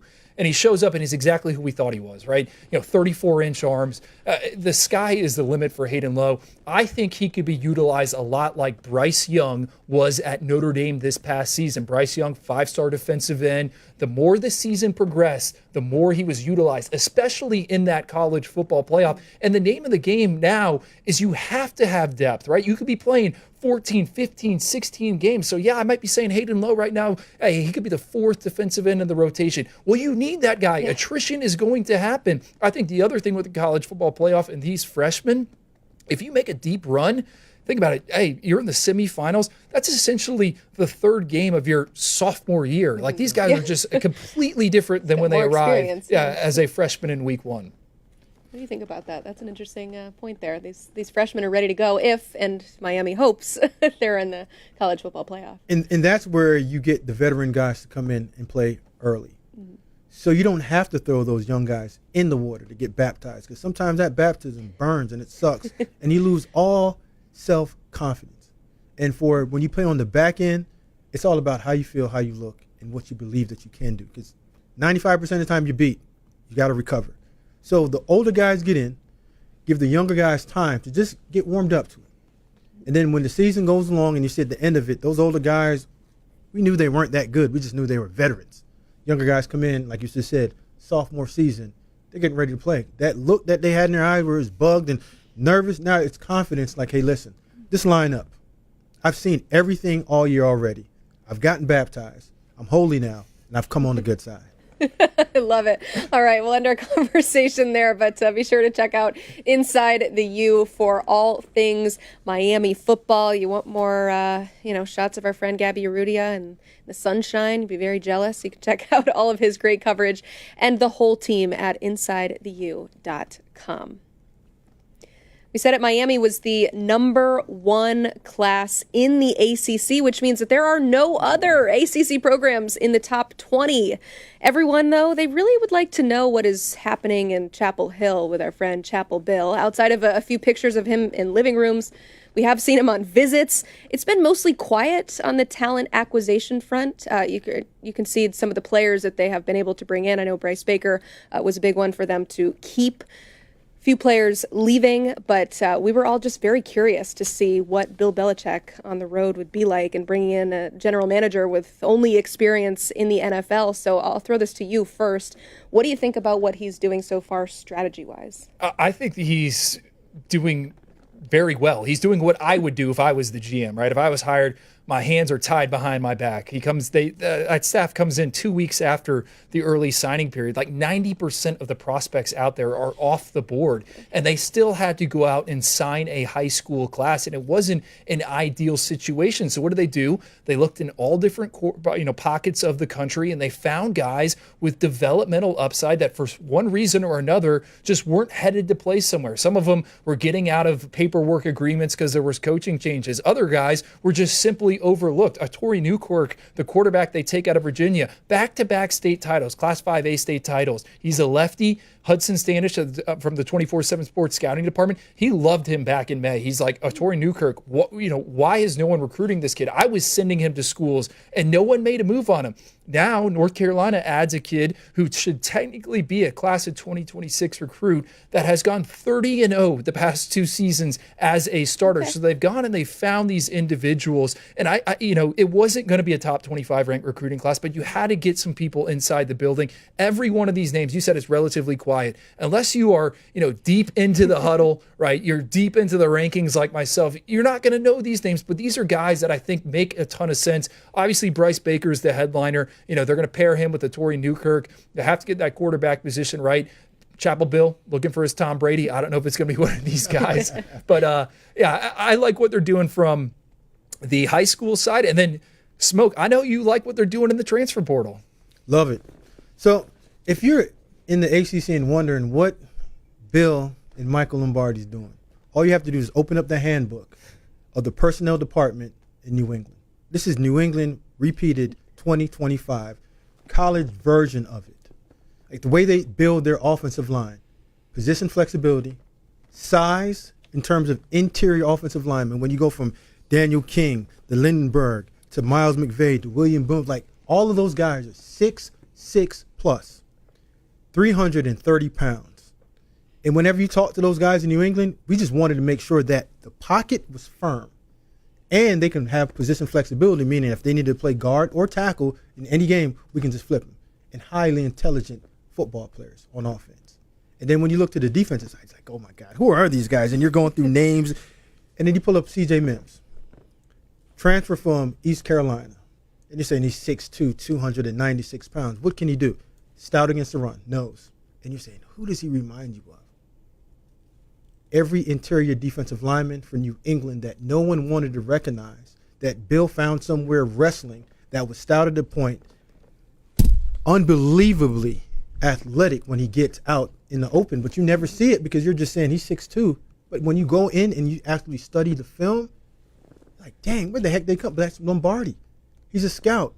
He's going to go to the extra level of finding guys that not highly ranked or coming from a P4 school that was a drop-down 5-star. He's going in the backyard in UConn and pulling out Bryce Yates, a 6'5", 265-pound, wiry defensive end that can just set the edge and an awesome pass rusher.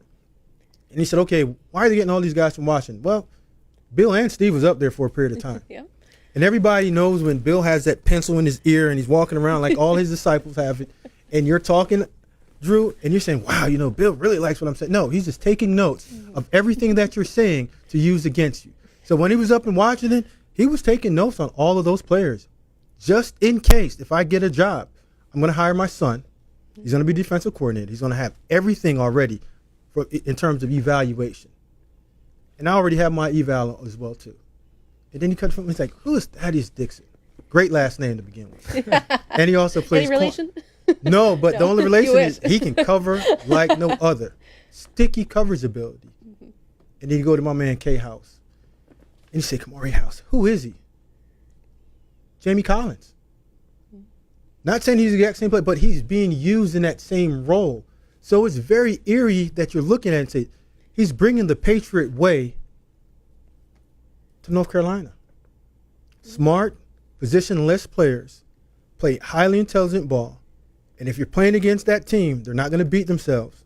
They're going to be able to play a 4-3 defense, 3-4 defense, bare front, stick man coverage, zone blitz you in every situation that you want to with the same guys out there. Come out in the first half with one game plan, second half with the second game plan, just because that's what they want and that's what they're building. So, yes, high school, they didn't kill it because they didn't have time to.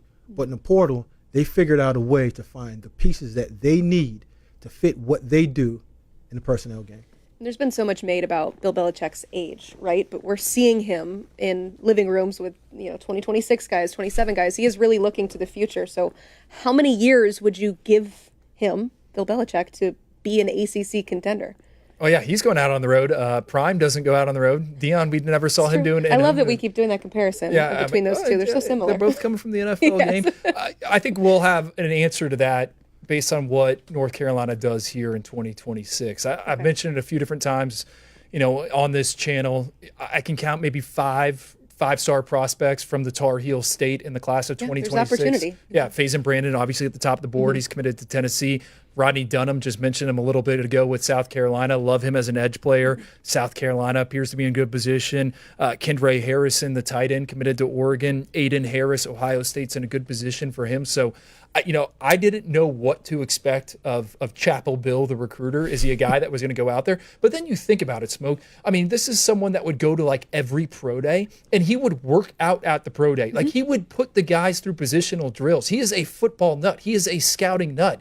He kind of loves this stuff. So it'll be interesting to see as he adjusts to the modern college recruiting game, what does a summer camp look like at North Carolina? I mean, Mac Brown used to have the freak show. That used to be one of the biggest camps of the year, like Urban Meyer's Friday Night Lights at Florida, like Saturday Night Live that Dan Lanning's got going on out there at Oregon right now that Mario Cristobal had started as well. Like, Are kids trying to show up to UNC and work out for him? I mean, why wouldn't you? This guy will literally coach you up. He's not going to be sitting in a golf cart. So, what's the runway?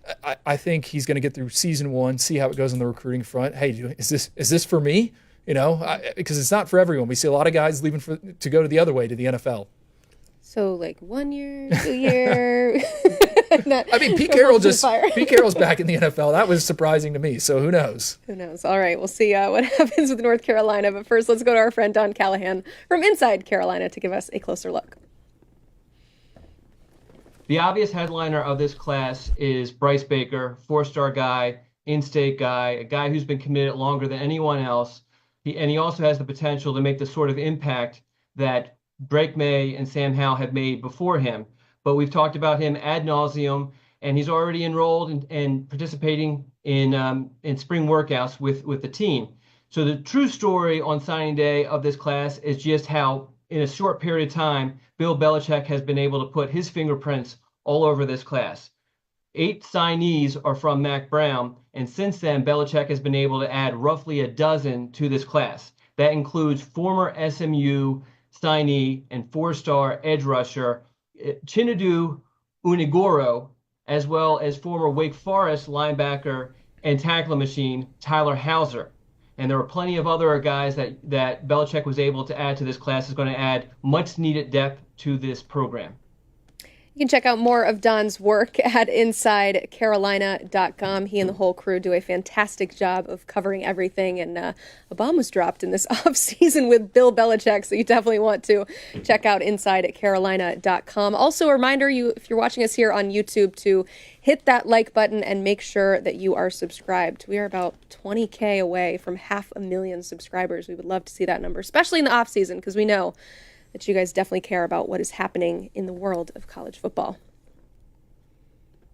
The Fighting Irish, they made it inches from the mountaintop by way of a national title appearance and decided that they liked the view from up there, so they put together the number 12 overall class. They're bringing in some top-end talent, some pieces in the portal, and of course, as we've learned, the key to success is focusing again on that retention. So as we welcome you back here in the studio, Cooper Patagna is here with us, so I'll start with you. I mean, what does this group of talent tell you about their ability to continue to stack on good seasons? Yeah, more of the same. And I think, Chad Bowden leaving, the general manager, going from Notre Dame to USC, sometimes I think you'd be quick to say, oh, that's a loss. And Marcus Freeman and his staff deserve a ton of credit, but what Marcus Freeman, Chad Bowden, the rest of the staff have been able to establish over the last couple of years since they took over for Brian Kelly, this is a result. I mean, you saw a national championship team that went toe-to-toe with Georgia, beat them all 4 quarters, and a team that beat a very well-established Penn State team that Andrew likes going into 2025, and quite honestly played really, really well in the second half and show what type of team they are as well. So they got a lot coming back. The biggest thing is they got to figure out what happens with Riley Leonard. It's going to be either Stephen Jelly or CJ Carr. And don't forget about Kenny Minchie either. I feel like a lot of people probably overlook him as well. So they add Malachi Fields. I felt if you look at the national championship game, they're not one position away. But I like the fact they were aggressive in the transfer portal, adding a guy that's got a ton of production over the last 2 seasons, over 800 yards in each season for the Cavaliers. He's a big kid, 6'3", over 200 pounds, really consistent. I love the suddenness, the combination, but he's got Velcro hands at the catch point as well. So he's going to give that passing attack a little bit of relief. You got Jeremiah Love coming back, and then Drew, I'm going to let you cook on the high school side, but the offensive line, they continue to add guys like Will Black. Anthony Knapp played really well as a freshman last season. Chris Burgess is another emerging guy. And Madden Faramo, the guy out of the high school side, they've done so well with these backers. I mean, you think about Jack Kaiser, Drake Bowen, Jalen Sneed. I think Madden Faramo is up next. I didn't even mention Kingston Viliamu also as well. So they're doing a heck of a job. I think Marcus Freeman has created a next man up type of program.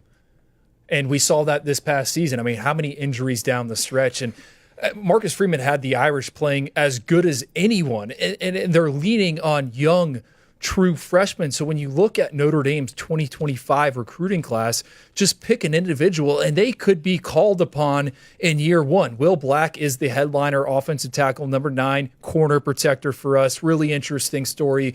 Kid originally from Canada. He's got a hockey background. He's a guy that continued to rise in our rankings, and he could be a potential right tackle at some point down the line. I mean, how good is Notre Dame's offensive line? I just gushed about Penn State and all the depth they had. Notre Dame essentially kind of pushed out 2 guys that transferred to other Power 4 programs are going to start there.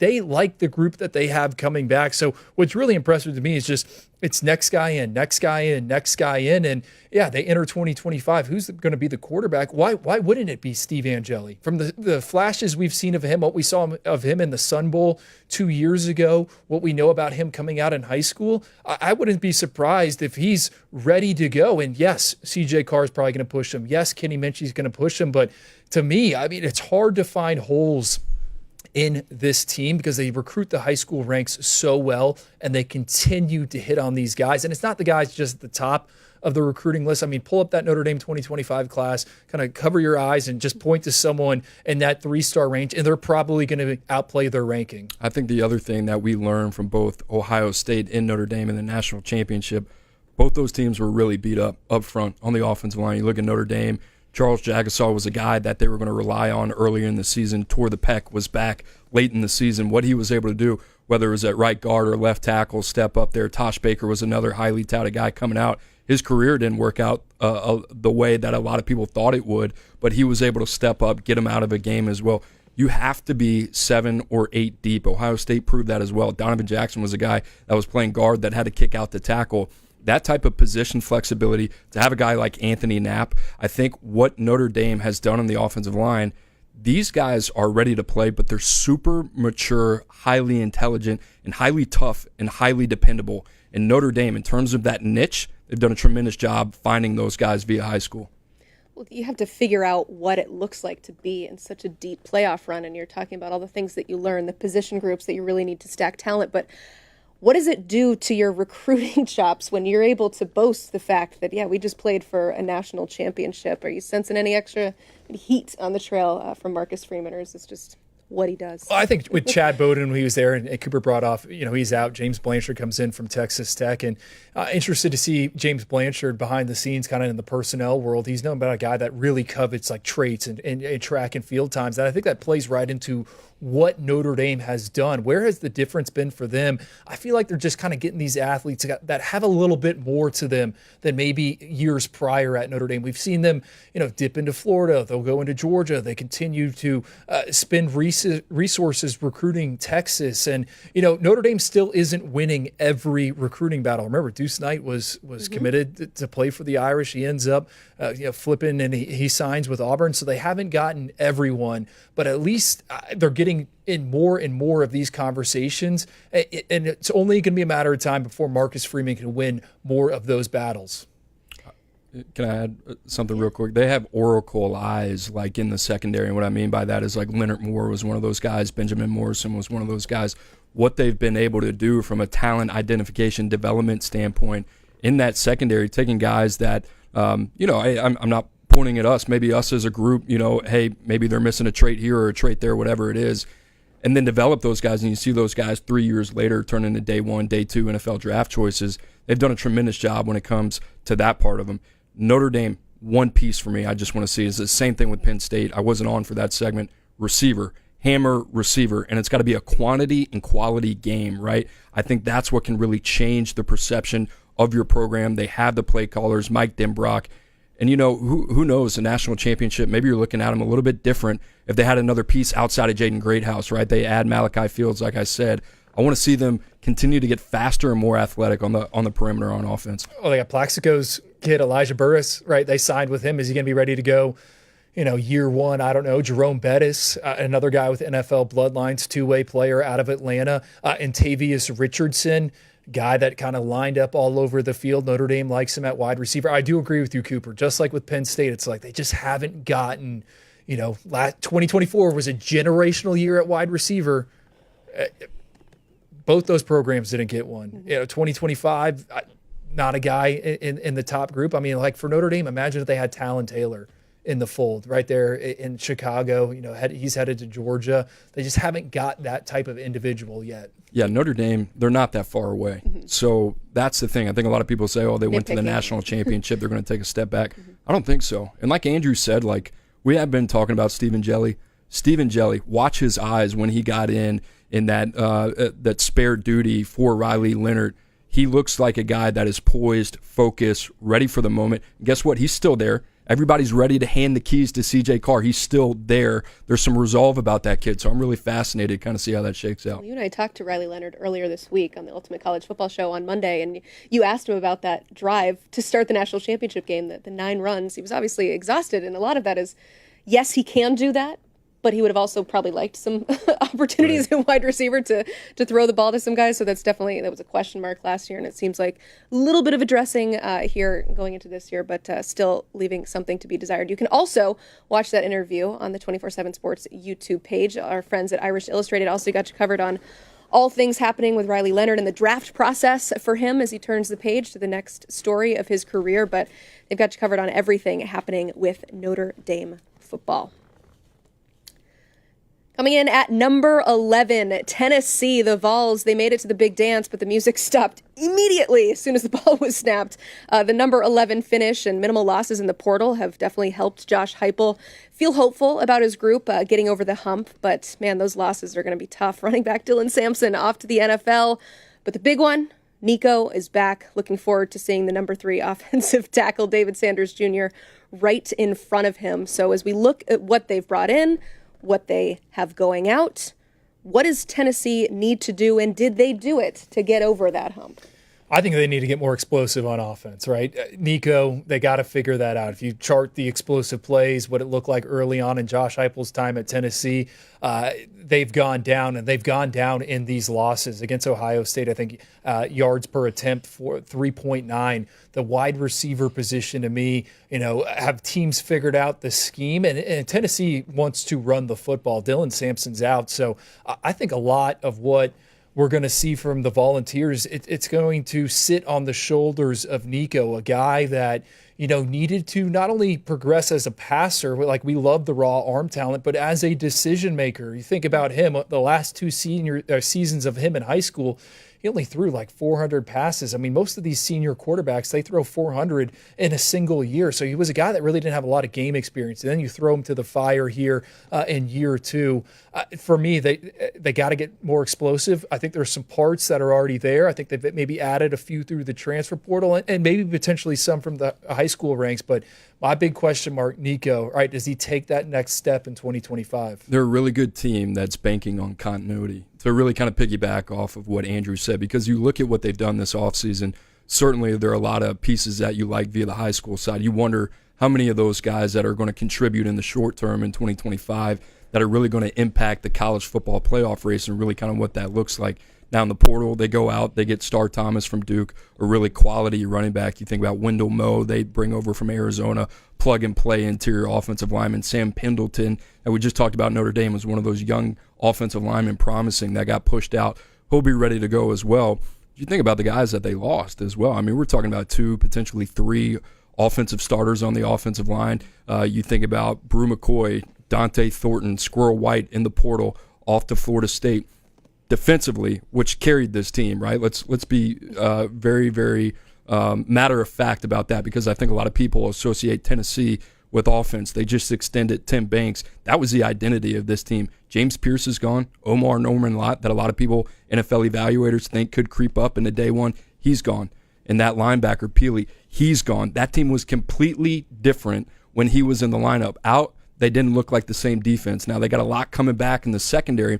But you look at Tennessee, and it's like Andrew said, what are you banking on, right? Because it really kind of looks very similar to what you had last year. And in a lot of ways, you're losing a lot of key guys. So it comes down, can your quarterback make this sizable step to where you're looking at that game versus Ohio State? And Andrew always asks this question, do you trust Nico Iamaleava to win a playoff game? And at this point, I don't know the answer to that question. Right now, if I had to bet on it, it's no.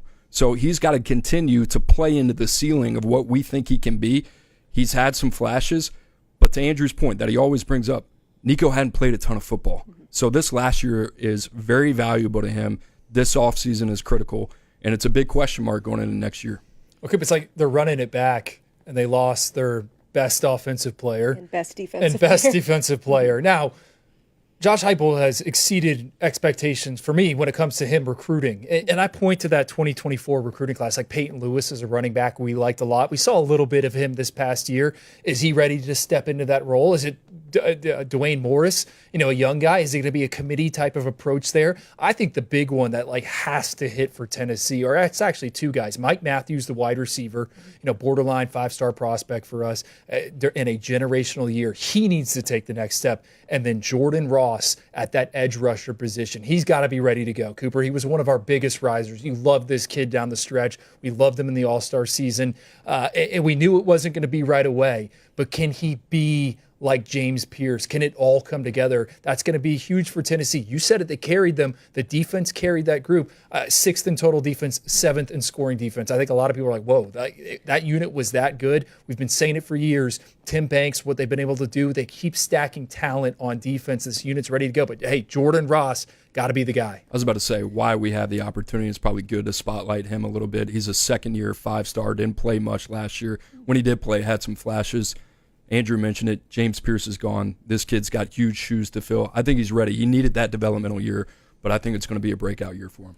So you mentioned in the 2024 guys, obviously when we look at this recruiting class in particular, all eyes go towards David Sanders Jr. But what else do they have in this 2025 group coming in? Tight end Deshaun Brame. I mean, this guy, I think at the top of our rankings, you look at the top 4 tight ends. It's kind of top 4 or 5 tight ends. Choose your flavor in terms of who you like. And I think Deshaun Brame, who Tennessee flipped from Oregon. I mean, this was a recruiting battle that went back and forth back in June when much of this is all going on. I remember being with Tom Loy. We were at some event, and he's just getting all the information. The kid was all over the place. I think for Tennessee, he fits that Josh Heupel offense, and it's really because of the alignment flexibility. You can attach him, you can detach him, you can put him in the wing, you can put him in the backfield, you can put him in the slot, you can put him out wide. He was excellent out in Hawaii at the Polynesian Bowl, 98 receiving yards, a long touchdown in the actual game. Dig into his senior tape. Gatorade Player of the Year in Kansas, which is notable because Lincoln Cure, our number 1 ranked tight end, he is also from Kansas. Deshaun Brame, a guy that's 6'4", 235 pounds. He returned 3 punts for touchdowns. And I know it's not the highest level of competition there in the Sunflower State, but dude, you're 245 pounds. You're making people miss. That is a big deal. So he's one where Cooper brought this up when we were in the rankings chat. Like, is he who we thought Ethan Davis was? And for those not familiar, Ethan Davis, former 4-star tight end, kind of same thing. This guy, the alignment flexibility, he's been injured. Maybe Deshaun Brame is that guy that kind of unlocks things for Nico, for the running game, for the passing attack.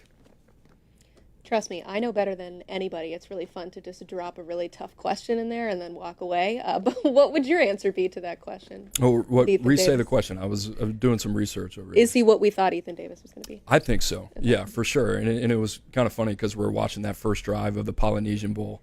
And it was Hassan Longstreet, right? And Deshaun Brame, who saw this guy move around a little bit. It's kind of funny because when you think about these guys like special category H-backs a little bit, Kenyon Sadiq kind of came to mind, maybe not the athlete a little bit, who I think is a budding star up there in Eugene. And, to Ethan Davis's defense, we were convicted in him coming out. He's been banged up, which is something that he dealt with coming out of high school as well. They've kind of missed that guy a little bit, that versatile kind of Swiss Army knife H-back that can line up in line, that they ask a lot to do in the passing game as well. So, yes, a very big fan of him, and I think he's going to be a really fun player. A lot of pieces to work with here in the 2025 class, but certainly once you reach the big dance, that's just going to be the expectation moving forward. So a lot of pressure there on Tennessee, and our friends at Go Vols 24/7 have you covered for all things Vols coverage. They are the one-stop shop if you are a Tennessee fan. Head to govols247.com. We've done it. No, we're not done yet. 11 through 20 here. We've talked about some of the top classes in 2025 and what makes this group great, how they build it, also through the transfer portal. Just one more reminder here. These are the classes 20 through 11 as we wrap up this cycle here on National Signing Day. Now we go to the top 10 where you see a lot of red. Yeah, that red is the SEC. They have 7 of the top 11 classes in this cycle. Once again, just the SEC domination, but that doesn't seem to be the conversation that we're talking about, right? The SEC has missed out on the last 2 national championships, so of course the overrated chants start coming in, and then you have a signing day and you're reminded that the SEC is not going anywhere. So you see all the SEC there on that top 10. What does that tell you about the future of the conference? Well, they're in good hands, which they have been for a long time. I think it brings it back to the earlier conversation that we had at the beginning of the show. Everybody else is starting to catch up. I think the other thing is when you look at these composite team rankings, there used to be a day not too long ago where you could look at these rankings and say, you know what, it kind of tells me a little bit about the team or the direction of the program. But now you got to splice it together with the transfer portal as well because, we like to call it draft and free agency, but the way teams are using transfer portal now, you're seeing higher quantities, and I think teams are starting to get the feel. The first couple of years was like we don't really know or understand the landscape. Now each team is forming an identity in the transfer portal, like a lot of these teams that we talked about, and it's going to be year to year. You're going to see teams like Texas Tech, LSU, who we're going to talk about here in a second, how they kind of manage their short-term and their long-term outlook of their roster. So no surprise to see the teeth of the rankings with a lot of SEC flavor in there.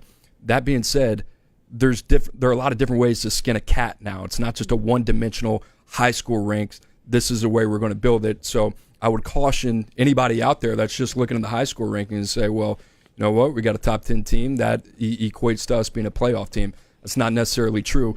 And you look at a team like Notre Dame, you look at a team like Washington over the last couple of years, both those teams in the national championship, Notre Dame's done a really good job, but they haven't been like these elite top 5 classes. And you look at Washington, a little bit all over the place, right? Just in terms of how they did it. You add in Penix, Jalen Polk, a couple plug-and-play transfer portal starters. All of a sudden, you get the right fit of scheme, personnel, and the coaches from a development standpoint. And you never know when your year is going to be. I think the other thing that jumps out is, the 32 5-stars, SEC leads the way, 17 of them. Big Ten with 10, though. I do think that's a little bit notable. ACC 4, Big 12 with 1 of them. Me and Cooper were talking about this on the 105. Yeah, you see that disparity in terms of how many of these blue chippers are going to the SEC. But the top 5 ranked quarterbacks, 4 of them are headed to the Big Ten. You got Bryce Underwood at the top. Number 2, Kalen Russell going to Alabama. 3, Tavian St. Clair, he's going to Ohio State. 4, Hassan Longstreet, he's going to USC. And then 5, Malik Washington going off to Maryland. So I just kind of think that's a bit interesting when we think, all right, quarterbacks long-term, what's next in terms of how these blue chippers and where all of them are going. It's an indicator of future success. So all the fans of SEC teams watching are saying, yeah, see, we're not going anywhere. But the fans of other teams in different conferences are saying, could this potentially change? So maybe as we look to the future of college sports with the new rev share model, I mean, how could you see that potentially affecting the SEC's recruiting dominance in particular? People are shouting for parity. Well, I think the SEC teams are only going to get more creative, right? You take a look at Georgia right now. I think what they're doing from a roster construction, salary cap management, I mean, they are getting so creative. They're finding ways to add players that, for us, have Power 4 signee rankings or group of 5 signee rankings. They're getting these guys in on partial scholarships, taking advantage of like in-state scholarship funds and finding ways to build out that roster. And, Georgia, Texas, Tennessee, all playoff teams are, teams that were in the playoff conversation down the stretch. All of them started walk-ons and leaned on walk-ons in the secondary, walk-on safeties. Dan Jackson at Georgia, Michael Taff at Texas. So it's you have to get creative. And yeah, I think revenue sharing, name, image, likeness, it's going to even things out when it comes to the distribution of the prospects at the top of the board. But the programs that are in the best position are going to find ways to get even more creative when it comes to acquiring talent and building out a competitive roster. They're going to find ways to squeeze the most out of that 105. I think parity is here. I know that's been a big topic, but I mean, you look at this last year, and I think we kind of gloss over the fact that Notre Dame was that team. We kind of looked at under Brian Kelly. It was like, all right, they've hit their ceiling. Are they ever going to be able to make that next step? Are they ever going to be able to beat Kirby Smart at his own game? They did that. And I think the parity is in the trenches. You look at Penn State as well. It's the same deal. Look at Ohio State toe-to-toe with Texas. Not only toe-to-toe, I mean, they beat them by 2 possessions, right? So Texas, one of the most talented teams in the country. That's one of the things. I mean, yeah, you can look at the talent composite and you can say, hey, this is the way that it stacks 1 through 5. And I think that would have been a really good indicator. And still, there's value in that. But there's other factors that are in play as well. And I think the biggest thing is the offense and the defensive line is not as, I would say, cornered of a market that it used to be in the SEC. And you see these big bodies. I mean, let's take a look at USC, right? And there's been a lot of criticism there. But look at them this cycle. And there's a lot of different opinions on this. They go out, they get Jakeem Stewart from Louisiana. Yeah, they must have paid a lot of money, but that's one way to acquire a player. They go out, they get one of the best defensive linemen in the portal, and Keshawn Silver, a former 5-star that they get by way of Kentucky. Then they add him with Jamal Jarrett, another guy that just kind of got phased out at Georgia. So they got beef. There's different ways for now these teams that used to be restricted to geographical footprints to go say, you know what, I'm going to find a way to get my hands on these guys no matter what. Dan Lanning's doing it in Oregon. The guys in South Bend have a different way of doing it, but it's still effective as well. So that's what's kind of fascinating to me. I think the great neutralizer of this game is in the trenches, and you're seeing those big bodies disperse, coast to coast. Yeah, and I love, too, that you mentioned the quarterbacks because that was a big knock on the SEC. This year was their quarterback play, and it sounds like the future is not as bright as we're seeing that go to other schools. You mentioned the creativity. The Georgia Senate, they had a bill proposing that college athletes would be tax exempt from NIL money that is brought in. So there's a lot of creativity going there in the SEC schools. I'm sure that it's definitely I'd like something. that. I wish we did that here. Yeah, we should be income tax exempt too. Yeah, it's interesting to see, but yeah, the SEC is certainly here to stay. But let's keep it rolling with going through some of our top programs as we hit the top 10. Let's start with LSU here. They are getting a lot of shine for what they've done in the transfer portal, but bringing in a top 10 recruiting class, of course, is something that you got to get pretty excited about. So let's start off by hearing from our friend Bryce Kuhn from Go 24/7. A top 10 class is headed to Baton Rouge in 2025 as LSU boasts an impressive transfer portal class, but it's the high school class that has a lot of people raving. Headlined by cornerback DJ Pickett, it's a hope for Corey Raymond and Brian Kelly to get back to the roots of DBU. Pickett, a long-rangey athlete that can play on the outside, and many people are saying he's going to have to step in day one to shore up a pass defense that improved in year one under Blake Baker, but needs to take a massive step if the Tigers want to reach the college football playoff in 2025 and 2026. Now, you take a look elsewhere on that defense, you have a hand-picked linebacker, Charles Ross from North Shore in Texas. He's a dynamic athlete that can make a lot of different plays, and Blake Baker pointed to him as a big reason as they want to overhaul this defense with athletic sideline-to-sideline play. And arguably the most important position on the offensive line is going to be those guard spots. LSU's losing 2 NFL players and maybe 3 or 4 as we get closer to draft season. But headlined by Solomon Thomas and Carius Kern, those 2 interior guys are going to push for playing time early on, with Brian Kelly saying Kern having the heavy-handedness needed to play in the SEC nearly from day number 1. Keep it simple. Is this the most talented roster that Brian Kelly's ever had? Oh, yeah. Oh, yeah. Oh, yeah. Okay. Absolutely. This feels like what year 2 should have felt like for Brian Kelly. And Brian Kelly's been swimming in the deep end of the pool, and it's been taking a little bit of an adjustment. And give him credit, it's taken too long, especially if you ask any LSU fan. But he's finally got the right people in his corner. I talked about Austin Thomas. I don't even know when. I get my days mixed up when that was. Ultimate College Football Show on Monday. But he's got the right front office there. You talk about what they've done, and really all day we've talked about the balance of the high school recruiting and the transfer portal. I thought LSU did a really good job on the high school side. I love what they did on the transfer portal side. Obviously, they had the number 1 class there. But like I said earlier in the show, they went from a team that was on the bubble to now firmly in playoff contention, and that's because they got Garrett Nussmeier coming back and what they've done all over the place. I mean, you think about Patrick Payton, you think about Jack Pyburn at the off or on the edge spots, Nick Anderson, Barry and Brown, both those guys, an embarrassment of riches. And that's not to mention you got Trades Green, the 2-sport athlete, Aaron Anderson coming back as well. They are loaded, right? So I love what they've done. This was a team that, quite honestly, the biggest thing that dropped off when Brian Kelly got here is this place used to be referred to as DBU. And that standard went out the window. And he made a couple poor hires out of the gate, and then he got Corey Raymond very smartly back from Florida. Corey Raymond, Blake Baker, the new defensive coordinator, they've worked their tail off in a cycle and a half to get these guys back to a respectable place on defense. Now you bring back Whit Weeks, you bring back Harold Perkins, you add in Pat Payton, that if right could be a day 1 guy, Jack Pyburn as well. Defensive line still needs to get better. Dominic McKinley played well last season. They are starting to feel and look like an LSU defense the way they should. When people line up against LSU, it's a little bit of an intimidation factor because they have the best size and athleticism combination on the field. They have left that bare over the last 3 years. Now they got to get back there. That's what they've done. So credit to him. He's got to own his mistakes. He's the one who dug himself that hole. That being said, this class in combination with this portal class is a great first step to getting LSU back on the map. You get Nussmeier back, that's a huge deal as well. High praise.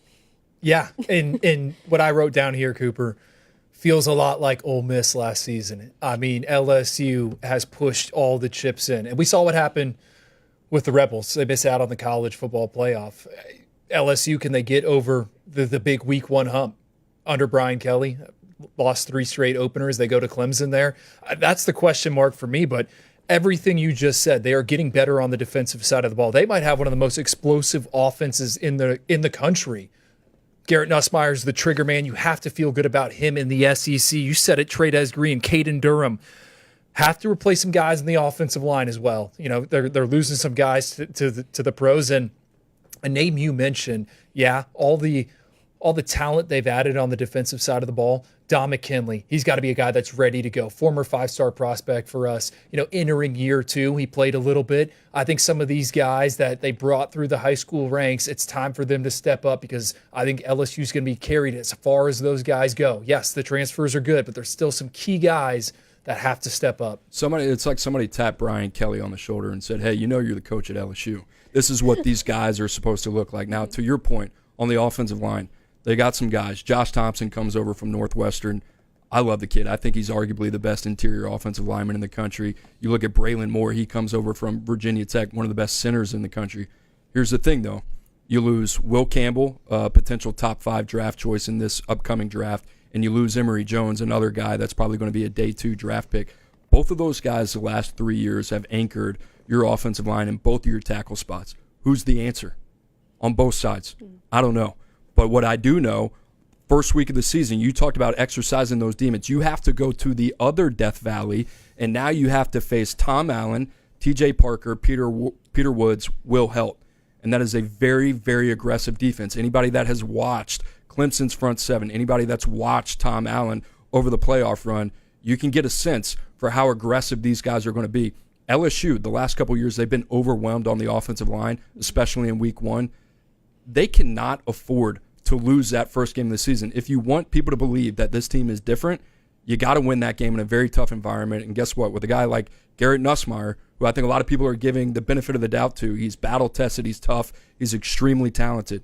But he's got to play to the level that he's capable of week in and week out. That's a big, big test and a barometer test for a team that a lot of people have high hopes for and that I think can compete for a college football playoff. For all the shine that this number 1 portal class has gotten, you know, this is National Signing Day, so we want to focus too on what happened in 2025. And at one point, they had Bryce Underwood, the number 1 quarterback, number 1 player in the class. They had the number 1 wide receiver in the class in DeCorian Moore. They clearly responded from that, putting together a top 10 group. So who in this group that they have now, but 11 players in the top 247, 5 in the top 100, who's going to come in and make an immediate impact for this LSU squad? They got some guys with juice. And when you look at the recruiting class, you start wondering, hey, are any of these individuals going to potentially like run track at LSU? And it's funny, Charles Ross, our number 2 ranked linebacker, he ran the fastest 40-yard dash out of anyone on the Under Armour camp circuit last year, 4.34 in the 40 as a linebacker. So a guy that's like, you know, over 200 pounds. I was in the elevator with him at the All-American Bowl.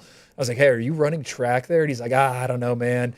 Caden Durham, the breakout running back who's going to be entering year 2. He's supposed to also run track there for the Tigers. But this group, you know, what I like about it is they're so athletic. Carius Curran, the offensive lineman, we just mentioned, hey, room for maybe some guys to step up front. Carius Curran, the top-ranked prospect out of the state of Arkansas, a guy that was on my freaks list, someone we really wanted to get in San Antonio at the Navy All-American Bowl. Didn't work out. He's a freak athlete, right? I call him a dancing bear. He can do a running back handspring, you know, at 300-plus pounds. You know, LSU, Brad Davis has gotten some guys ready to go in year 1 before. Maybe Carius Curran is that individual. And then I really like what they've done in the secondary. Aiden Anding, I think he's one of the top nickel inside corners out there. You know, 3-sport athlete, a guy that's part of the 24-11 club for the track and field nerds out there, over 24 feet in the long jump, you know, sub 11 seconds in the 100-meter dash. There's only like 10 of those guys every year. Aiden Anding is one of those dudes, and I think he's someone. We'll see how that secondary looks. A lot of different parts. DJ Pickett, the big headliner, the 5-star cornerback out of the state of Florida, they get him there. But I can see Blake Baker, the defensive coordinator, potentially leaning on some of these guys. So, you know, it's a really, really talented group. This is how LSU was supposed to recruit. They prioritized locally. They've gone to different pockets that are traditionally good to them, like Florida, like Texas. This is what Brian Kelly was supposed to do. It's taken him a few years to figure it out on that front, but a lot of guys we like. One more, Teron Francis, you know, wide receiver with a perfect 5.80 PAI score. I mean, he's like DK Metcalf. He's huge in terms of what he's able to do. Gabe Brooks on our scouting team really likes him. So it's a fun group, and some of these guys are going to step up for them. I heard a lot that LSU fans should be excited about, but I don't know how this translates to football, the round-off back handspring at 300 pounds. I don't know what that does, but it certainly piqued my interest. A lot of talent coming in this LSU 2025 class, ranked number 10 overall, and you can check out more of the great work from our friends at Go 24/7 for everything you need to know about LSU football. Moving on to number 9, Texas A&M. The Aggies were a win away from Atlanta in year 1 under Mike Elko and a top 10 finish on the trail and multiple high-end additions in the portal. I think they bode well for continued success. 2 5-stars on offense, 3 instant impact wide receivers in the portal. Similar to what we were talking about with LSU, it seems like Elko knows exactly what holes he needs to fill and found plenty of plugs there. So let's start in the portal here, because those pass catchers are getting a lot of shine, and you're just rattling off the wide receivers that they were able to bring in. What makes what Elko was able to do so impressive in the portal? Well, it's very impressive, the quality of players. Now, what's interesting is Marcel Reed is a guy that's still trying to develop as a passer. Mm-hmm. And one of those guys that was the leading receiver there last year in College Station was Noah Thomas. Yep. He's out. All right, so you had a 6'6" receiver with a really wide catch radius that's really friendly to a guy that's still trying to figure out in the passing game. What do they replace him with? KC Concepcion, right? You talk about the ACC Offensive Rookie of the Year just 2 years ago at NC State. Saw a downtick in production. We saw a guy that did a lot of different things. Could play him at Wildcat, can play him out of the slot. They love the separation quickness. I think that's something that kind of stands out. Micah Hudson, we're going to have to wait and see, so we'll put that conversation on ice. Mario Craver, I'll say this. Mario Craver was one of those guys that had some blemishes coming out. He was a little bit undersized. There were some character knocks. He goes to Mississippi State. I think he averaged 21.9 yards per reception this past year. So you talk about an explosive, dynamic receiver, and I talk about this a lot. If you're undersized and you can win on the outside, that means you got a different skill set. That's what Mario Craver brings. Okay, I'm not done. Terry Bussey, the former 5-star, right? You can play him all over the place as well. And then Jerome Miles was another guy, barely available throughout his high school career. But when he was right, and I'll just preface this in my own personal opinion, I don't think Drew's too far off. When Jerome Miles is healthy, I think you can make a pretty easy conversation that he's probably the best receiver in the country this past year. Out of Corner Canyon, Utah, 6'3", over 200 pounds. The way that he runs, what he does with the ball in his hands, best on best competition. We saw him against IMG, the type of game that he had up there in Utah. The problem is 2 season-ending injuries the last 2 seasons, so that's a big question mark as well. So I love what they've done. It's a plethora of talent when you're really trying to figure out, like, you know, we talked about Notre Dame, we talked about Riley Leonard, we talked about how they surrounded him. They had a great offensive line, they had a really good tight end room, and they had a dynamic running back in Jeremiah Love. Now, after that, you had an emerging Jaden Greathouse late in the season, but that receiver room left a little bit to be desired. A&M says, not so fast. If we can't get over the hump offensively, it's not going to be because of lack of talent. The other reason I like this, you got to find out if Marcel Reed is the guy. And listen, you got Reuben Owens, a former 5-star, Le'Veon Moss coming back. They got a lot of talent. A&M's a dangerous team. I know they didn't finish the way that they wanted, but what they've done here in the portal, they've been really, really savvy, and I like the work that they've done. They're one of the few teams where you kind of look at the high school to portal ratio and where they kind of rank top 10, top 12. I got to see where they are in the portal rankings. They've done a really good job, so they deserve a ton of credit. Connor Wigman is off to Houston, so it is officially the Marcel Reed era. You mentioned Notre Dame and Penn State fans that are wondering, where are wide receivers in the portal? It's because A&M. A&M took them all. Took all of them. Hey, you didn't even talk about Tristan Norman. That's your guy. I knew I forgot about something. And by the way, let me say this. They love Tristan Norman, too, right? They think he can be really special. So one of those guys, 2 of those guys is going to hit big. Texas A&M last season, 49th in total offense. I mean, I think they're going to be much better there. I think so. In addition to all of the wide receivers you brought up and the 2 running backs, all 5 offensive linemen are back for Texas A&M. And you mentioned that marriage between the portal and the high school rankings.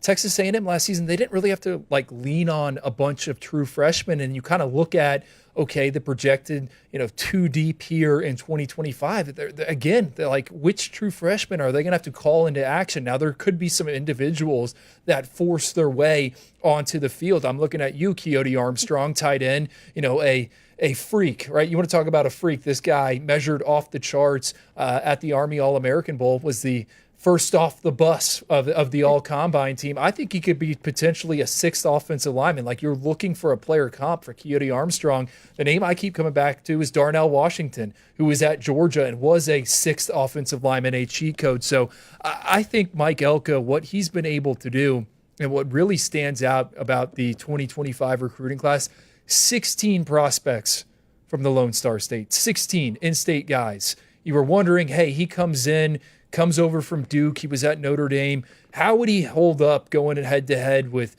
Texas and Oklahoma, all these states that want to, or programs that want to recruit the Lone Star State? And I think he's answered the bell. And I've always thought the back end of his recruiting class is where that strength is going to be, but he's also getting some high-end talent. You said Jerome Miles. How about Lamont Rogers, 5-star offensive tackle they flip from Missouri? They're getting late risers too. Really, really good evaluations. DJ Sanders, I think he's another Kenneth Grant. They get him. Chase Sims, one of the biggest risers in the final top 247 update. Guy that ends his senior season on a high note, shows up in the Alamo Dome there in San Antonio. And we have to put him in the second round of our rankings. So, yeah, they're building this thing the right way. I agree with you all the way. Hey, Marcel Reed, kind of what's the plan at quarterback? But they're just throwing as many weapons as they can at him. It's kind of like the Miami Dolphins, like with Tua. They just have all these wide receivers. It has to figure itself out. We love talking about like these GMs right now. I want to give some credit to one of those guys that deserves a lot of credit. Came over from Duke with Mike Elko, Derek Miller, and a guy that's provided some continuity in College Station. But I'm with you. I think the other thing that stands out to me, A&M is not far away at all. They're a really talented team that Mike Elko took over. I think he's done well to improve in the areas that they needed to get better. But going into 2026, where I think this roster is going to be ready, you mentioned the returning production that they have coming back in 25, gives all those young guys, all these guys that we're really excited about, time to develop. Go get the guy at quarterback, if it's not Marcel Reed, in an audition year that you say, you know what, is going to open the championship window for us for 2 years or 3 years, whether it's a young guy or whether it's a guy in the portal. I think A&M's got to be in a position where they got to be on their toes and ready to pounce if that name jumps in the portal at the quarterback position. A&M was close this year, again, 1 win away from playing in Atlanta. Just that fun rivalry game against Texas stood in the way of A&M potentially winning an SEC championship. If you want to read up more about Texas A&M, head to gig'em247.com. They have all the latest on Texas A&M recruiting and everything you need to know about their football program. Coming in at number 8, Florida. The Gators were fairly quiet in the portal, but were loud on the trail lately. A top 10 class from Billy Napier that features a top 5 wide receiver in the group, Vernell Brown. He and the top 8 wide receiver, Dallas Wilson, certainly make their returning 5-star quarterback, DJ Lagway, very happy. The Gators are really, guys, a perfect example of on-field results turning into wins on the trail, because they were kind of late bloomers here in this cycle. What did you see from the Gators as of late? Late bloomers. I mean, this is the DJ Lagway effect. And really, DJ Lagway is allowing Billy Napier to build it Billy Napier's way. You said Florida not all in on the transfer portal. That's because Billy Napier wants to build this through the high school ranks. And Florida, you go back to October, this was a recruiting class that was sitting in the 50s. Okay, where are they right now? Are we number 8 after they added Onis Konabani, a cornerback, a high 3-star cornerback yesterday? 14 flips from October to now down the stretch. I mean, they went and they basically got whoever they wanted to. And DJ Lagway's a big reason. You know, we've been around some of these kids at the All-Star games. Hilton Stubbs is someone that comes to mind. I mean, he was committed to Miami throughout the process. He ends up flipping to Florida at the buzzer. And I was talking to him. He's like, yeah, man, I saw DJ Lagway. I was in the swamp for the Ole Miss game. I saw what he could be at some point down the line. So, you know, Billy Napier, he knew he had a quarterback in DJ Lagway. Graham Mertz getting injured, was really a blessing in disguise. DJ Lagway ended up starting 7 games. He won that 3-game stretch. in the bowl game, and there's a ton of excitement, and that's what a polarizing player, a polarizing talent like DJ Lagway can do. It can get you a seat at the table with a lot of these recruits. I mean, Florida, it's completely different narrative than it was a year ago. They had a Usain Bolt type finish. I mean, you and I, for most of, I think 11 out of the 12 months, were just a little perplexed. Yeah. And really, you got to give credit, because at the time it felt super wonky. But AD comes out, the whole Lagway gets hurt versus Georgia, and you're like, all right, I don't know. It's kind of like a wounded animal. I don't know if they're going to make it, right? Billy Napier, the whole gang over there. DJ Lagway gets healthy. The injury doesn't end up keeping him off the field as long as you think. But Scott Strickland came out and made a really aggressive move. I mean, I get it. He's tied to Billy Napier, the athletic director at Florida, but he said he's going to be back for the next year. And then after that, between what they did on the field and the momentum that they captured off of it, it seems like Florida, tale of two halves in terms of what they've been able to do over the last couple months of the season. Now, from a transfer portal standpoint, they're really quiet. They went out, they got J. Michael Sturdivant from UCLA, who I really like, and a guy that can fly. I think he's going to match up like a beautiful wine with DJ Lagway, their way that he can stretch the field as well. And then a nice piece from Southern Miss and Michael Caraway. These safeties are really hard to find. He's a versatile kid. But I'm looking at this. This is not the NFL. I don't have Patrick Mahomes for the next 2 years. I got 2 years of DJ Lagway. That's it. He's more than likely going to be 3 and done. And Andrew said it. He played 7 games last year, so that red shirt is burnt. And this kid is a really talented, mature, traitsy kid. He is not Anthony Richardson, and I don't mean that in a negative way. I mean the way that this guy, he's further advanced physically than Anthony Richardson was at the same stage. So what I mean by that, there's going to be a lot of NFL evaluators out there who every year, every cycle, they're just sniffing around. Who's the next quarterback, right? Is it Jackson Dart? Is it Tyler Shuck? They'll make him appear even if he's not there. DJ Lagway is going to be a guy that they're going to love. And if I'm Florida, you got a chance at second life here, right? Nobody thought you were going to be in this position. Now you are. Why wouldn't you go all in this cycle? And I get it. The response is, well, we like our roster a lot. We got a lot of veterans, and we spent a lot of our money retaining these guys. I just don't understand, because how often does Lagway come along, right? And Lagway is the difference of this team, not anybody else. And they got some really good parts, and they deserve a lot of credit for that. The guy in the middle makes it go. The guy on the Gatorade commercials, who's a really, really special kid. So you better put everything around him while you got him, because you're not going to have him for long. So that's how I feel about that. No, I mean, and as a prospect, too, you guys, obviously, you know him way better than I do, but he just, in terms of rankings, just kept getting better, too. So I mean, I get what you're saying, but I think that speaks to Florida, just how they feel about the two deep and what they have, Cooper. Like, 100%. I get what you're saying. Hey, you could have went and grabbed these guys, but I don't think that's the culture that Billy Napier has established. I mean, there has been points in his tenure. It's like, all right, is he going to tear up the plan, and is he going to go into the portal? And he has not done that, right? He has believed in his process. He's believed in how he has built this thing. He's believed in his evaluations. You know, Florida last cycle, the 2024 group, I mean, they were decimated down the stretch. Guys flipping elsewhere. You know what? They pivoted to plan Bs, and a lot of those plan Bs are looking like plan A's. Jaden Ball, the running back, you know, that was a guy that was not the number one target throughout the cycle for Florida. I think that's where Billy Napier and his staff is scary good. And to me, I look at the two deep, especially on that defensive side of the ball, man, and I get fired up because these are guys we like. Cameron James, you don't know the name, get to know it. I think he's a budding star in the SEC. LJ McCray, the two linebackers, Miles Graham, Aaron Charles, the secondary. They got big, long, athletic guys. You know, they returned the starting five on the offensive line. I think the biggest addition to them is Jake Slaughter, all SEC center coming back. That guy went into the NFL draft. He was going to be a day 2 selection. That's the dude that's pointing out the protection for DJ Lagway. So, yeah, I see what you're saying. Maybe you pay to keep a Jack Pyburn. But for me, I get this feeling that Billy Napier is trying to create a winning culture. Hey, we're going to do it our way. And I admire for him for sticking to the plan, right? He hasn't bailed yet. DJ Lagway is giving him that shot of life to see this thing through. Here's the thing. To your point, I understand that, and I understand the process. The other point of this is you don't know what that bracket's going to look like. Florida is a more than capable team to get to the college football playoff that all of a sudden could look up and they're in the national championship, right? And that's kind of the point that I was making earlier with Notre Dame. It's a piece here or a piece there. And that's a beautiful thing. Give Billy Napier credit, even amidst all that adversity that they had gone through in the last couple of years.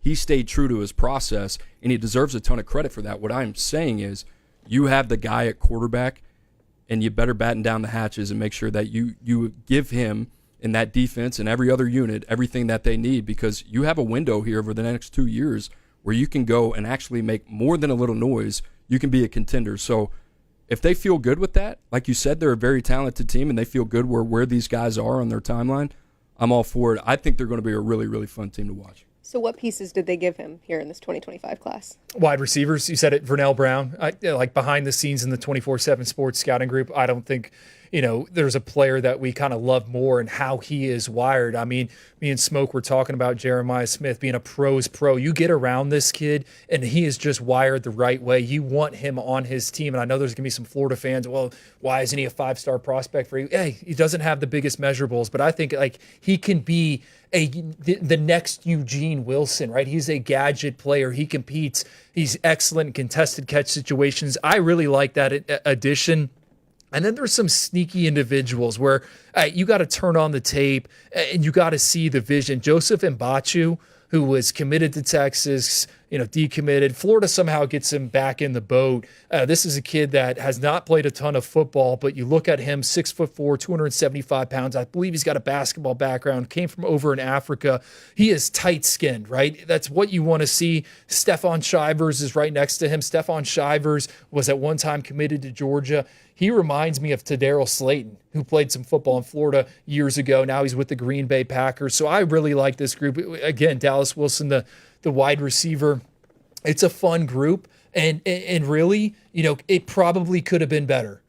All that noise around Billy Napier before the whole DJ Lagway breakthrough, that hurt Florida on the recruiting trail. They were not able to go after in court and bring in some of these blue chip prospects for official visits because everyone was questioning, what is Billy Napier's future? A lot of recruits wrote them off. So they rallied. It could have been better if all that noise wasn't there. Let's see what they do in 2026. Yeah, it wasn't just a little hot seat talk. It was a matter of when, not if, when it came to Billy Napier, but put together a fantastic class here. Number 8 overall for the Florida Gators. And if you want to read up more on all of the great talent that they have coming in, you can check out Gators or swamp247.com for all things Gators. Now, we will continue to roll on with our top 20 class breakdown, but let's pause and hear from our friends Blair Angulo and Brandon Huffman, who show us some diamonds in the rough from this class.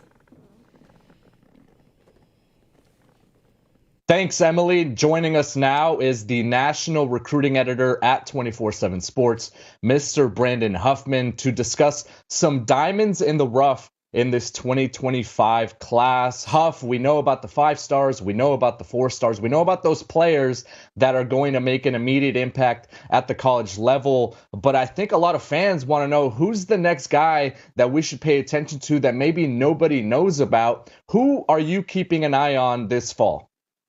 Well, one guy that I think is going to have a chance to enter the lexicon is Robert McDaniel. He's a quarterback from Northern California out of Houston, a little farming town. I think you did a feature. His family owns a whole bunch of livestock and comes from a small town, was the California State Small Schools Player of the Year. He's going to UCLA, and he actually waited a day after the early signing period to announce he was going to UCLA, was originally committed to Cal, ended up flipping to Arizona, and then flipped from Arizona to UCLA. Tino Sunseri was the coach who recruited him at Indiana when he picked Cal and Arizona in the first place. But now Tino Sunseri at UCLA, he got his quarterback. They do have a transfer quarterback coming in Joey Aguilar, but Robert McDaniel will have a chance to compete for the starting position at UCLA. And this small town California guy, now in Los Angeles, in Hollywood, where the bright lights are, people should start to get to know him.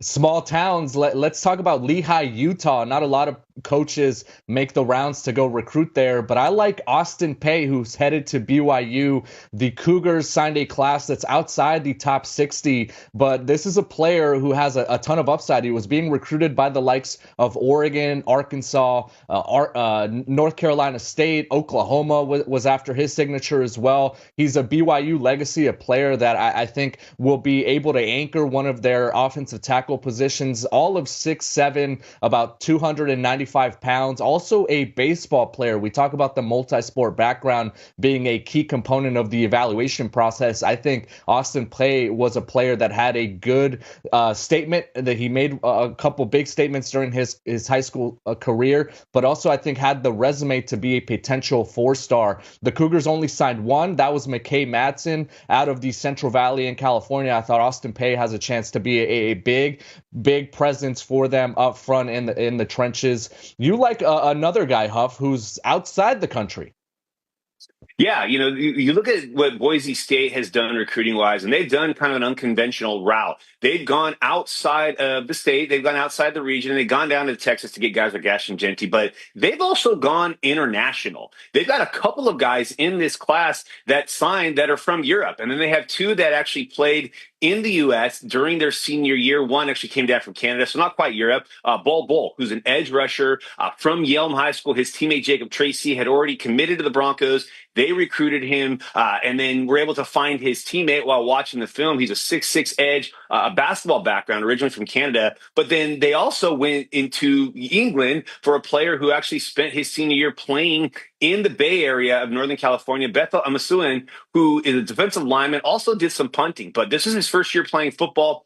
Ended up with a whole bunch of offers, and now they've got this defensive line that's got two guys that are still relatively new to American football, but are high upside guys. I think there's 4 players in this class for Boise State that spent either part of their high school career or the majority of their high school career playing either in Europe or in Canada. So Boise State, the blue turf is not just a national brand, but it's an international brand.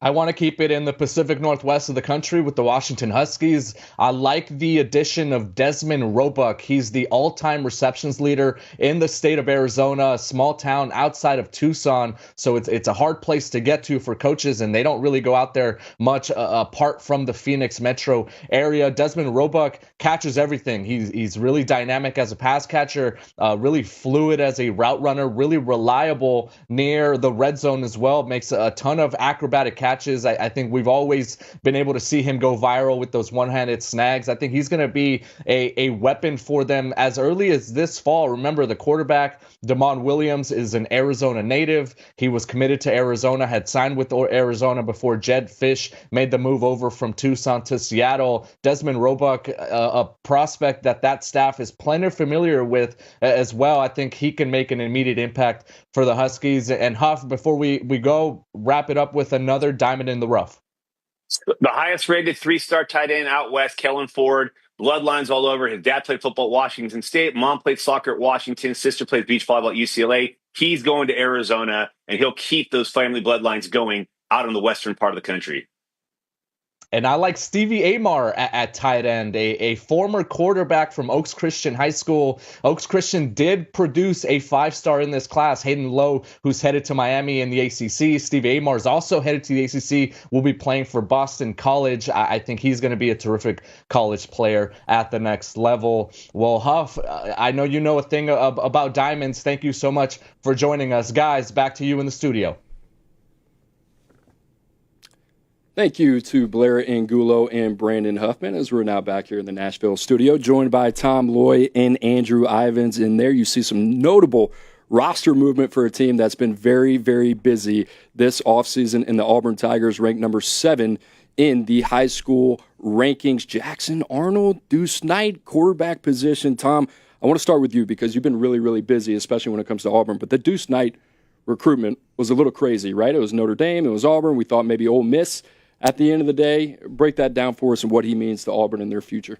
Yeah, there was a point, Ivins knows this better than anybody, this was about to be Alabama at one point. I mean, he was all over the place. It's kind of funny how this whole class came together where he could have been at Alabama. Kalen Russell never would have been there. So pretty interesting, but big win for Auburn. They were all over Flip Watch all cycle long because you had Deuce Knight flipping there, Anquan Fagans, but really the headliner was Deuce Knight. And Kenyatta Watson, Will Redmond, but really Kenyatta Watson was the guy that led the way the entire way. They had this close kind of a father-son relationship where he just kept it real with him the entire way, talked about early playing time. Yes, NIL helped Auburn. We could talk about that all day long. But in terms of fit, he found himself really fitting well with the guys that they're recruiting. Like I said, in Anquan Fagans, Derek Smith, Antonio Coleman, all of these guys that he fit in well with, and I mean, I can go on and on. Jared Smith he connected well with, and I know he spent so much time building Notre Dame's recruiting class in 2025, and then obviously parts ways at the last second. But you know what? A lot of those guys that ended up in South Bend,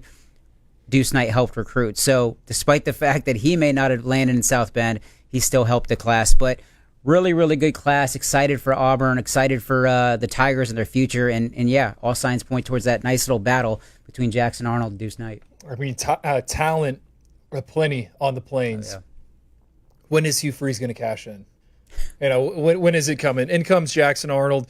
Ashton Daniels, the other quarterback who has some starting experience from Stanford. Quarterback play under Peyton Thorne, well documented there at Auburn, and that kind of held them back. I mean, Auburn is in prime position if Jackson Arnold is the guy to make plenty of noise in 2025. You think about it, return 4 starters on the offensive line. Xavier Miller comes back due to a junior college ruling. He's one of those guys that gets an extra year. They add number 1 wide receiver in the transfer portal. You flip over to the defensive side of the ball, Keldrick Falk, a name to know in the SEC. He's someone that's going to be in a lot of mock drafts this time next year. Tons of talent in the secondary. Hey, Cam Coleman, he came on late down the stretch. I don't think we've seen the full Cam Coleman, what he has to offer. So, you know, tons of talent. They have built it there on the Plains. When are they going to cash in? I'm intrigued by the Jackson Arnold experiment, right? Because this is a guy that we talked about earlier, like with Oklahoma, that situation, Seth Luttrell, an offensive line that really struggled. They didn't have the resources at receiver as well. That is not the case at Auburn. You talked about the experience coming back of the offensive line. They also add one of the best tackles in the transfer portal with Xavier Chaplin, Eric Singleton. Horatio Fields is a guy that we have ranked inside the top 30 by way of Wake Forest, another big, long, rangy receiver. For a guy that struggled with accuracy in Jackson Arnold, I like the way that they've surrounded him. Drew, I just want to ask you, straight off the hoof, you've scouted Jackson Arnold up and down year over the last 2 years, played a little bit in that first season. What's your confidence meter going into next year that he's the guy that's going to elevate him into SEC contention? Confidence meter? What does that sway there? I mean, I'm still a believer. Does that count in Jackson Arnold? A former national Gatorade Player of the Year. It's a dude that won a ton of games playing really good competition in the state of Texas. I always go back in my head to him at the Under Armour All-America game. We got 3 practices. That's back when, you know, the Pro Bowl was still doing 3 practices. They didn't trim it down to 2 days. I thought all 3 days he was the best quarterback there. I'm still a believer, and I think Auburn is going to have plenty of weapons around him. Another transfer you didn't bring up, Darrell Robinson, the running back from UConn. You know, that's a guy that can bang between the tackles. Talking to a personnel guy whose team played Darrell Robinson this past season, they said, well, watch out, this dude's going to be in the SEC. Sure enough, now he's headed to Auburn to play in the SEC. So, you know, the wide receivers there, the protection's there. There are times I thought Jackson Arnold was seeing ghosts at Oklahoma. You know, he just needs some confidence, right? He needs some easy ones. You look at the schedule, a bit odd for Auburn. I mean, they open up at Baylor, but he's someone where I think confidence is going to be a big thing, and it's going to go a long way. I think you can kind of compare him a little bit. He kind of reminds me kind of like a Cade Klubnik in terms of how he's wired off the field. You know, he's a guy where, you know, very fragile between the ears, but when he's on, when he has that, he believes in himself, he can be really good. I will add just quickly was just from talking to some people at Auburn and talking to some people, and I know Jackson well, just the way he's wired, there were some struggles when he was at Oklahoma, exactly what you said, between the ears, but I don't see any way with how talented that kid is, when you put the weapons that you guys just mentioned and the guys that they have coming in and the guys that are already there, I just see zero way that they struggle and he struggles. I think he's going to have a big year. Last point I want to make on Auburn, I want to see if either you two will, you know, jump on this at all, but it's the second consecutive year. They've done a really good job in the state of Alabama. What does that mean to you? 12 players from that state. You think about the guys that really kind of played well last year for them as freshmen. What does that say for Hugh Freeze in his future, if he can get past this year, how that kind of changes your vision of the Auburn program? Again, post-Nick Saban era, what does this look like? Well, hey, Hugh Freeze, as I said, we're going to capitalize in the Yellowhammer State. We're going to go and get these guys. If Alabama doesn't want to prioritize in-state recruiting, if Alabama wants to go spend a bunch of time out in California, hey, well, we're going to cash in. I think Malik Autry having a chance to kind of pick his brain in San Antonio at the Navy All-American Bowl. Now, Malik Autry had options to go a lot of different places. Number one, he grew up right around Auburn. Never heard from Alabama. He brought that up. I never spoke to Kalen DeBoer. And he wants to be part of the vision that turns things around. I think this 2025 recruiting class is very tight-knit. And yeah, sure, compensation, name, image, likeness is certainly, making it an attractive option. But I think this recruiting class for Auburn, and Tom might be able to speak a little bit more on this, it's a lot of guys that want to be there because they want to see Auburn be good. Right? Without question. That is a huge, huge thing. These guys are like Auburn fans. They care about this program. It is not just a one and done, they're going to move on. Yes, they're going to make a big business decision, but these guys have so much pride for this program. We woke up signing day morning, and there was an opportunity for the top 10 in-state kids to end up at Auburn, which is wild when you think about it. They still landed 8 out of 10.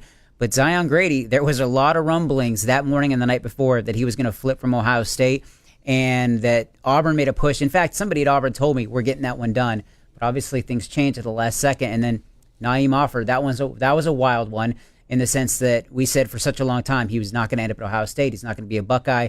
Is it going to be Auburn? And then obviously Oregon comes in at the last second. So pretty wild turn of events. But, man, if they would have just been able to pull that off, what a storyline that would have been. 10 out of 10 from the Yellowhammer State. Drew, pretty deep class here, and I want to be able to tee you up to get into your expertise. Is there a guy in this class maybe that we're not talking about that you say, at the buzzer, maybe that's not in that top 250 range, but name to know for Auburn fans? Darian Smith, interior defensive lineman. I mean, did you think Auburn kind of addressed that through the transfer portal? I know there's a little bit of a question mark there in terms of those individuals, but they loaded up with pocket pushers from the high school ranks. Antonio Coleman, Jordan Crawford. Darian Smith is the guy that I got circled, a completely different player than Malik Autry, the headliner. This is a quick twitch, more undersized guy. I thought he was excellent as a senior. He's got angry field demeanor. I think he's one you need to know at some point down the line. Pairing him with Malik Autry, more of a one gap. I'm going to hold up traffic. Darian Smith to me is the one to know. Make or break year for Hugh Freeze in the Auburn Tigers in the SEC. We'll see how far Jackson Arnold can take them. Next up, we got the team up north, who it's been, about 4 straight years that they've beaten Ohio State. Things looking pretty good for Sharon Moore and company. And, Drew, we just talked about that finish, right, for Billy Napier. How about Michigan, what they're able to do? And with more on that and Bryce Underwood and what he means to the Michigan Wolverines, we'll send it over to Sam Webb of Michigan Insider. My favorite recruit in Michigan's 2025 class is Belleville, Michigan quarterback Bryce Underwood. And the Wolverines got a heavy dose of him in bowl prep, where the young man got a chance to really show his teammates what he brings to the table. And it's the same thing he showed at Belleville High School: preparation, leadership, stepping onto the practice field and commanding the room, commanding the field in the same way he did with his high school teammates, showing those veteran guys that he's going to step on the field and not expect them to just follow him because of who he is, because he has the 5 stars, because he has the big-time NIL deal. He's a guy that's going to prepare. He's a guy that's going to earn his way, not just be a star because he has the stars next to his name, a guy who's going to study his craft, a guy that's going to prepare in the film room just like he did when he was a high school player. The coaches have been wild. His teammates have been wild. And I think the fans are going to be wild as well. The question is, will it be in week 1 or will it be later on in the season? He's going to have to compete for it with Mikey Keene, the transfer from Fresno State. So we'll have to wait until, I think, a few weeks into the season before you see the wonderkin from Belleville High School. But Bryce Underwood is the one to look out for, the number 1 player in the country in 2025. Appreciate Sam Webb, as always bringing the juice. And, guys, I want to start with this, right, because we're talking about the number 1 player in the country. We talked about LSU just a little while ago. We didn't touch on Bryce Underwood and what he could have meant to LSU. Maybe it doesn't matter because he's going to be suiting up for the Maize and Blue. Tom, I really want to start with you. Obviously, your job is to cover recruiting. You've seen a lot of different things between Travis Hunter going from Florida State to Jackson State. You go down the line of the type of flips that you've seen in your lifetime. Where does Bryce Underwood, flipping just a few weeks before signing day from LSU to Michigan, kind of rank up there with what you've seen before? It's at the top. And it's crazy because he's an in-state kid. That shouldn't be the case. But I'm telling you, he was so locked in for such a long time at LSU. I remember being at the Nike Next Ones event in Vegas last year, right around the Super Bowl, and I talked to him, and he is just adamant, like, I'm not going anywhere. I want to be at LSU. I'm talking to his dad. I'm talking to people around him. They're all singing the same tune. There is not a single person, his quarterback coach, not a single person saying, he's a little on the fence. He's going to take some trips. He might do this. He might do that. It was all LSU. And then obviously I started hearing the rumblings about a variety of different things, whether it was he may not want to play for Jim Harbaugh down the road, which is why the Michigan thing came to play, which was why Michigan was never a factor. But as soon as Sharon Moore became the guy, things started getting a little interesting. But it's just a massive win because it changes everything about the class. I don't think they get Andrew Babalola at that point if he doesn't end up at Michigan. And they had an opportunity to get Derek Meadows at one point. He was very much involved, but then he kind of, not to pivot, but Derek Meadows ended up going to the place where he really wanted to be from day one, which was Alabama. So I just feel like this whole class started coming together down the stretch, and I think future classes, especially at the receiver position, after they see what Bryce Underwood's going to do, I think it is going to be massive for them over the next 6 months or so. Andrew, the number one player in the 24/7 sports transfer portal. It's taking. I know we're in like hour 3 here, but I want to set the table for you just in terms of what Michigan fans can not only expect this season, but over the next 3 to 4 years of Bryce Underwood. I mean, he's the guy that can get them back to the national title game, right? Back to the college football playoff. We're talking about someone that's went 50-4 as a starting quarterback over 4 years, over 11,000 passing yards, over 150 career touchdown passes. This is the difference maker. I always compare him to Vince Young. He's someone that can beat you with his arm. He can beat you with his legs. And really him getting into the boat opened the door for all of these other players to jump in as well and take their talents to Michigan. I think it is setting the stage where we'll see what happens in 2025. Sam kind of mentioned it. All right, is Bryce the week one starter? Is it Mickey Keene? What do they do there? All I think that matters is Bryce gets some reps because you build towards 2026. And, Michigan last season, 131st in passing offense. They have to get better at that department. They've added a few wide receivers through the transfer portal. The guy I kind of have circled, Andrew Marsh, right? Top 100 player for us. Michigan gets him out of Texas. He was kind of looking around at various points. He ends up sticking with the Wolverines. He goes through bowl practices with Bryce Underwood. Michigan needs some difference makers on the outside. You talk to people in Ann Arbor, they're fired up about this Andrew Marsh kid because they like his size. They like his ability to get in and out of his breaks. They like his hands. He is someone that I don't think is being talked enough about in this class. Yeah, Ty Haywood. Yeah, Andrew Babalola. Yeah, Bryce Underwood. But hey, what about that wide receiver position? Michigan's wide receivers underproduced this past season. Tom, talk to me a little bit about Sharon Moore, the outlook of Michigan, maybe past this season, right? Because they kind of ride the wave of Bryce Underwood. And we talked about Florida and DJ Lagway and what that kind of meant towards the momentum of the end of the season there and the end of the cycle. What does Michigan look like, not just 2025, but beyond? Can we expect a top 10 caliber recruiting program from Sharon Moore and company?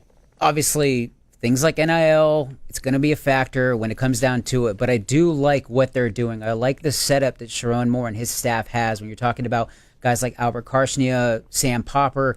The guys behind the scenes are doing a phenomenal job. You know what they're doing is putting relationships first. And that's really what they're putting a lot of they're banking on. And they want that to be the core of this class. And you really look at the class that they landed this cycle.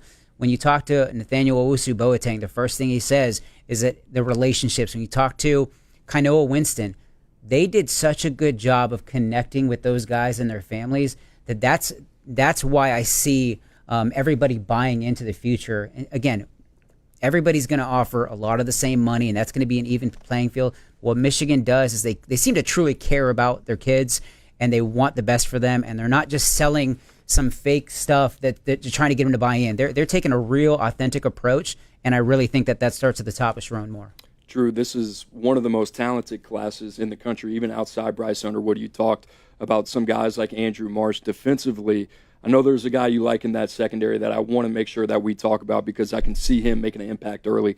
Tell us a little bit about Elijah Dotson, who played his high school football with Bryce Underwood. Yeah, we're always looking for guys that are, doing it as a senior. And if they're doing it in all three phases, I mean, our eyes are going to light up. And it's the same thing for the people in the football offices at Michigan. I thought the Wolverines, some of their evaluations down the stretch, they were in that kind of same mode like Florida was in terms of, all right, what does the long-term outlook here? We need a kind of sign of hope, and that's going to allow us to get it done on the recruiting trail. For Florida, it was DJ Lagway. For Michigan, it was Bryce Underwood. They had these guys ready to go. They flip Elijah Dotson from Pittsburgh. I think he's a two-deep safety. You could also play him in a single high. Did it on both sides of the ball. He's instinctive. He will come up and hit you. One of these safety prospects that can do a little bit of everything, and they're pairing him with Keona Winston, who isn't the biggest individual, but you look at Michigan over the years, what they've done in that secondary. Some of the best players don't have the measurables for them. They don't have the ideal ones. They find guys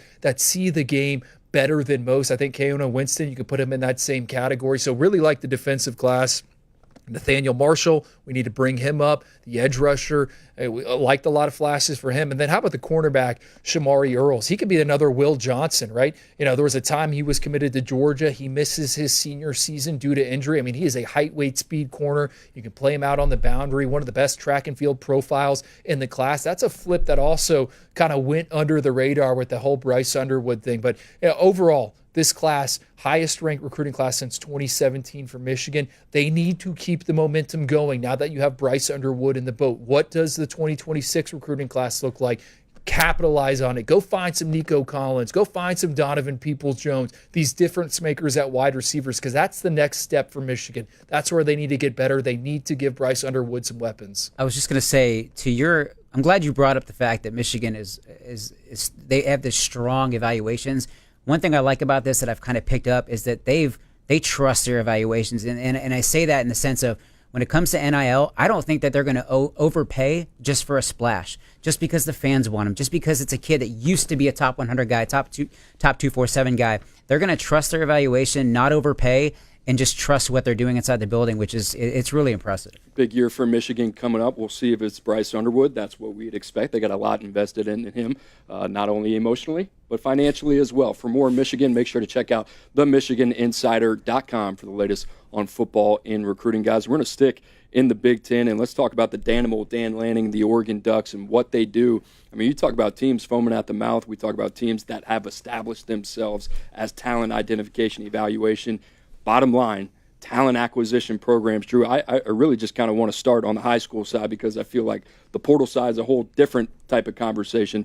They're losing a lot. They're coming off a year where they were 13-0 at one point before they ran in that buzzsaw in Ohio State. Tell us what you like about Oregon and what they've done to continue to build on what they've done the last couple of years. A step back is likely. And I know you're going to tell me you like a lot of what they got in the transfer portal. Oregon is losing 18 starters. All right, 18 starters are out the way. 9 of those players are top 200 prospects on CBS Sports in the NFL draft rankings. So a lot is gone. The good news for Oregon is the long-term outlook of this program looks so promising, and that's because Dan Lanning continues to crush it on the recruiting trail. We're talking about back-to-back top 5 ranked recruiting classes. This 2025 group is a bit historic. 20 signees, all of them are considered blue chippers, so either 5 or 4-star prospects. That's only happened one other time in the 24/7 Sports era. That was back in 2013 that a school signed nothing but blue chippers. That was Lane Kiffin when he was at USC, and that class had like 12 players. So Dan Lanning continues to do it in terms of just acquiring talent, and he's doing it in all different pockets of the country, right? Oregon is in a very unique place. Cooper, you worked there when Mario Cristobal was there. You have to get creative. You have to kind of branch out. I think Oregon being in the Big Ten has allowed them to go into some other different areas of the country. More regional exposure, but they're getting guys to Oregon. Kids want to play there. I just do have some question marks about 2025 because, again, they have to replace a lot. And how about this? Dan Lanning, since he arrived at Oregon, Only 2 freshmen have started games for him as true freshmen. Only 2 of them. And both of that was in a bowl game after opt-outs, right? So you look at this recruiting class, top 5 group. I just don't know if any of these guys are going to be on the field right away because that hasn't been the MO for Dan Lanning at Oregon. I think what's interesting about them, we continue to talk about how do you marry the high school side up, how do you marry the portal side up. They're the only program that has a top 5 high school class and a top 5 portal class. And it's not like they have a mass quantity of guys that they've taken to the portal. They have the number 1 player in the country in Isaiah World that comes over, 30-plus starts from Nevada, 6'8", 300 pounds plus. He'll replace Josh Connerly. You think about Dylan Thieneman, the year that he had as a freshman just 2 years ago, 6 picks at Purdue, one of the best all-around safeties in the country. Emmanuel Pregnon, plug-and-play guy. Bear Alexander, even with all the off-field issues, he is one of the more talented defensive linemen in the transfer portal cycle. So they've just done a phenomenal job, Drew. And I think the biggest thing is he's taken Oregon, Dan Lanning that is, he's taken Oregon from a brand that is one of the strongest brands in college football to, I think, I could be wrong, to one of the top 3 biggest brands in all of college football by what they've done from talent ID, development, and acquisition. They've been phenomenal over the last couple years, and it's going to be fascinating to see how much better they can get.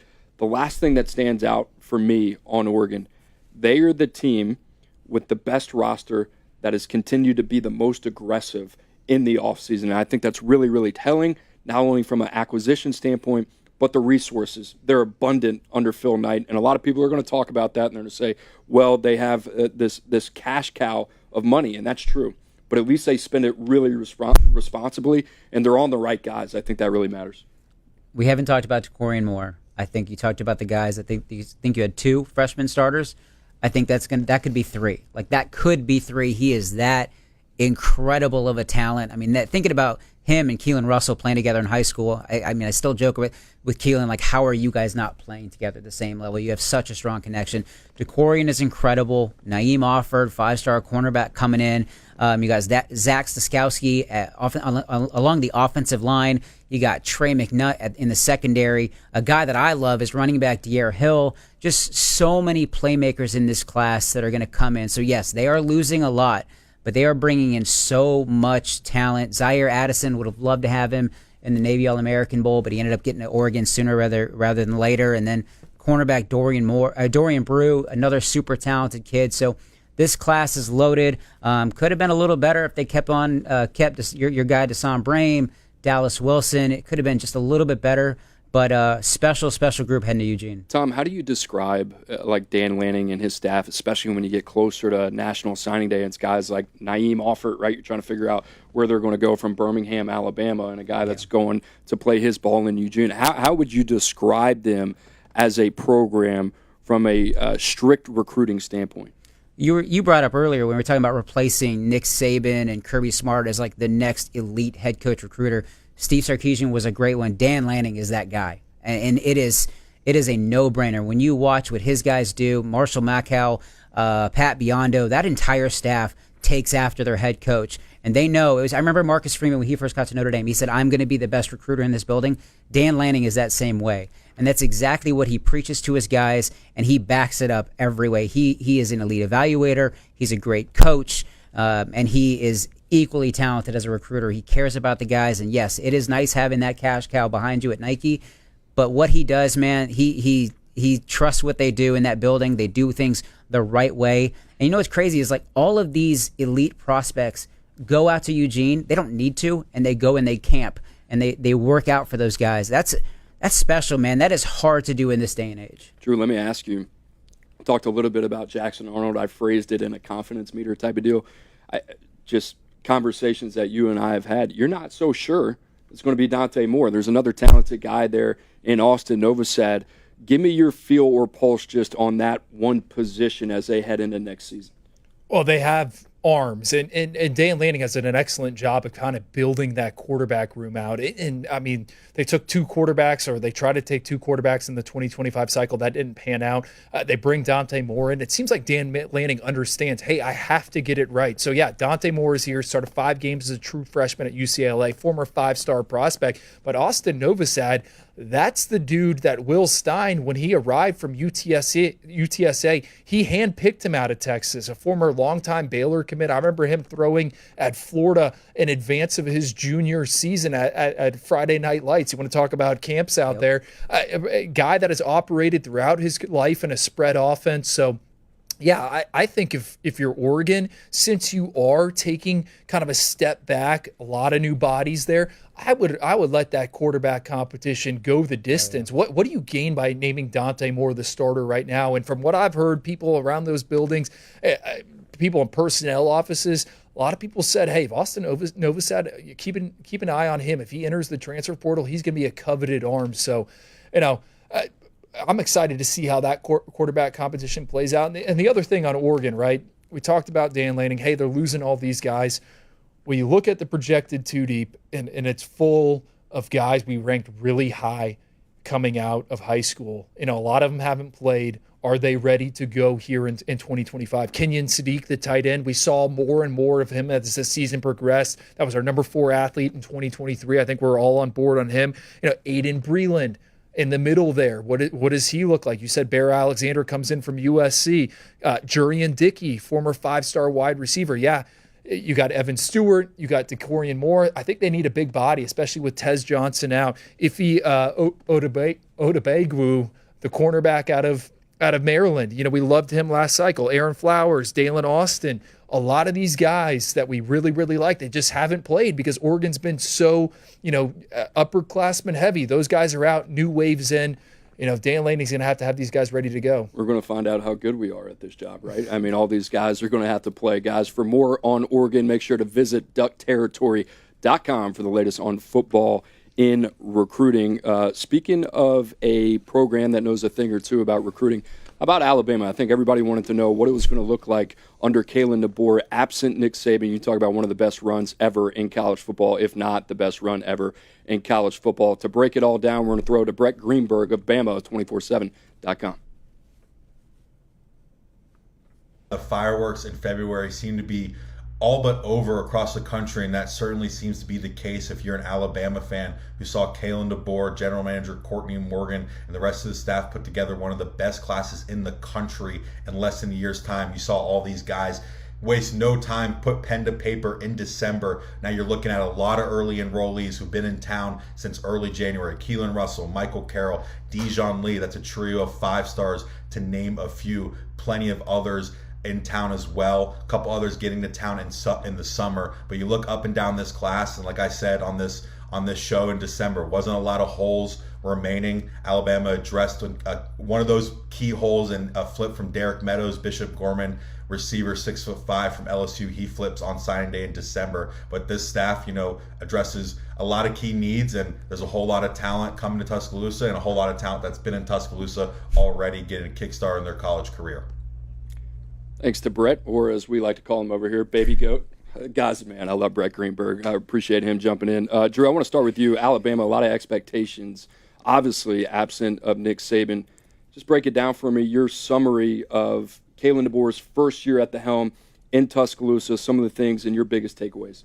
I mean, number 4 ranked recruiting class, and you look at the top half, this looks like a group that Nick Saban would have assembled. Now it's been pieced together a little bit differently. Nick Saban was right in Alabama's backyard. You saw him in Florida. You saw him in Georgia, Mississippi, Texas. That was kind of the bread and butter. Kalen DeBoer leaning on the West Coast ties and roots. I mean, this is a guy that was at Washington, a lot of West Coast talent. I really like this recruiting class. It has a ton of star power, right? 9 prospects that finished inside the top 100 for us. Kalen Russell, number 2 QB, number 2 overall. He's at the top of the list. You also got Michael Carroll, number 1 interior offensive lineman. Dijon Lee, number 2 corner. Ivan Taylor, number 2 safety. Chuck McDonald, Derek Meadows, Justin Hill, A.K. Deere, the running back. That's our number 2 ranked running back. There's some star power for sure.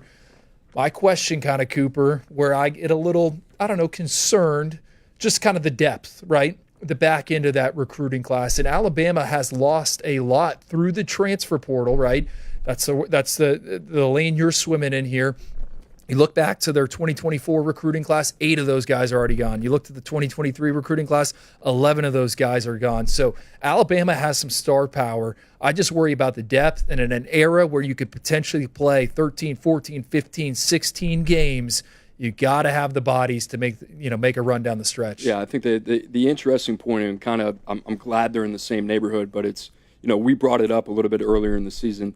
They only took 2 players from the state of Alabama. Now, it depends on the year, what that looks like. Not everybody can play at Alabama. We certainly understood that in the Nick Saban era as well. But 7 from California. And guess what? California has been really good to Alabama. You think about Xavier Brown. You think about Damani Jackson, Chuck McDonald now coming over, DeJohn Lee, arguably your favorite player in the entire cycle. So you would understand that. What's it going to look like year in and year out? That's going to be fascinating. Tom, I'll turn it over to you. Kind of interested to get your take. The first year, like I said, with a new head coach, there hasn't been a lot of change in Tuscaloosa for a really long time. You got to go all the way back to 2007 when Nick Saban took over. What's it been like over the last 12 months, and what's been the pulse from the recruits hearing from this new staff? Behind the scenes, a guy you know well, Courtney Morgan, Aaron Hodges, Jatavis Sanders, that staff is doing a tremendous job. I went up there for the first time earlier this year to kind of get a feel. I was very spoiled. I went to Alabama, Georgia, one of the greatest games I could have possibly seen. It was incredible. But I got a peek behind the curtain a little bit about how they do things. And I know you did as well, Coop. It was very, very impressive. I see why. I mean, obviously, yes, championships, all that stuff. I see why people go to school there and want to play ball there. It's special inside that building. And it's an elite group. They care about relationships. They do a really good job of really connecting with these guys. And I mean, I think the future is bright. I said it last year. I'm not sure why people expected too much of a drop-off. Yes, it's not Nick Saban. It's not his staff. It's not his coaches. It's not his players. But I think Kalen DeBoer, what he's doing is really just scratching the surface for how impressive things are going to be. But I really wanted to touch on real quickly about when you brought up some of the guys in the class and how impressive this group, and we're talking number 4 overall, the guys that they lost. If you would have added Ty Haywood, Caleb Cunningham, Jamie French, Javion Hilson, Dawson Merritt, Zion Grady, and Derek Smith to this group, all guys that decommitted but were once committed to Alabama. I mean, obviously, yes, some of these guys wouldn't have ended up there, but I mean, they're clearly recruiting the right guys. They're clearly moving the needle, but just got to close the door. And this class could have been, instead of like really, really good, it could have been incredible or special. Drew, I want to talk about the elephant in the room, pun intended, when we're talking about the Crimson Tide, but you think about the quarterback position. And nobody's really talking about it. I get it. Jalen Milroe is not a perfect prospect when you project him to Sundays, but I mean, we're talking about a really, really productive piece of Alabama's offense over the last couple of years. Now he's gone. He's off to Sundays. Ty Simpson's never started a game. Austin Mack's never started a game. And now you got Kalen Russell, who I think all 3 of us on this set and the rest of the 24/7 Sports contingent all feel very convicted in, can be a really, really special talent.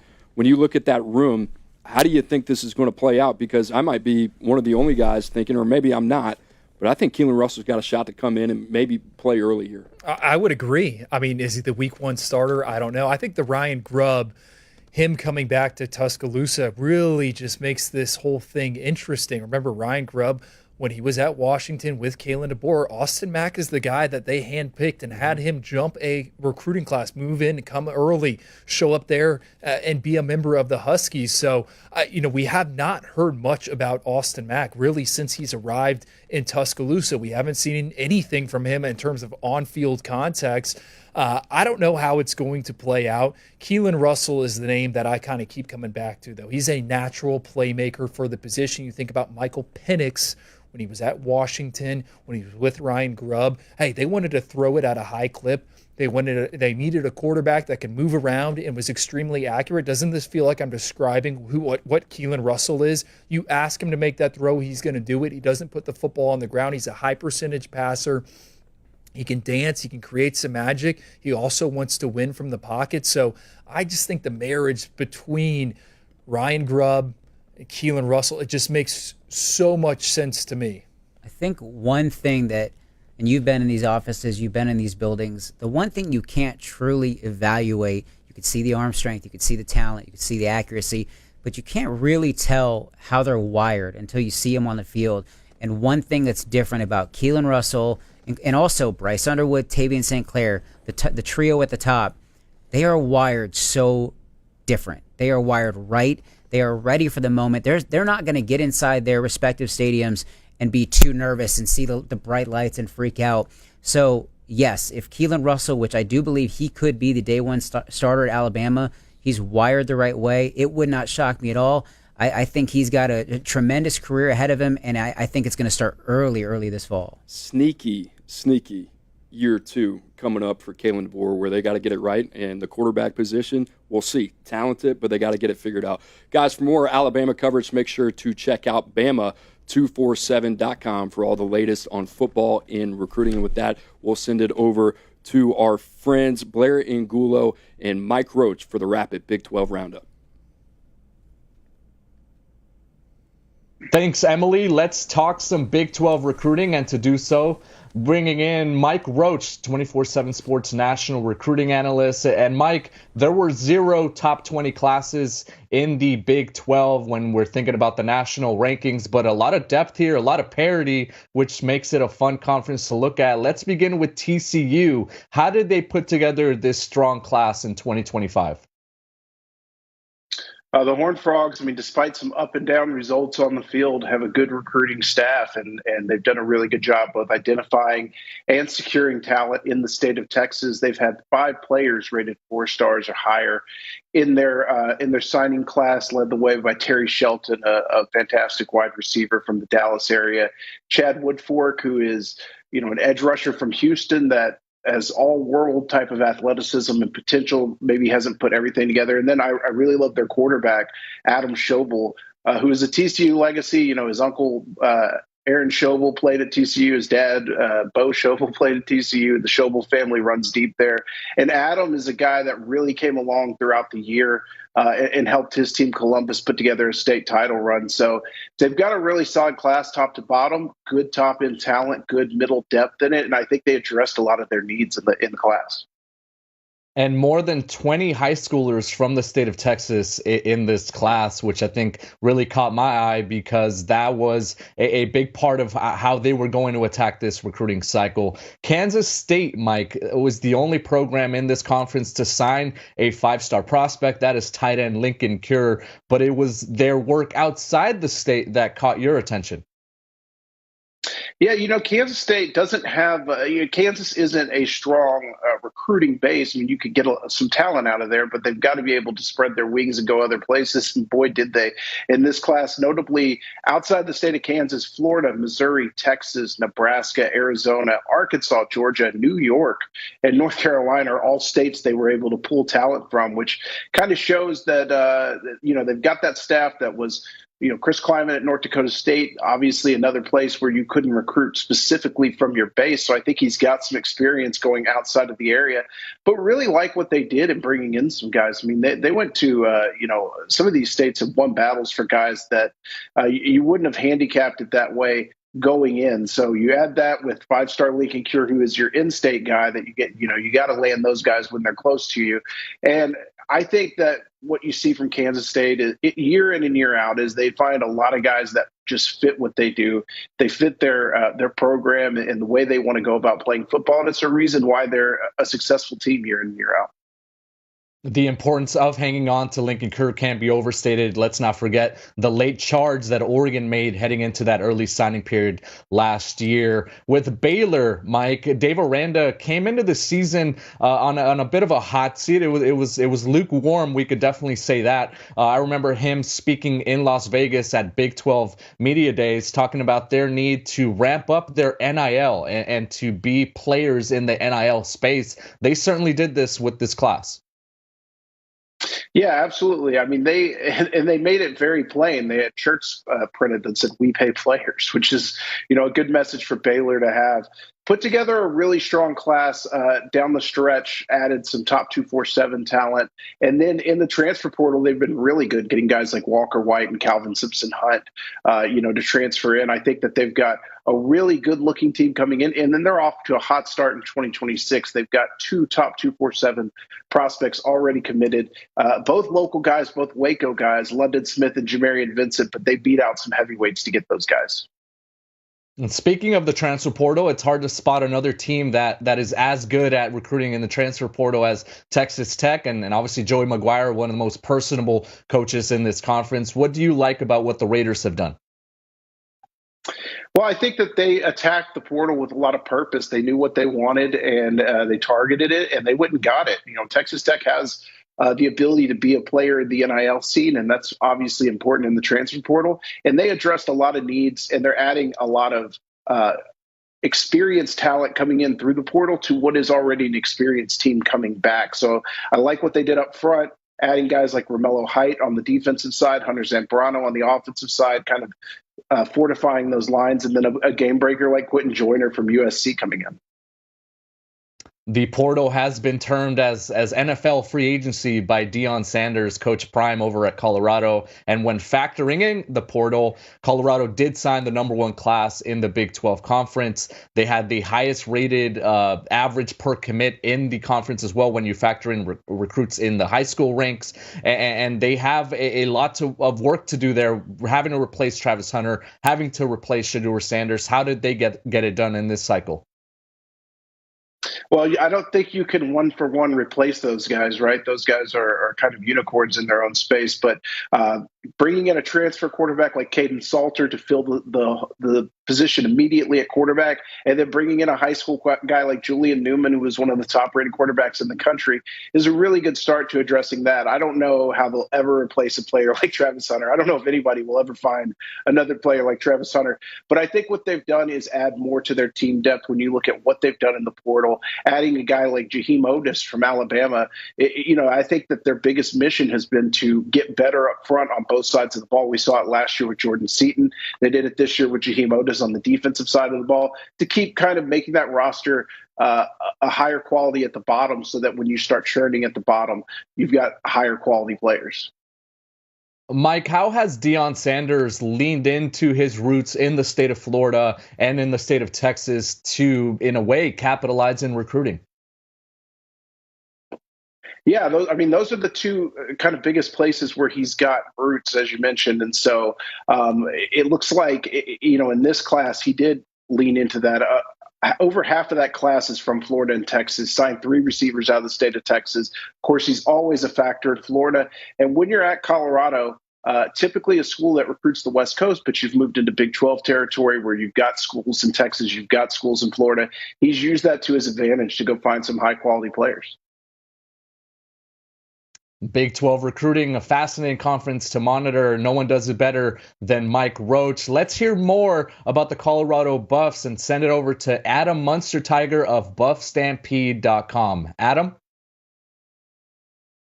The Travis Hunter and Shedeur Sanders era in Boulder has come to an end, with both projected to be an early first-round pick in this April's NFL draft. Colorado's recruiting efforts are still a little bit more transfer-heavy than prep recruiting, but you've seen those numbers in terms of additions even out a bit. The Buffaloes had 14 high school additions during the early high school signing period, and 13 of them are already on campus in Boulder working out with the team. For comparison, Colorado only signed 6 high school prospects during the early signing period last recruiting cycle with the class of 2024. So after 2 years in Boulder, Deion, Coach Prime, Sanders, and his staff have been able to build enough of a foundation with returning talent to take a recruiting strategy that's a little bit more in line with other Big 12 programs. An underrated prospect in Colorado's 2025 class is Quentin Gibson, a receiver coming in out of Texas. It sounds strange to call him underrated because he was the Max Preps National High School Football Player of the Year as a senior. He's a little bit undersized, but his game is very similar to what the Buffaloes had out of slot receiver LeJontay Wester in 2024. Gibson is a threat to score every time he touches the football, so the Buffaloes have high hopes for him as he begins his college career. You can read more of Adam Munster-Tiger's work at buffstampede.com. He and the whole crew have you covered on all things Colorado, all off-season and all season long. We've got some breaking news here. Ohio State plans to name Brian Hartline as its new offensive coordinator. This per our Matt Zenitz.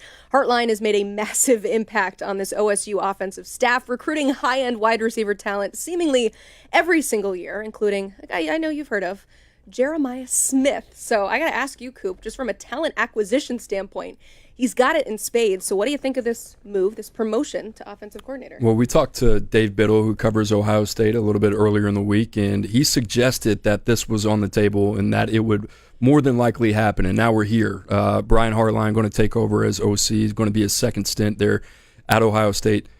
Make no mistake, this is Ryan Day's offense, right? And I think we saw that at play. You bring in a stabilizing force like Chip Kelly, one and done. Now he's off to the NFL. So you mentioned the talent acquisition. That's really important. They got a lot coming back. They're a really talented group. They've been semi-aggressive in the transfer portal, shoring up the tight end position, a couple spots on the offensive line. So, yes, is he going to have his hand in there? Absolutely. Is this going to be a guy that's going to have direct autonomy over the play calling? I'd probably say probably not, right? That's going to be the head coach, and it's going to be a team by committee type of approach, not to take anything away from him. He's certainly earned it, but I think this is going to be more of a team effort here in Columbus. So Brian Hartline is expected to be named the offensive coordinator at Ohio State, a promotion from his former position as wide receivers coach. Well, this offseason, the national champions have really proved that they're not going anywhere based on all the talent that Ohio State is bringing in. Sure, they do have to replace 16 of their 22 starters off the title roster, but with 2 5-stars led by one of the top quarterbacks in the class, Tavian St. Clair, there's not as much panic as much as there is promise for continued success, considering that it's not even expected that he's going to be the starter this year. That's how well they have recruited the quarterback position. So I'll go to you here, Andrew. What or who in this group can immediately come in and fill some holes that are left behind by a really good roster that won it all? Well, this is going to sound a bit crazy. How about Quincy Porter, 5-star wide receiver? Obviously, Jeremiah Smith. But someone's going to have to play opposite of him over the next 2 years. And Quincy Porter was a guy that rose in the rankings for us. The more we got around him, the more we dug into him, the more that we liked. I mean, he's 6'3", 200 pounds. He's an 11-1-3 kid in the 100-meter dash, and you look at his year-over-year production, this is a kid that scored 38 touchdowns in his last 37 varsity games. Emily, what's crazy, his junior year, he played against Jeremiah Smith as Bergen Catholic went down to South Florida to take on Chaminade Madonna Prep. I was there, boots on the ground, went back through the scouting group's text messages, and you know what I texted everyone? Whoa, this dude, Quincy Porter, kind of reminds me of Jeremiah Smith. And look, now these guys are teaming up together there in Columbus. So he's one. Devin Sanchez, the 5-star cornerback, he's another guy. Technically, he's buttoned up. He's pretty. This is how you want a new age defensive back to look. He is battle tested. This past summer, he was training with a bunch of NFL guys there in Houston on a DB camp. How buttoned up and how ready to go is Devin Sanchez? One of the NFL guys asked him which NFL team mini camp he was reporting to in a few months, and he's like, no, I'm a senior in high school. That he's ready to go. Here's the question, and here's the issue, though. I think if you're Ohio State, you wish one of these two guys, and you could put Tavian St. Clair in this bucket, you wish one of them was a pass rusher. Because when I look at Ohio State and the 2025 outlook, I think there's going to be a bit of a hangover from this national title run, right? I think they're going to take a step back a little bit, but I think that hangover is worth the price of admission. Hey, you won the title. All right, now you got 2 new coordinators. You're losing a lot. I think some of these issues that they've had, that they've been able to patch forward, they're going to rear their head. And really, it's that defensive line. They're losing Jack Sawyer. They're losing Ty Hamilton, Tyleek Williams, JTT. I mean, that's a hard group to kind of replace up front. And the guys they got in the high school ranks, we like them. They're more developmental, 1 to 2 years away. So that pass rush to me is a big question mark heading into 2025. Good thing for Ohio State, if you're looking at a title defense argument here, you got the 2 best players in college football, right? And one's on offense, one's on defense. Jeremiah Smith and Caleb Downs. Caleb Downs, it feels like he's been playing football at this level for about 10 years, right? He's just such a pro the way that he plays the game. So new offensive coordinator. obviously it's going to be an advantageous situation for them to step into. I think defensively, like you said, that was kind of their safe haven throughout the year, especially after the loss to Michigan. They ramped it up. Give a lot of credit to Jim Knowles, who's now at Penn State. But think about what they did in the transfer portal. Max Clare is a guy that's ranked in the top 20 for us in the transfer portal rankings. He had over 750 yards receiving last year. Not a lot of people are talking about him. I get it. Tight end is not the sexiest position in the world. And Drew, we like some of those younger guys in the receiving room. Carnell Tate, Brandon Ennis, I think those guys are going to get more opportunities than what they've had over the last couple seasons. This is going to be a really, really interesting kind of a passing attack for Ohio State. The thing for me, Drew, you mentioned the defensive line, which is definitely something, if you're an Ohio State fan, you got to be paying attention to. Man, what the work that they did on the offensive line, and the offensive line coach, Justin Fry, he's another guy that left. He's off to the Arizona Cardinals, right? So they got to replace that position, which I believe they made a hire today with the offensive coordinator from Vatech coming over. So they bring in some guys. Phillip Daniels, a young guy, started 4 games for Minnesota last year in conference. Another tackle from Rice, not even going to try to say the name. Guy started over 30 games, but he's a versatile kid. He's what you want. He's got the traits that you seek at the position. So they've done some nice things. They're not big spenders in the portal. People are going to laugh at that and say, oh, they had the $20 million roster last year. They did. But a lot of those guys, they acquired out of high school, and they retained those guys, and they've done a really good job adding a little salt, adding a little pepper here and there. So I think they're going to be in that position. Are they in the strength of position that they were last year? That's a big question mark, but this is still one of the most very talented teams in the country. Definitely doing the same strategy with retention for those guys that you mentioned, like a Caleb Downs and a Jeremiah Smith, who I imagined if put on the open market would have gotten a pretty penny. And so Ohio State keeping those guys around. Still TBD on who will be coaching the defense, but I want to ask about the quarterback position, because I kind of slid that in at the beginning of this segment, is just that we don't expect their highest ranked player in this class, quarterback Tavian St. Clair, to play as a freshman. It looks like all eyes are maybe on Julian Sayin, but what say you? What makes this interesting is Chip Kelly leaving, and because Julian Sayin had spent a year in the meeting room with Chip Kelly, and yeah, Ryan Day's involved in the offense and some of those other offensive assistants there in Columbus, but he leaves, and Tavian St. Clair, I mean, he was kind of my darling. I mean, we had him, I think, as a 5-star prospect when a lot of people had him as a 3-star, and he finishes as quarterback 3 for us. And he any other year he could have finished number 1 overall. Cooper always brings this up. I mean, you put him at the NFL scouting combine, a lot of these NFL executives and scouts are going to be talking themselves into Tavian St. Clair because he's got this prototypical frame. He's 6'4", he's 225 pounds. He can make all the throws. He is excellent, like throwing in a combine setting. He peppers the perimeter. He hits his marks. He's a dual threat athlete. I was hoping for like a little bit more on tape as his senior. We didn't get it. Now he's going to enroll early.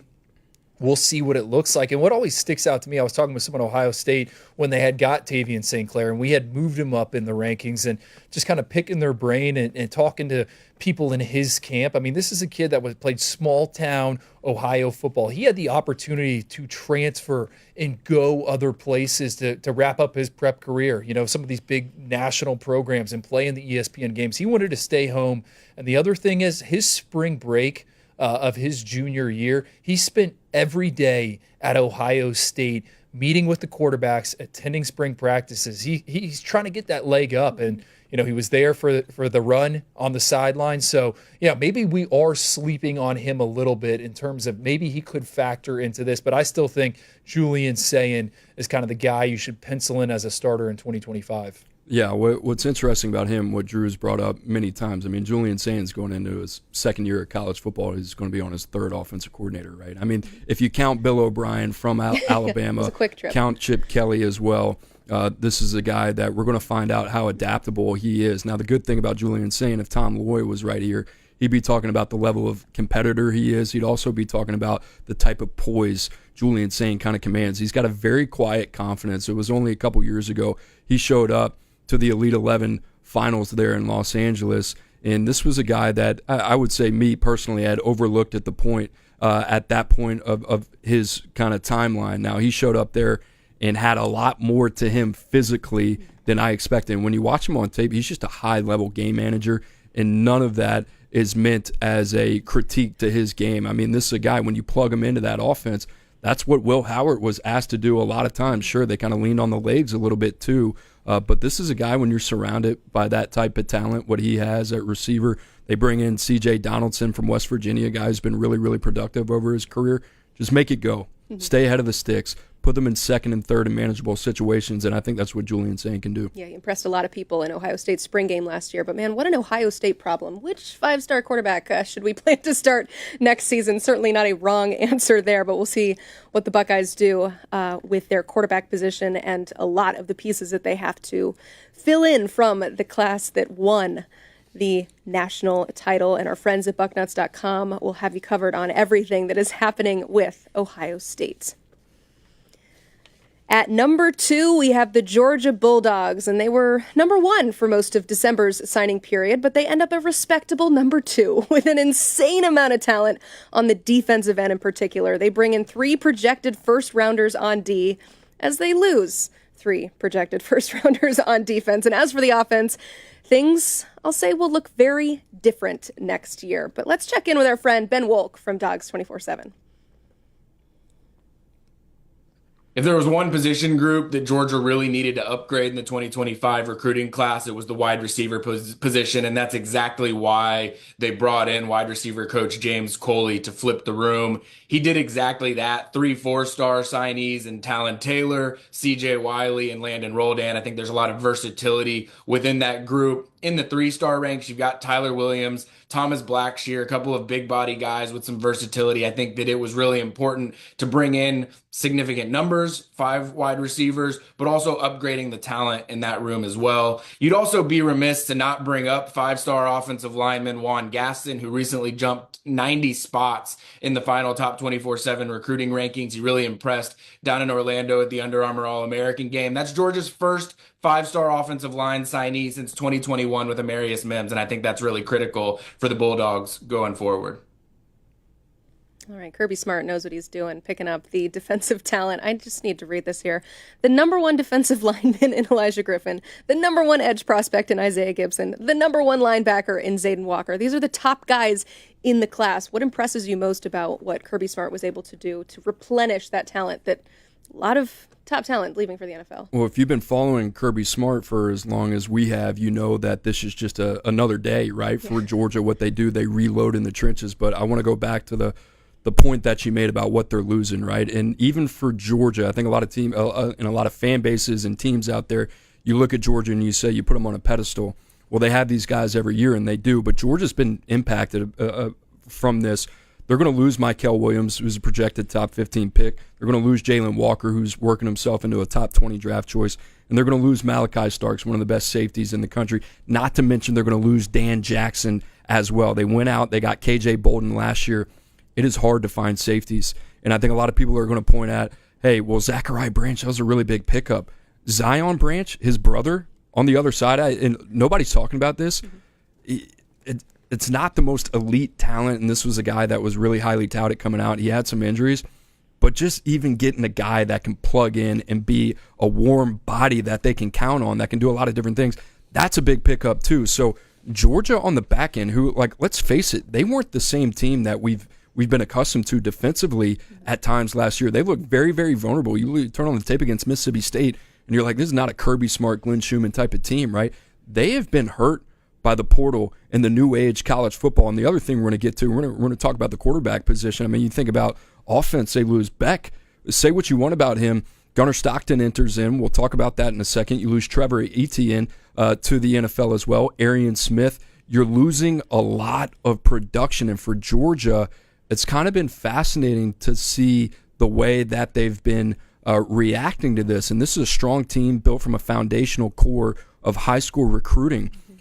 But they're in a 12-round bout, and they've kind of taken some jabs. And I think they're a little dizzy, and they're in the corner a little bit. I don't like betting against Kirby Smart, but in this new age of college football, they look more vulnerable from a roster standpoint than they have since I started watching this team a couple years ago.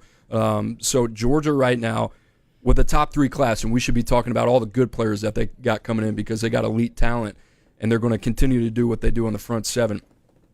overall, I'm kind of fascinated kind of what this looks like in 2025. You just assume that Georgia continues to replenish, but you look at this class, these guys might not be starting year one, but this looks like a pretty good group for Kirby Smart and company. Cooper didn't even mention have to replace 4 starters on the offensive line. I mean, hey, Kirby has designed, the program is designed to rinse and repeat and replenish. And you are right. Some of these former pass rushers, you think about Damon Wilson, that's at Missouri. You think about like Marvin Jones Jr., goes to Florida State. Now he's at Oklahoma. The depth really isn't there. And I think that's going to put a lot of these young guys in the forefront. The good news, if you're a Georgia fan, how about Elijah Griffin, our number 3 ranked player with a grade of 100? Georgia's been kind of missing that dominating force right there in the middle, right there in the interior, really since Jalen Carter was in Athens, who's going to play for a Super Bowl this week. And Elijah Griffin, I think he's one of the safest prospects in the 2025 cycle, obviously given where we rank him, but I think he's someone that could step in and play right away. We had a chance to see him in Orlando at the Under Armour All-America game. I mean, he dictated the practices there in the game. Kind of had a quiet first half, and then he came to life in the second half. And this is someone that has played a lower level of competition in the state of Georgia, but the year-over-year production, and the more you dig into the athlete, the way he's wired, Georgia isn't afraid to play some of these young guys. Like Kirby Smart will absolutely do it. They have a need up front in that front 7. And I think Elijah Griffin, you got to write him down as a potential true freshman All-American because Georgia needs him. And really, Cooper, I mean, a lot of the 2024s from last cycle that me and you were super high on in that recruiting class, it's their time. They're stepping into the spotlight. These guys need to be ready to go. Joseph Jonia-Ajanye, I know he's dealing with a knee injury right there on the defensive line. Gabe Harris at that jack position. Chris Cole at linebacker. Ellis Robinson, the former 5-star cornerback. Like, these guys need to be ready to go. And you might be a little hesitant. I think that analogy was awesome about, the 12-round fight and where they're at. But I kind of believe in what Georgia's doing. And I think this group, given everything they're losing, they're still in position to be competitive. So we expect Gunnar Stockton to now be the guy at quarterback with Carson back off to Miami. Who does he have around him? Okay, we don't. Wait. No, I'm just kidding. Okay. New quarterback starting for Georgia next season. What does he have around him? Well, first of all, I'll talk about him, and he deserves all the credit in the world for stepping in the second half of that SEC championship game, willing his team to a victory against Texas. And I thought he played well, really, against Notre Dame, too. I don't think you look at Gunnar Stockton and say, hey, this guy's the issue. Here's the issue. You look at the receiver position. They bring in Zachariah Branch. They bring in Noah Thomas. Last year, they lose Brock Bowers. They lose Ladd McConkey. And you had a guy in Arian Smith who can run with anybody, but the hands were an issue. You think about what they had. London Humphreys, the production's not there yet. Dylan Bell, they were plagued with drops. And quite honestly, if you want to look at Carson Beck, you can point at a lot of their lack of ability at the receiving corps.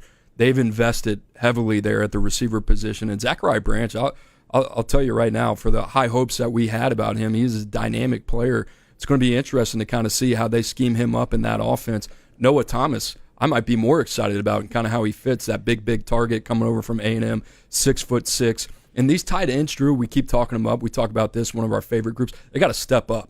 Oscar Delp, we've been talking about him. Lawson Lucky. These guys are really talented players that have a lot of ability, but Mike Bobo's got to find a way to get the tight ends and 12 personnel back in that offense. And I'm excited of a full dose of Nate Frazier going into year 2 as well. So Georgia, like Drew said, they're incredibly capable, but they also feel like a team that's been at the top for so long, and they've been in the college football playoff. The other thing that I don't think people account for, these are long seasons from a scheduling standpoint where you go from a national championship, which they're in contention every year, to now the calendar just goes on and on and on.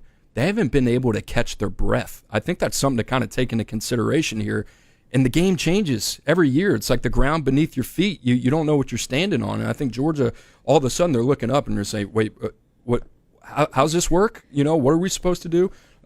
So the expectation, the standards up here, that's not going to dip because they got the right guy at head coach, and he's relentless. But this is, like I said, it's gut check time for them. Yeah. What's your take on the offense? Well, I threw the time out there because, everything Cooper said about Gunnar Stockton, right? Mm-hmm. But to me, Gunnar Stockton looked like the Gunnar Stockton we saw as a senior in high school. I think there's some limitations with him. I'm not writing out Ryan Puglisi there in Athens. Former Elite 11 quarterback, Georgia. They were really high on when they signed him. He showed up in Athens. He was a little bit dinged up. He was a multi-sport guy. I went back and I pulled out my notes of his high school evaluation. I revisited the senior tape, and he is someone that can beat you with his legs. Same with Gunnar Stockton, but I'm under the impression, just kind of watching what Georgia has done on the recruiting front at that quarterback position, they want to get a little more athletic. I get that sense based on where some of these recent offers have gone out. Some of these guys they've kind of targeted, they want to get a little bit more mobile. Gunnar Stockton can do it. Same with Ryan Puglisi, who has one of the better nicknames out there, Pug. I'm just saying, don't be surprised if we get into spring practices and it's not all just, hey, Gunnar Stockton's our guy. I mean, Kirby Smart wants to create competition. I think Ryan Puglisi, as he enters in year 2, needs to factor into all of this when we talk about the offense. Yeah, you think about the quarterbacks, too. I mean, Will Howard, Riley Leonard, before Riley Leonard ran the ball 9 times in that opening drive and obviously was dinged up a little bit after that. That running component, even if it's circumstantial or situational, being able to have that ability as an offensive coordinator to have that to lean on, especially in those type of critical games, just to give – the defense, something else to think about. I think that's a critical component that you have to take into consideration. Certainly a lot of change for the Georgia Bulldogs, and our friends at Dogs 24/7 will have you covered on everything that is happening with Georgia in this crazy offseason. The number 1 team in the country is Texas. They made it a tight race at the end of the early signing period, adding the number 2 athlete Michael Terry on National Signing Day and 5-star defensive lineman Justice Terry, no relation, 2 days later. That is the good news. Bad news, the Longhorns, they have to replace 4 new starters on the offensive line as the Arch Manning era officially begins. Here's Hank South of Horns 24/7. Texas had a big finish to the class of 2025 in the early signing period. Really big last week, flipping Cade Phillips, who ended up a 24/7 Sports 5-star from LSU. Big get at cornerback that the Longhorns did hold a commitment from earlier in the cycle. He flipped to LSU. Texas was able to get him back late.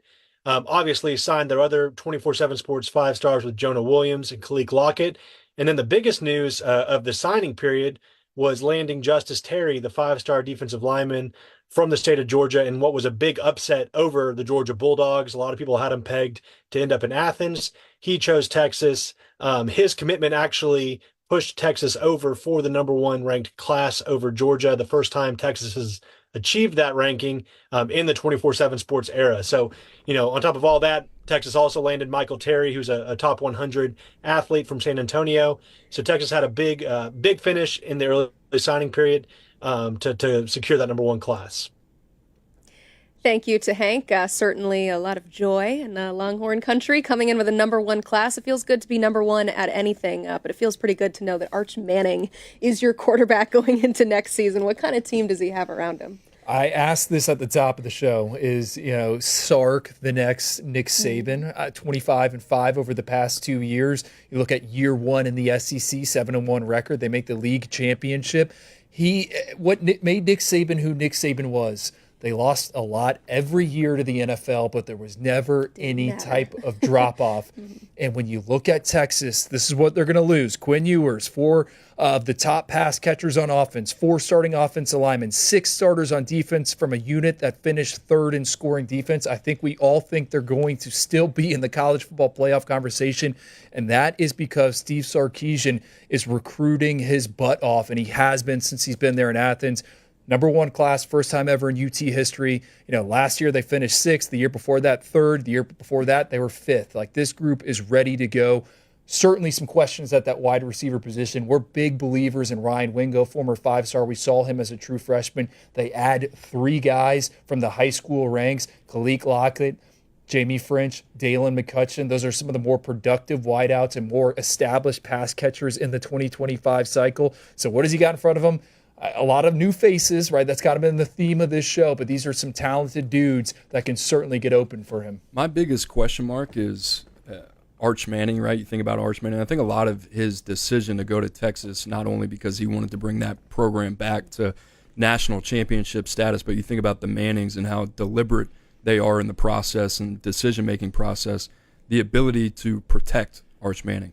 You talked about it. 4 of the 5 starters that have been there for quite some time, they're gone. Kelvin Banks, Cam Williams, Jake Major, staples of bringing this Texas program back to the heights of which we've seen over the last couple of years. They're gone. And now you got the golden boy taking position.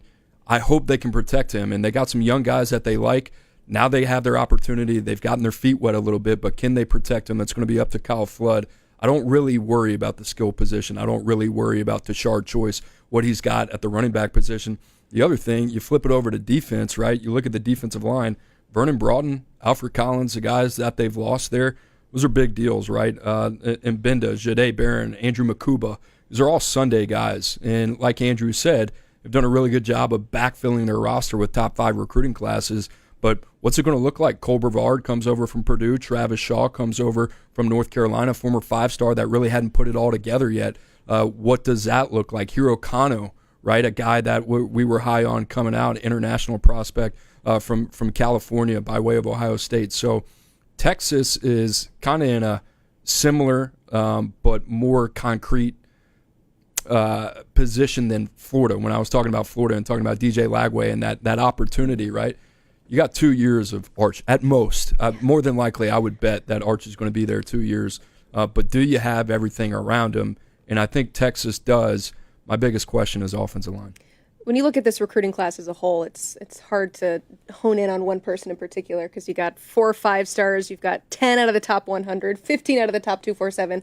But I really want to ask you about Jonah Williams because he's somebody that you put as the number 1 player on your freaks list, saying that he could have a legit chance to be a first-round draft pick in Major League Baseball and also in the NFL draft. So what is it about him that makes him so freaky? Well, he might be a once-in-a-generation type of athlete. No, we don't have to go there. Just with his multi-sport background. Freaky, we've gone back and forth like trying to find a player comp for Jonah Williams. And, you know, I think Kyle Hamilton is what we've settled on. And Cooper always brings this one up. Malachi Starks, who was also my number 1 freak a few years ago. Now he's going to be a first-round pick in the NFL draft. But it's really that position versatility, what they're going to be able to do with him, not only on defense, but on special teams as well. Like, I'm so confident that they are going to find a way to get him on the field. And what I think is kind of crazy about Jonah Williams is, like, he is playing baseball this spring for the UT Longhorns, which is a pretty good baseball program. Right now? Yeah, this spring he's participating in baseball with them. So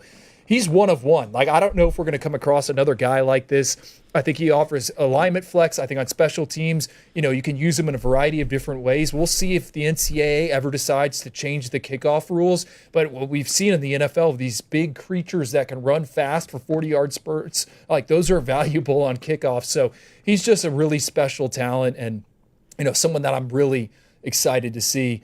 The other thing I want to bring up on Texas, and I had this written down, Arch's first start is at Ohio State. Ooh.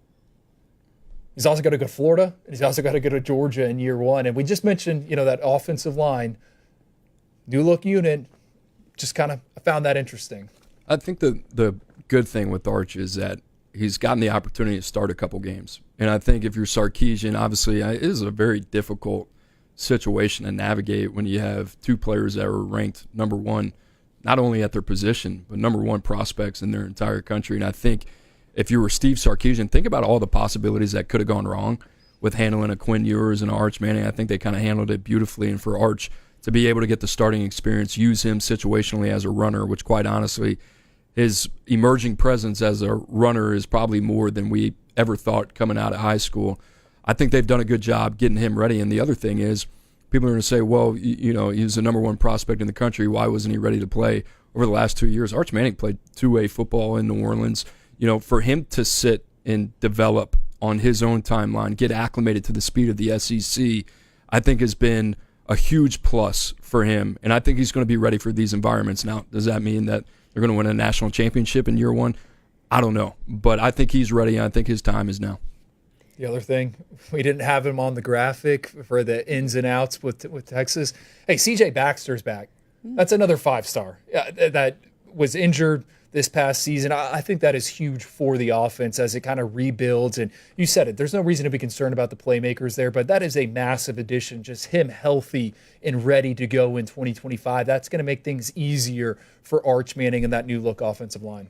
You mentioned finding not necessarily the new Nick Saban, but who on the recruiting trail would maybe step up in his place, because obviously they would leave a massive hole. And this is Texas's first time as the number one class. So does this signify some sort of change among the elite when it comes to these recruiting classes? I think recruiting has just changed so much, and it's gotten to the point where there isn't really regional recruiting as much. I mean, you have the ability to go into different pockets, and Texas still is going to recruit in their backyard. I think what's notable about them is they go into Georgia and they get Justice Terry. They go into Florida, they get Cedric Baxter, they get Jamie French. When Alabama, Nick Saban was there, obviously I live in the Sunshine State. The rule of thumb was whoever Nick Saban wanted in the state of Florida, he usually got. He took those guys away from the big three. So I don't know if Texas is there just yet, but I think they're knocking on the door. I think that brand has only gotten bigger and bigger. And at the college football playoff push, Arch Manning taking over, it's going to keep UT in the spotlight. They're going to have an excellent NFL draft. A lot of guys, yes, players want to be compensated on Saturdays for what they're doing in college, but at the end of the day, you also want to make the NFL, right? And Steve Sarkisian's going to have a bunch of guys making money in the league. I think there's more 3D chess in college football than we're privy to. And what I mean by that is Justice Terry, 5-star, one of the last guys to commit, was between Georgia and Texas. If he goes to Georgia, Georgia is the number one ranked team in the country. If he goes to Texas, it ends up being Texas. Texas is the number one ranked team in the country. We just talked about all those defensive linemen. We talked about the need in the middle, and sure, they got Elijah Griffin over there in Athens. But they don't miss on those guys, right? We've seen USC try to go down there, take guys out of the Peach State. That doesn't happen much. So for Texas, Steve Sarkisian to be able to pull a guy like Justice Terry coming off a playoff run and then having a quarterback with the last name Manning, and then the first year post-Nick Saban to say, we are the new flagship school of college football. And listen, Ohio State, Oregon, Georgia, everybody's going to have their claim to that. But on the recruiting trail, that's some pretty good ammo there for Steve Sarkisian and company. So, we like to think it's all about good players. It is. But for Texas, however much money Justice Terry cost them, it wasn't just Justice Terry. I think there are a lot of things at play that probably motivated that as well. Texas finishing with the number one recruiting class in 2025. You can read up more on the top-ranked Longhorns on horns247.com. Our partners there have you covered on all things Texas. Let's remind you, we did it. We made it through the top 20. Here is the top 10. A lot of SEC schools per usual, but Texas taking that top spot, followed by Georgia, Ohio State, Alabama, and Oregon, rounding out the top 5 of 2025. So let's tie a bow on the 2025 recruiting classes here with Cooper Patagna and our Director of Scouting, Andrew Ivins. I'm Emily Proud. We're going to give you some stock up, stock down teams.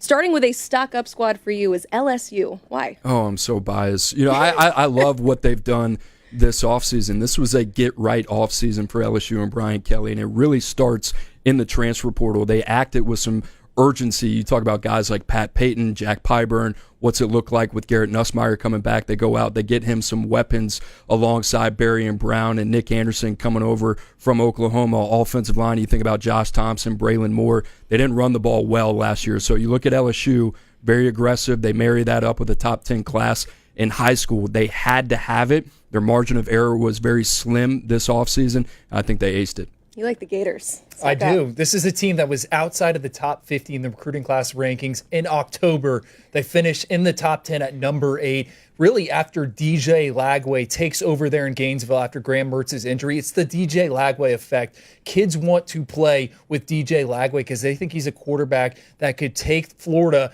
to the college football playoff. And what DJ Lagway's success has allowed Billy Napier to do is to continue to build his program the way he wants to. Yeah, they haven't been super involved in the transfer portal. They'll grab a guy here and there. They want to build through the high school ranks. And you look at Florida's two deep, a ton of guys that played that they signed out of high school. This 2025 recruiting class, 14 flips down the stretch. They had the heaviest spatula out of anyone in the country. And I think for Florida, again, DJ Lagway allowing Billy Napier to build it the way Billy Napier wants to build it. Napier putting together a top 10 recruiting class, a team right outside that rankings. At number 11 is Tennessee. They're a stock down team for you. Oh, that's going to hurt you. I know. Tennessee for me is more, what does it look like in terms of coming off that loss to Ohio State, and how do we get past a caliber team like Ohio State? And Drew and I talked about it a little bit earlier in the show. It really comes down to Nico Iamaleava, because you're missing guys like Dylan Sampson. Sure, they go out in the transfer portal. They get a guy like Star Thomas. You think about what they have to do on the offensive line, replacing a couple starters as well. And they've gotten those guys in the transfer portal. Dante Thornton's gone. Brew McCoy's gone. You think about the defensive side of the football. James Pierce is gone. You think about the guys that they're missing. I didn't even mention Omar Norman Lott as well. So this Tennessee defense, which carried this program throughout much of the year last year, it really falls on Nico. And what have you done for your young signal caller to make his life a little bit easier? Because I think we all expected him to burst onto the scene last year, and that wasn't the case. So I look at Tennessee. They're continuing to do the right things long-term, but short-term in 2025, have you made your life any easier?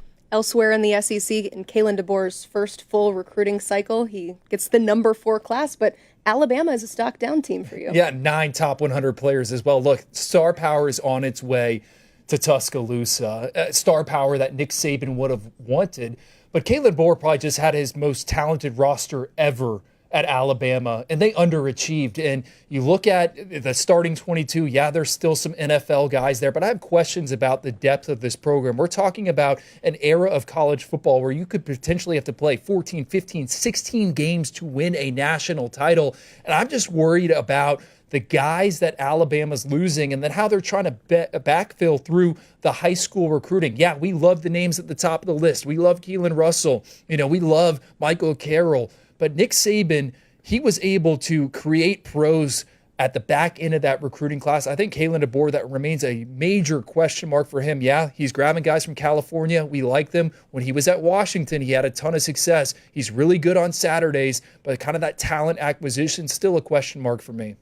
This time last year, we were talking about the number 1 player in last year's class in Jeremiah Smith. And although this is an NFL projection, we were saying, no, you're going to be talking about him a lot as a freshman, making an impact early on. So call your shot. Who's the player that will be an instant impact freshman this fall? This one might surprise some people. I'm going to go with Devin Sanchez, and he's a name that's kind of been lost in the shuffle a little bit because he's been committed to Ohio State for quite a long time. But you think about the 5-star corner, the best in the country, what he offers, big 6'2 plus frame, long, athletic, reactionary athlete. And then you think about what Ohio State is going to miss on defense. Denzel Burke was a guy that played a lot of football, so he's got an opportunity to step in Columbus, make himself a day one presence there. And when you think about guys that he kind of compares to, Andrew talked about the NFL comparisons when he was working out with those type of players. I mean, talk about Patrick Surtain, one of the cleanest prospects we've seen at the position in quite some time. Will Johnson comes up as well. I mentioned those names because both those guys were impact players and ahead of the maturity and development timeline when they stepped on campus from day one. I think that's Devin Sanchez. Who is it for you? Bryce Underwood. I said it at the top of the show. I think it might be the biggest quarterback flip ever in 24/7 sports history. A chance to pass Bryce Young, who won a Heisman Trophy after he flipped from USC to Alabama. This was a huge one for Michigan. They needed to get things back on track. And to me, Bryce Underwood, 50-4 as a starting quarterback. He has everything you want. He's got the frame. He's got the arm talent. He's got the athleticism. He's improved year over year as a prospect. As a senior, I thought the game slowed down for him. It looked like he was playing on varsity mode and everyone else was playing on All-American on the video game. He was just seeing that much better. Hey, Michigan, they bring in Mickey Keene, someone that started 30-plus games at UCF and Fresno State. Well, guess what? As soon as he throws one bad pass, everyone in the big house is going to be calling for Bryce Underwood's name. It is clear he is the quarterback of the future. I don't know if he's going to be starting week 1. I think by the end of the season, we're going to be talking about Bryce Underwood a lot because he's a special talent. What's your final takeaway from this February National Signing Day? My final takeaway really is I think the college football playoff race is kind of wide open, and that's because of all the uncertainty at the quarterback position. Last year we saw so many veteran quarterbacks kind of being positioned and moved around. Both teams that made the national title final. In Ohio State, they had Will Howard. Notre Dame had Riley Leonard. Both those guys were veterans that came from other places. The more we dug into this, the more we talked about not only about high school talent, but the transfer portal talent. There's a lot of blue blood programs that are perennial college football playoff contenders that have question marks at the quarterback position. It's guys that we've ranked high, but I still don't know. We haven't seen it on Saturdays against elite defenses.